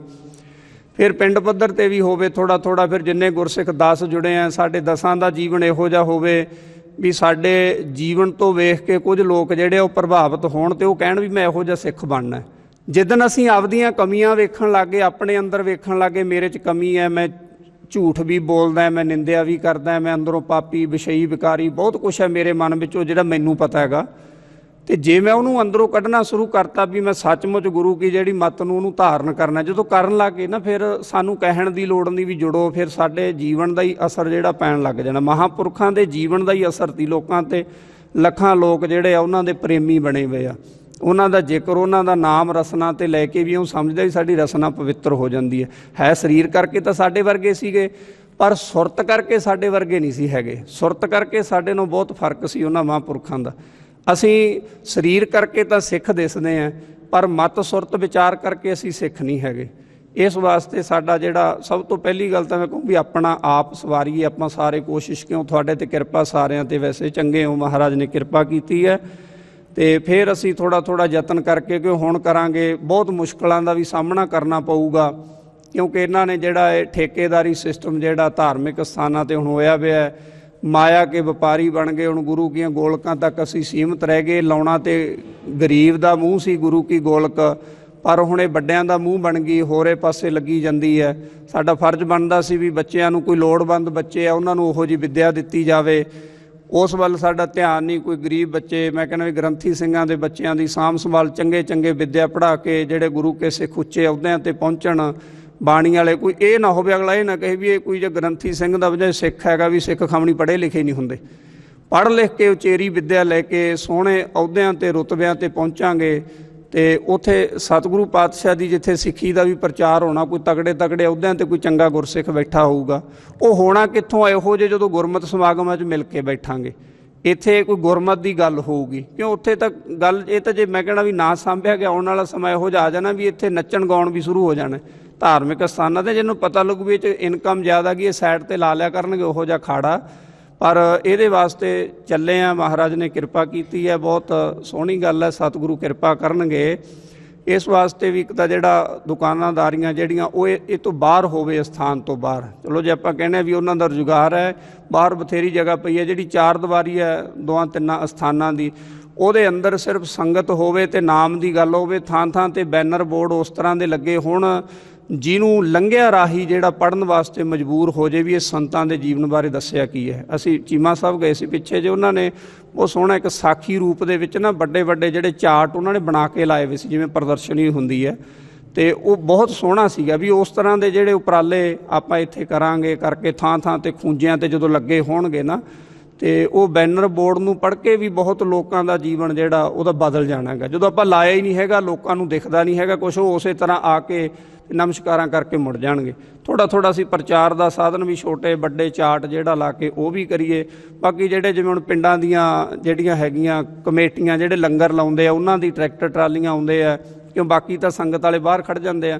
ਉਹ ਰਾਤ ਬਰਾਤੇ ਫਿਰ ਉਹਨਾਂ ਨੇ ਲਾ ਕੇ ਭਾਵੇਂ ਧਾਰਮਿਕ ਗੀਤ ਲਾ ਕੇ ਚੱਲਦੇ ਆ, ਪਰ ਉਹ ਇੱਕ ਤਰ੍ਹਾਂ ਉਹ ਆਪਣਾ ਆਪ ਜਿਹਾ ਦਿਖਾਉਂਦੇ ਹੁੰਦੇ ਹੈਗੇ। ਆਪਣੇ ਟਰੈਕਟਰਾਂ ਦੀ ਜਿਹੜੀ ਸ਼ੋਭਾ ਕਰਨੀ ਜਾਂ ਕਿਸੇ ਤਰ੍ਹਾਂ ਵੀ ਉਹ ਚੰਗਾ ਨਹੀਂ ਰਹਿੰਦਾ। ਹਾਲਾਂਕਿ ਚਾਹੀਦਾ ਜੇ ਸ਼ਾਮ ਦੇ ਸਮੇਂ ਤੁਰੀ ਫਿਰਦੀ ਹੈ ਸੰਗਤ ਤੇ ਉੱਥੇ ਜਾਪ ਕਰੇ। ਮਹਾਂਪੁਰਖਾਂ ਦਾ ਜਿਹੋ ਜਿਹਾ ਜੀਵਨ ਸੀਗਾ, ਜਿਸ ਰਸਤੇ ਉਹ ਸਾਨੂੰ ਲਾ ਕੇ ਗਏ ਹੈਗੇ, ਉਸ ਸਮੇਂ ਲੱਖਾਂ ਲੋਕਾਂ ਨੂੰ ਕਹਿੰਦੇ ਬਾਟੇ ਤਿਆਰ ਹੁੰਦੇ ਸੀ, ਉਹਨਾਂ ਨੇ ਤਾਂ ਅੰਮ੍ਰਿਤ ਦੇ ਕੜਾਹੇ ਤਿਆਰ ਕਰਕੇ ਵਰਤਾਏ ਹੋਏ ਸੀਗੇ। ਐਡਾ ਵੱਡਾ ਜੀਵਨ ਸੀਗਾ ਅਤੇ ਜਿੱਡਾ ਉੱਚਾ ਸੁੱਚਾ ਉਹਨਾਂ ਦਾ ਜੀਵਨ ਸੀ, ਅਸੀਂ ਓਨੀ ਦ੍ਰਿੜਤਾ ਨਾਲ ਓਨਾ ਹੰਬਲਾ ਮਾਰ ਕੇ ਪ੍ਰਚਾਰ ਨਹੀਂ ਕਰ ਸਕੇ। ਬਸ ਆਪਣੇ 'ਚ ਉੱਥੋਂ ਦੇ ਪ੍ਰਬੰਧਕਾਂ 'ਚ ਖਾਸ ਕਰਕੇ ਚਲੋ ਪਿੰਡ ਪੱਧਰ 'ਤੇ ਜਿੰਨਾ ਆਪਾਂ ਇਲਾਕੇ ਵਾਲੇ ਕਰਦੇ ਆ ਉਹ ਚੰਗੀ ਗੱਲ ਆ। ਮੇਨ ਚਾਹੀਦਾ ਸੀ ਫਰਜ਼ ਉਹਨਾਂ ਦਾ ਬਣਦਾ ਜਿਹਨੂੰ ਕੋਈ ਜ਼ਿੰਮੇਵਾਰੀ ਮਿਲੀ ਹੋਵੇ ਵੀ ਸਾਡੇ 'ਤੇ ਮਹਾਰਾਜ ਨੇ ਕਿਰਪਾ ਕੀਤੀ, ਇਹਨਾਂ ਸਥਾਨਾਂ ਦੀ ਸੇਵਾ ਮਿਲੀ ਹੈ, ਕੋਈ ਪੂਰਬਲੇ ਜਨਮ ਕਰਮਾਂ ਦਾ ਫਲ ਹੈਗਾ। ਇਸ ਸਥਾਨ 'ਤੇ ਤਾਂ ਆ ਜਾਣੀ ਵੱਡੀ ਗੱਲ ਹੈਗੀ। ਅਤੇ ਜਿਨ੍ਹਾਂ ਨੂੰ ਗੁਰੂ ਕੀ ਗੋਦ ਵਿੱਚ ਬੈਠਣਾ, ਜਿਨ੍ਹਾਂ ਨੂੰ ਸਾਰੀ ਜ਼ਿੰਮੇਵਾਰੀ ਸੀ, ਹਮੇਸ਼ਾ ਕਹਿੰਦੇ ਹੁੰਦੇ ਵੀ ਜਿਹੜੇ ਗੁਰੂ ਰਾਮਦਾਸ ਮਹਾਰਾਜ ਨੇ ਜਿਵੇਂ ਉਸ ਸਮੇਂ ਗੁਰੂ ਘਰਾਂ ਦੀਆਂ ਸੇਵਾਵਾਂ ਕਰਾਉਂਦੇ ਰਹੇ ਹੈਗੇ, ਅਤੇ ਉਹ ਸਤਿਗੁਰੂ ਪਾਤਸ਼ਾਹ ਵੀ ਇੱਕ ਤਰ੍ਹਾਂ ਉਹਦੀ ਸੇਵਾ ਵੀ ਕਰਦੇ ਨਾਲ ਪ੍ਰਚਾਰ ਵੀ ਕਰਦੇ ਸੀ। ਸਾਡੇ ਪ੍ਰਬੰਧਕਾਂ ਦੇ ਹਿੱਸੇ ਉਹ ਜ਼ਿੰਮੇਵਾਰੀ ਆਈ ਹੋਈ ਹੈ ਜਿਹੜੀ ਗੁਰੂ ਮਹਾਰਾਜ ਕਰਾਉਣ ਵਾਲੇ ਧਾਰਮਿਕ ਸਥਾਨਾਂ ਦੀ ਸੇਵਾ ਕਰਾਉਣੀ, ਬਣਾਉਣਾ ਅਤੇ ਨਾਲ ਪ੍ਰਚਾਰ ਕਰਨਾ। ਇਸੇ ਤਰ੍ਹਾਂ ਸੰਗਤ ਦਾ ਜਿਹੜਾ ਫਰਜ਼ ਬਣਦਾ ਵੀ ਧਾਰਮਿਕ ਸਥਾਨ ਵੀ ਬਣਾਈ ਜਾਣੇ ਹੈ ਅਤੇ ਨਾਲ ਸੰਗਤ ਨੂੰ ਪ੍ਰਚਾਰ ਕਰਕੇ ਵਧਾਉਣਾ, ਜੋੜਨਾ। ਅਸੀਂ ਇਹ ਵੇਖਣਾ ਵੀ ਪਿਛਲੇ ਸਾਲ ਕਿੰਨੀ ਕੁ ਸੰਗਤ ਸੀ, ਇਸ ਸਾਲ ਕੀ ਰਿਜ਼ਲਟ ਹੋਇਆ, ਕੋਈ ਅੰਮ੍ਰਿਤਧਾਰੀ ਕਿੰਨੇ ਕੁ ਬਣੇ ਆ, ਕਿੰਨੀ ਕੁ ਸੰਗਤ ਗੁਰਸਿੱਖ ਜਵਾਕ ਤਾਂ ਸਾਡੇ ਪਤਿਤ ਹੁੰਦੇ ਜਾਂਦੇ ਆ। ਅਸੀਂ ਕੀ ਕਰਾਂਗੇ ਫਿਰ ਵੱਡੇ ਵੱਡੇ ਜੋੜ ਮੇਲੇ ਬਣਾ ਕੇ, ਜਦੋਂ ਸਾਨੂੰ ਪਿੰਡ ਪੱਧਰ 'ਤੇ ਲੱਗਦਾ ਵੀ ਸੰਗਤ ਇੰਨੀ ਕੁ ਹੈ। ਇਸ ਸਾਲ 5-7 ਨੇ ਕੇਸ ਕਤਲ ਕਰਾਤੇ, 10 ਨੇ ਕਰਾਤੇ, ਵੀ ਅਸੀਂ ਤਾਂ ਕਪੂਤ ਹੋਏ ਪਏਆਂਗੇ ਕਿਉਂਕਿ ਸਾਡਾ ਕੋਈ ਪ੍ਰਚਾਰ ਦਾ ਅਸਰ ਤਾਂ ਹੋ ਨਹੀਂ ਰਿਹਾ। ਫਿਰ ਸਾਨੂੰ ਉੱਥੇ ਸੋਚਣ ਵਿਚਾਰਨ ਦੀ ਲੋੜ ਪਊ ਵੀ ਕਮੀ ਕਿੱਥੇ ਹੈਗੀ, ਕਿਸ ਗੱਲ 'ਚ, ਕਿ ਸਾਡੇ 'ਚ ਕੋਈ ਕਮੀ ਹੈ, ਅਸੀਂ ਕੋਈ ਉਹੋ ਜਿਹਾ ਉਦਮ ਉਪਰਾਲਾ ਨਹੀਂ ਕਰ ਰਹੇ ਹੈਗੇ। ਸੋ ਇਸ ਵਾਸਤੇ ਬਈ ਸਾਰੇ ਰਲ ਮਿਲ ਕੇ ਜੁੜ ਕੇ ਪਿੰਡ ਪੱਧਰ 'ਤੇ ਵੀ ਅਤੇ ਉੱਥੇ ਵੀ ਸੰਸਥਾਵਾਂ ਨੂੰ ਮਿਲ ਕੇ ਜਿਹੜੇ ਸੇਵਾ ਨਿਭਾਉਂਦੇ ਆ ਉਹਨਾਂ ਨੂੰ ਬੇਨਤੀ ਕਰੀਏ ਵੀ ਜਿਹੜਾ ਅਸਲ ਮਾਰਗ ਹੈ ਇੱਥੋਂ ਦਾ, ਜਿਹੜਾ ਇੱਥੇ ਕਰਨ ਵਾਲਾ ਕਰਮ ਹੈ, ਗੁਰਮਤਿ ਦਾ ਪ੍ਰਚਾਰ ਕਰਨਾ, ਇੱਥੇ ਆਈ ਗਈ ਸੰਗਤ ਨੂੰ ਜਿਹੜਾ ਉੱਥੇ ਦਾ ਮਾਹੌਲ ਇਹੋ ਜਿਹਾ ਬਣ ਜੇ, ਜਿਹੜਾ ਆਵੇ ਉਹ ਕਵੇ ਵਾਕਈ ਮੈਂ ਗੁਰੂ ਕੇ ਸਥਾਨ 'ਤੇ ਆਇਆ। ਗੁਰੂਦੁਆਰੇ ਜਾਏ ਸੋਝੀ ਪਾਏ ਸੀ, ਉੱਥੇ ਕਾਹਦੀ ਸੋਝੀ ਮਿਲਦੀ ਹੈ, ਬੰਗਾਂ ਚੂੜੀਆਂ ਦੀਆਂ ਦੁਕਾਨਾਂ ਲਾਈਆਂ ਪਈਆਂ, ਨਾਚ ਗਾਣ ਕੀ ਕੁਛ ਕਿਹੋ ਜਿਹਾ ਕੁਛ ਹੁੰਦਾ, ਸ਼ਰਾਬਾਂ ਕਬਾਬਾਂ ਉਹ ਝੂਲਿਆਂ ਵਾਲੇ ਪੀ ਜਾਂਦੇ ਹੈਗੇ। ਉੱਥੇ ਕਿਹੜਾ ਬੰਦਾ ਕੀ ਸੋਝੀ ਲਊਗਾ, ਕੋਈ ਸੁਲਫੇ ਸੂਟੇ ਲਾਈ ਜਾਂਦਾ, ਉਹਨੂੰ ਵੇਖ ਕੇ ਜਿਹੜਾ ਕੋਈ ਪਹਿਲੀ ਵਾਰੀ ਆਇਆ ਉਹ 'ਤੇ ਕੀ ਅਸਰ ਹੋਊਗਾ ਬਈ ਮੈਂ ਕਿੱਥੇ ਆਇਆ ਸੀ। ਅਤੇ ਇੱਥੋਂ ਤਾਂ ਵੀ ਇਹ ਬੰਦਿਆਂ ਦੇ ਅੰਦਰ, ਨੇੜੇ ਰਹਿਣ ਵਾਲਿਆਂ ਦੇ ਅੰਦਰ ਡਰ ਪੈ ਨਹੀਂ ਹੈਗਾ, ਇੱਥੋਂ ਦੇ ਪ੍ਰਬੰਧਕ ਕੀ ਕਰਦਾ, ਇੱਥੋਂ ਦਾ ਪ੍ਰਸ਼ਾਸਨ ਕੀ ਕਰਦਾ, ਉਹਨਾਂ ਉਹ ਸਾਈਡਾਂ 'ਤੇ ਖੜ੍ਹੇ ਰਹਿੰਦੇ, ਉਹ ਤਾਂ ਬਸ ਇੱਕ ਡਿਊਟੀ ਨਿਭਾਉਂਦੇ ਹੁੰਦੇ ਆ। ਤਾਂ ਇਸ ਵਾਸਤੇ ਥੋੜ੍ਹਾ ਜਿਹਾ ਸਖਤ ਰੂਪ ਵਿੱਚ ਵੀ ਤਾੜਨਾ ਕਰਕੇ ਉਹਨਾਂ ਨੂੰ ਵੀ ਭਾਈ ਤੁਹਾਡਾ ਫਰਜ਼ ਬਣਦਾ, ਤੁਹਾਡੇ ਹਿੱਸੇ ਡਿਊਟੀ ਆਈ ਹੈਗੀ, ਇਹਨੂੰ ਅਸੀਂ ਨਿਭਾਈਏ ਸਾਰੇ, ਵੀ ਅਸੀਂ ਰਲ ਮਿਲ ਕੇ ਤੁਹਾਡਾ ਸਾਥ ਦੇਵਾਂਗੇ। ਆਪਾਂ ਕਹੀਏ ਵੀ ਤੁਸੀਂ ਉੱਦਮ ਕਰੋ, ਅਸੀਂ ਤੁਹਾਡੇ ਨਾਲ ਆ, ਤੁਹਾਨੂੰ ਕਿਸੇ ਗੱਲ ਤੋਂ ਕੋਈ ਰੋਕਦਾ ਟੋਕਦਾ ਕੋਈ ਕੁਛ ਕਹਿੰਦਾ ਹੈ ਤਾਂ 40-50 ਪਿੰਡਾਂ ਦੀ ਜਿਹੜੀ ਸੰਗਤ ਆ ਉਹ ਤੁਹਾਨੂੰ ਸਹਿਯੋਗ ਦੇਊਗੀ। ਚੰਗਾ ਕੰਮ ਕਰੋ ਕਿਉਂਕਿ ਸੱਚੇ ਮਾਰਗ ਚੱਲਦੇ ਆ, ਉਸਤਤ ਕਰੇ ਜਹਾਨ। ਹੁਣ ਥਾਂ ਥਾਂ 'ਤੇ ਕਿਉਂ ਉਹਨਾਂ ਨੂੰ ਲਾਹਣਤਾਂ ਪੈਂਦੀਆਂ ਨੇ, ਕਿਉਂਕਿ ਉਹ ਸੱਚ ਦੇ ਰਾਹ 'ਤੇ ਚੱਲੇ ਨਹੀਂ ਹੋਏ। ਕਈ ਤਰ੍ਹਾਂ ਦੀਆਂ ਕਮੀਆਂ ਪੇਸ਼ੀਆਂ ਨੇ ਪਿੰਡਾਂ 'ਚ, ਲੋਕ ਇੱਕ ਬਸ ਸਾਹਮਣੇ ਨਹੀਂ ਕਹਿੰਦੇ ਹੈਗੇ ਪਰ ਅੰਦਰ ਖਾਤੇ ਬਹੁਤ ਕੁਛ ਬੋਲਦੇ ਆ। ਇਸ ਵਾਸਤੇ ਗੁਰੂ ਮਹਾਰਾਜ ਕਿਰਪਾ ਕਰਨ, ਅਸੀਂ ਸੋਹਣਾ ਸਾਰਾ ਉਦੋਂ ਉਪਰਾਲਾ ਜਿਹੜਾ ਕੀਤਾ, ਮਹਾਂਪੁਰਖ ਕਿਰਪਾ ਕਰਨ, ਬਲ ਬਖਸ਼ਣਗੇ। ਜਦੋਂ ਇਸ ਰਸਤੇ 'ਤੇ ਚੱਲਾਂਗੇ ਉਹਨਾਂ ਦੇ ਪਾਏ ਹੋਏ ਪੂਰਨਿਆਂ ਨੂੰ ਕਮਾਉਣ ਦਾ ਯਤਨ ਕਰਾਂਗੇ ਅਤੇ ਗੁਰਮਤਿ ਦਾ ਪ੍ਰਚਾਰ ਹੋਵੇ, ਉੱਥੇ ਗੁਰ ਇਤਿਹਾਸ ਤੋਂ ਜਾਣੂ ਕਰਾਇਆ ਜਾਵੇ, ਗੁਰਬਾਣੀ ਸੰਥਿਆ ਦੀਆਂ ਕਲਾਸਾਂ ਹੋਣ। ਜੇ ਹੋਰ ਨਹੀਂ 3 ਦਿਨ ਆਉਣਗੇ, ਕੋਈ ਨਾਮ ਸਿਮਰਨ ਦੇ ਜਿਹੜੇ ਥਾਂ ਥਾਂ 'ਤੇ ਪੜਾਅ ਲੱਗੇ ਹੋਣ, ਬੈਠੇ 10 ਮਿੰਟ ਸੰਗਤ ਜਿਹੜੀ ਬਹਿ ਕੇ ਨਾ ਉੱਥੇ ਕੋਈ ਸਿਮਰਨ ਕਰਕੇ ਜਾਵੇ। ਜਦੋਂ ਉਹ ਜੀ ਤਾਂ ਗੱਲ ਇਹ ਹੈ ਨਹੀਂ, ਵੱਖਰੀਆਂ ਵੱਖਰੀਆਂ ਸਟਾਲਾਂ ਪੜਾਅ ਲੱਗੇ ਨੇ ਅਤੇ ਸੰਗਤ ਰੂਪ ਵਿੱਚ ਉੱਥੇ ਫਿਰ ਅਗਲਾ ਕੋਈ ਬਹਿੰਦਾ ਨਹੀਂ, ਜਿੱਥੇ ਬੈਠਣ ਉੱਥੇ ਹੀ ਨਾਮ ਦੀਆਂ ਆਵਾਜ਼ਾਂ ਆਉਣ। ਜਦੋਂ ਇਹੋ ਜਿਹਾ ਮਾਹੌਲ ਬਣਾ ਤਾਂ ਲੋਕ ਬੈਠਣ ਲਈ ਮਜਬੂਰ ਹੋ ਜਾਣਗੇ। ਸੰਗਤ ਚਾਹੁੰਦੀ ਹੈ ਉਹ ਜਿਹੋ ਜਿਹਾ ਅਸੀਂ ਕੋਈ ਰੂਪ ਰੇਖਾ ਬਣਾ ਕੇ ਦੇ ਦਾਂਗੇ, ਸੰਗਤ ਉਸੇ ਵਿੱਚ ਢਲ ਜੂਗੀ। ਇਸ ਵਾਸਤੇ ਇਹੋ ਜਿਹੇ ਉਪਰਾਲੇ ਆਪਾਂ ਕਰੀਏ ਸਾਰੇ ਰਲ ਮਿਲ ਕੇ। ਤੋਂ ਬੋਲਦੇ ਹਾਂ, ਵਿਚਾਰ ਕਰਦੇ ਹੋਈਆਂ ਭੁੱਲਾਂ ਚੁੱਕਾਂ ਦੀ ਖਿਮਾ। ਆਪ ਸਰਬਤ ਸੰਗਤਾਂ ਦਾ ਧੰਨਵਾਦ, ਗੁਰਮੁਖਾਂ ਦਾ ਧੰਨਵਾਦ ਜਿਹੜੇ ਜੁੜ ਮਿਲ ਕੇ ਇਹ ਸੇਵਾ ਕਰ ਰਹੇ ਹੋ। ਸਤਿਗੁਰੂ ਮਹਾਰਾਜ ਦੀ ਕਿਰਪਾ ਨਾਲ ਹੁੰਦੀ ਹੈ, ਕਿਉਂਕਿ ਬਿਨਾਂ ਕਿਰਪਾ ਤੋਂ ਹੋਇਆ ਨਹੀਂ ਜਾਂਦਾ। ਉਹੀ ਗੱਲ ਆ ਜਾਂਦੀ ਵੀ ਇੱਕ ਦੂਜੇ ਨੂੰ ਕਹਿ ਦਿੰਦੇ ਤੂੰ ਮੂਹਰੇ ਹੋ ਜਾ, ਤੂੰ ਹੋ ਜਾ, ਪਰ ਇਹਨੂੰ ਲੱਗਣਾ ਪੈਂਦਾ। ਦੁਨੀਆ ਕਹਿਣਗੇ ਵੀ ਬਹੁਤ ਕੁਛ, ਇਹ ਨਵੇਂ ਆ ਗਏ, ਇਹ ਚੰਗੇ ਆ ਗਏ, ਲੈ ਇਹਨਾਂ ਨੂੰ ਵੱਖਰਾ ਹੀ ਪਤਾ, ਬਹੁਤ ਕੁਛ ਝੱਲਣਾ ਵੀ ਪੈਣਾ। ਉਹ ਕਹਿੰਦੇ ਹੁੰਦੇ ਨਾ ਵੀ ਜੇ ਕਿਸੇ ਮੰਜ਼ਿਲ 'ਤੇ ਪਹੁੰਚਣਾ ਹੋਵੇ ਚੱਲਣਾ ਵੀ ਪਊ ਅਤੇ ਧੂੜ ਮਿੱਟੀ ਵੀ ਪਊਗੀ। ਅਤੇ ਜੇ ਕਿਸੇ ਮੰਜ਼ਿਲ 'ਤੇ ਪਹੁੰਚੇ, ਜੇ ਧੂੜ ਮਿੱਟੀ ਤੋਂ ਡਰਨ ਲੱਗ ਗਏ, ਘਰੇ ਬੈਠੇ ਰਹੇ, ਮੰਜ਼ਿਲ 'ਤੇ ਵੀ ਨਹੀਂ ਪਹੁੰਚਿਆ ਜਾਣਾ ਅਤੇ ਉੱਥੇ ਬੈਠੇ ਰਵਾਂਗੇ। ਇਸ ਵਾਸਤੇ ਚੱਲਣਾ ਵੀ ਪੈਣਾ ਅਤੇ ਲੋਕਾਂ ਦੀਆਂ ਕੋਈ ਕੁਛ ਕਹੂ, ਕੋਈ ਕੁਛ ਕਹੂਗਾ, ਵੱਡੇ ਛੋਟੇ ਸਾਰੇ ਸੁਣਨੀਆਂ, ਝੱਲਣੀਆਂ ਵੀ ਪੈਣੀਆਂ। ਅਤੇ ਆਪਣਾ ਮਕਸਦ, ਅਸੀਂ ਉਹ ਮਕਸਦ ਵਿੱਚ ਕਾਮਯਾਬ ਹੋਵਾਂਗੇ ਜਦੋਂ ਸਾਰੇ ਰਲ ਮਿਲ ਕੇ ਪਹਿਰਾ ਦੇਵਾਂਗੇ। 5-10 ਨਾਲ ਨਹੀਂ ਗੱਲ ਬਣਦੀ, ਪਿੰਡਾਂ ਦੇ ਵਿੱਚੋਂ ਜਿਹੜੇ ਸਾਰੇ ਗੁਰਸਿੱਖ ਜਿਹੜੇ ਪ੍ਰੇਮੀ ਆ, ਸ਼ਰਧਾ ਭਾਵਨਾ ਵਾਲੇ ਨਾ, ਜਿਨ੍ਹਾਂ ਨੂੰ ਅੰਦਰ ਜਿਨ੍ਹਾਂ ਦੇ ਜਗਿਆਸਾ ਹੈਗੀ ਆ, ਉਹ ਸਾਰੇ ਰਲ ਮਿਲ ਕੇ ਭਾਈ ਗੁਰਮੁਖਾਂ ਦਾ ਸਾਥ ਦਿਓ। ਵਾਹਿਗੁਰੂ ਜੀ ਕਾ ਖਾਲਸਾ, ਵਾਹਿਗੁਰੂ ਜੀ ਕੀ ਫਤਿਹ। ਸੋ ਇਹ ਵੀ ਇੱਕ ਨਾਲ ਬੇਨਤੀ ਹੈ ਆਪਣੇ ਸਾਰਿਆਂ 'ਚ, ਕਿਉਂਕਿ ਜਦੋਂ ਆਪਾਂ ਵਿਚਾਰ ਗੋਸ਼ਟੀ ਕਰ ਰਹੇ ਹਾਂ ਤਾਂ ਜ਼ਰੂਰੀ ਨਹੀਂ ਜੋ ਵਿਚਾਰ ਚੱਲ ਰਿਹਾ ਆਪਾਂ ਉਹਦੇ ਨਾਲ ਹੀ ਕੋਈ ਆਪਣੀ ਸਹਿਮਤੀ ਜਤਾਉਣੀ ਹੈ। ਹੋ ਸਕਦਾ ਹੁਣ ਤੱਕ ਜੋ ਸਾਰੀ ਗੱਲ ਹੋਈ ਹੋਵੇ ਕੋਈ ਸਰੀਰ ਸੋਚਦਾ ਹੋਵੇ ਕਿ ਇਹ ਗਲਤ ਹੈ, ਤੁਸੀਂ ਹੋਰ ਤਰ੍ਹਾਂ ਸੋਚਦੇ ਹੋ ਇਹ ਗੱਲ ਇੱਦਾਂ ਹੋਣੀ ਚਾਹੀਦੀ, ਤਾਂ ਜੋ ਸਾਡੀ ਪਰੰਪਰਾ ਰਵਾਇਤ ਆ ਤਾਂ ਸਾਨੂੰ ਬਿਲਕੁਲ ਆਪਣਾ ਨਿਰੋਲ ਵਿਚਾਰ ਰੱਖਣਾ ਚਾਹੀਦਾ। ਵਾਹਿਗੁਰੂ ਜੀ ਕਾ ਖਾਲਸਾ, ਵਾਹਿਗੁਰੂ ਜੀ ਕੀ ਫਤਿਹ। ਅਸੀਂ ਜਦੋਂ ਮਸਤਾਨਾ ਸਾਹਿਬ ਜਾਂਦੇ ਹੁੰਦੇ ਸੀ ਮੇਲੇ ਦੇ ਉੱਤੇ, ਅਸੀਂ ਪਰ ਦੇਖਦੇ ਸੀ ਵੀ ਸਾਨੂੰ ਜੋ ਚੀਜ਼ ਚਾਹੀਦੀ ਹੈ ਉਹ ਖੁੰਝੀ ਜਾ ਰਹੀ ਹੈ। ਉੱਥੇ ਕੀਰਤਨ ਦੀ ਮਹੱਤਤਾ, ਲੰਗਰ ਦੀ ਮਹੱਤਤਾ ਉਹ ਦੁਕਾਨਾਂ ਦੇ ਵਿੱਚ ਹੀ ਖੱਪ ਗਈ ਸਾਰੀ। ਸੰਤ ਬਾਬਾ ਅਤਰ ਸਿੰਘ ਜੀ ਨੇ ਜਿਹੜੀ ਇਹ ਜਗ੍ਹਾ ਬਣਾਈ, ਇੰਨੀ ਸ਼ਾਂਤਮਈ ਬਣਾਈ, ਪਰ ਉੱਥੇ ਜਾ ਕੇ ਹੁਣ ਜੇ ਆਪਾਂ ਕਹੀਏ ਵੀ ਅੱਧਾ ਘੰਟਾ ਜਾ ਕੇ ਬੈਠ ਜਾਈਏ ਕੀਰਤਨ ਦਾ ਰਸ ਆਵੇ, ਤਾਂ ਮੇਰੇ ਖਿਆਲ ਸ਼ਾਇਦ ਨਹੀਂ ਹੈ। ਉਹ ਸਿੱਖ ਮਾਲਵਾ ਜੱਥਾ ਦੇ ਉੱਤੇ ਬੜੀ ਕਿਰਪਾ ਹੋਈ ਹੈ, ਉਹਨਾਂ ਨੇ ਹਲੂਣਾ ਦਿੱਤਾ ਲੋਕਾਂ ਨੂੰ, ਬਹੁਤ ਵਧੀਆ ਹਲੂਣਾ ਜੀ ਇਹ। ਉੱਥੇ ਜਾਂਦੇ ਹਾਂ, ਅੰਦਰ ਜਾ ਕੇ ਬੈਠਣ ਦਾ ਮਨ ਹੁੰਦਾ, ਬਾਹਰ ਰੋਲੇ ਰੱਪੇ ਦੇ ਵਿੱਚ ਹੀ ਟਾਈਮ ਖਤਮ ਹੋ ਜਾਂਦਾ। ਲੱਗਦਾ, ਦੁੱਖ ਲੱਗਦਾ ਜੀ, ਜਿੱਥੇ ਆਪਾਂ ਸੰਗਰੂਰ ਦੀ ਇਸ ਜਗ੍ਹਾ ਦੇ ਉੱਤੇ ਇੰਨੀ ਮਹੱਤਤਾ ਹੈ ਮਸਤਾਨਾ ਸਾਹਿਬ ਦੀ, ਤਾਂ ਉਸ ਨੂੰ ਆਪਣੀ ਥਾਂ 'ਤੇ ਲੈ ਕੇ ਆਉਣ ਦਾ ਹੀਲਾ ਤੁਸੀਂ ਸਾਰਿਆਂ ਨੇ ਕੀਤਾ ਹੈ। ਬਹੁਤ ਤੁਹਾਡੇ 'ਤੇ ਕਿਰਪਾ ਹੈ ਗੁਰੂ ਦੀ, ਬਹੁਤ ਵਧੀਆ ਉਪਰਾਲਾ ਇਹ। ਮਤੇ ਵੀ ਤੁਸੀਂ ਲੈ ਆਏ ਹੋ। ਅਸੀਂ ਵੀ ਆਪਣੇ ਕਮੇਟੀ ਦੇ ਵਿੱਚ ਕੁਝ ਬੰਦਿਆਂ ਨਾਲ ਜ਼ਿਕਰ ਕੀਤਾ ਸੀਗਾ, ਪੜ੍ਹਿਆ ਸਾਰਾ, ਅਤੇ ਅਸੀਂ ਆਪ ਜੀ ਨੂੰ ਬਸ ਥੋੜ੍ਹਾ ਜਿਹਾ ਉੱਧਰ ਕੰਮ ਚੱਲ ਰਿਹਾ ਸੀਗਾ, ਕੰਮ ਚੱਲਣ ਕਰਕੇ ਥੋੜ੍ਹਾ ਜਿਹਾ ਇੱਧਰ ਨਹੀਂ ਧਿਆਨ ਦਿੱਤਾ ਜਾ ਸਕਿਆ। ਪਰ ਮੈਂ ਆਪ ਜੀ ਨੂੰ ਵਿਸ਼ਵਾਸ ਦਿਵਾਉਂਦਾ, ਮਤੇ ਦੇ ਬਿਲਕੁਲ ਅਸੀਂ ਹੱਕ ਦੇ ਵਿੱਚ ਹੈਗੇ ਹਾਂ ਜੀ। ਸਾਡੀ ਕਮੇਟੀ ਵੀ ਮਤੇ ਦੇ ਹੱਕ 'ਚ ਹੈ। ਬਕਾਇਦਾ ਜਲਦੀ ਅਸੀਂ ਰਿਟਨ ਦੇ ਵਿੱਚ ਤੁਹਾਨੂੰ ਜਿਵੇਂ ਤੁਸੀਂ ਕਹੋਗੇ ਤੁਹਾਨੂੰ ਲਿਖ ਕੇ ਦੇ ਦਿਆਂਗੇ। ਅਸੀਂ ਕਹਿੰਦੇ ਹਾਂ ਵੀ ਜਿਹੜਾ ਹੁਣ ਪ੍ਰੋਗਰਾਮ ਆਵੇ ਇਸ ਸਾਲ ਦਾ, ਉਹ ਸ਼ਾਂਤਮਈ ਢੰਗ ਦੇ ਨਾਲ ਹੋਵੇ। ਔਰ ਦੂਸਰੀ ਮੈਂ ਇੱਕ ਬੇਨਤੀ ਕਰਦਾ ਵੀ ਤੁਸੀਂ ਇਹ ਕਿਹਾ ਵੀ ਹਾਂ ਵੀ ਠੀਕ ਹੈ, ਦੁਕਾਨਾਂ ਵਗੈਰਾ ਜਿਹੜੀਆਂ ਹੈਗੀਆਂ ਨੇ ਹਦੂਦ ਤੋਂ ਬਾਹਰ ਲੱਗਣ। ਗੁਰੂ ਘਰ ਦੇ ਵਿੱਚ ਮਸਤਾਨਾ ਸਾਹਿਬ ਪੈਸੇ ਦੀ ਕੋਈ ਕਮੀ ਨਹੀਂ ਹੈ, ਚੜ੍ਹਾਵਾ ਦੇਣ ਵਾਲੀ ਦੁਨੀਆ ਬਹੁਤ ਹੈ। ਪਰ ਜਿੱਥੇ ਤੱਕ ਮੈਂ ਸੋਚਦਾ ਵੀ ਜਿਹੜਾ ਉੱਥੇ ਬੰਦਾ ਜਾ ਕੇ ਇੱਕ ਦਿਨ ਲਈ ਲਾਉਂਦਾ, ਬਾਹਰ ਲਾਵੇ ਜਾ ਕੇ ਆਊਟਰ 'ਤੇ, ਅੰਦਰੋਂ ਬੰਦ ਕੀਤੇ ਜਾਣ, ਬਹੁਤ ਵਧੀਆ ਹੈ। ਔਰ ਨਾਲ ਇਹ ਵੀ ਕਿਹਾ ਜਾਵੇ ਵੀ ਗਰੀਬ ਜਨਤਾ ਹੈਗੀ ਹੈ, ਜੇ ਉਹਨਾਂ ਨੂੰ ਬਾਹਰ ਥਾਂ ਲੈਣੀ ਵੀ ਹੈ ਤਾਂ ਜਿਵੇਂ ਆਪਾਂ ਕਹਿ ਦਿੰਦੇ ਹਾਂ ਜੀ, ਗਰੀਬ ਦਾ ਮੂੰਹ ਗੁਰੂ ਦੀ ਗੋਲਕ, ਵੀ ਉਹਨਾਂ ਨੂੰ ਪੈਸੇ ਲੈ ਕੇ ਜਾਂ ਠੇਕੇ 'ਤੇ ਲੈ ਕੇ ਨਾ ਥਾਂ ਦਿੱਤੀ ਜਾਵੇ। ਉਹ ਇੱਕ ਦਿਨ ਲਈ ਆਉਂਦੇ ਨੇ, ਪਤਾ ਨਹੀਂ ਵਿਚਾਰੇ ਕਿਵੇਂ ਘਰ ਚੱਲਦੇ ਨੇ ਉਹਨਾਂ ਦੇ। ਅਤੇ ਮੇਰੀ ਆਪਣੀ ਸ਼ਾਇਦ ਇਹੀ ਸਮਝ ਹੈ, ਹੋ ਸਕਦਾ ਮੈਂ ਗਲਤ ਹੋਵਾਂ, ਮਾफ़ ਕਰਨਾ। ਬਾਕੀ ਸਾਰੀ ਸੰਗਤ ਗੁਰਦੁਆਰਾ ਸਾਹਿਬ ਸੰਤਪੁਰਾ ਪਟਿਆਲਾ ਗੇਟ ਸੰਗਰੂਰ ਦੀ ਆਪ ਜੀ ਦੇ ਨਾਲ ਹੈ। ਜਿੱਥੇ ਜਿੱਥੇ ਤੁਸੀਂ ਕਹੋਗੇ, ਮੈਂ ਵਿਸ਼ਵਾਸ ਦਿਵਾਉਂਦਾ, ਜਿੱਥੇ ਜਿੱਥੇ ਤੁਸੀਂ ਕਹੋਗੇ ਅਸੀਂ ਜਾ ਕੇ ਖੜਾਂਗੇ। ਵਾਹਿਗੁਰੂ ਜੀ ਕਾ ਖਾਲਸਾ, ਵਾਹਿਗੁਰੂ ਜੀ ਕੀ ਫਤਿਹ। ਠੀਕ ਹੈ ਜੀ, ਬੜੀ ਇੱਕ ਵਾਰ ਫਿਰ ਸਾਰਿਆਂ ਦੀ ਮਿਹਰਬਾਨੀ, ਸ਼ੁਕਰੀਆ। ਅਤੇ ਆਪਾਂ ਹੁਣ ਕਰ ਲਈਏ ਸਾਰੇ ਮਸਲੇ ਬਾਰੇ ਕਿਸੇ ਨੂੰ ਕਿੱਦਾਂ ਲੱਗਦਾ, ਕਿਉਂਕਿ ਇਹ ਗੱਲ ਹੈਗੀ ਕਿ ਕੈਮਰੇ ਤੋਂ ਜਾਂ ਮਾਈਕ ਤੋਂ ਕਈ ਵਾਰ ਬੰਦੇ ਝਿਜਕਦੇ ਹੁੰਦੇ, ਤਾਂ ਆਪਾਂ ਇਹ ਤੋਂ ਬਿਨਾਂ ਵੀ ਬੈਠ ਕੇ ਕਰਦੇ ਹਾਂ ਗੱਲਬਾਤ ਇਸ ਬਾਰੇ। ਬਸ ਜਿੰਨਾ ਕੁ ਸਮਾਂ ਆਪਣੀ ਵਿਚਾਰ ਹੋਈ, ਕਿਸੇ ਦਾ ਕੋਈ ਫੁਰਨਾ ਹੋਇਆ ਆਪਾਂ ਕਰ ਲਈ, ਉਸ ਤੋਂ ਬਾਅਦ ਪ੍ਰਸ਼ਾਦਾ ਤਿਆਰ ਹੈ ਅਤੇ ਆਪਾਂ ਲੰਗਰ ਛਕਦੇ ਹਾਂ। ਵਾਹਿਗੁਰੂ ਜੀ ਕਾ ਖਾਲਸਾ, ਵਾਹਿਗੁਰੂ ਜੀ ਕੀ ਫਤਿਹ।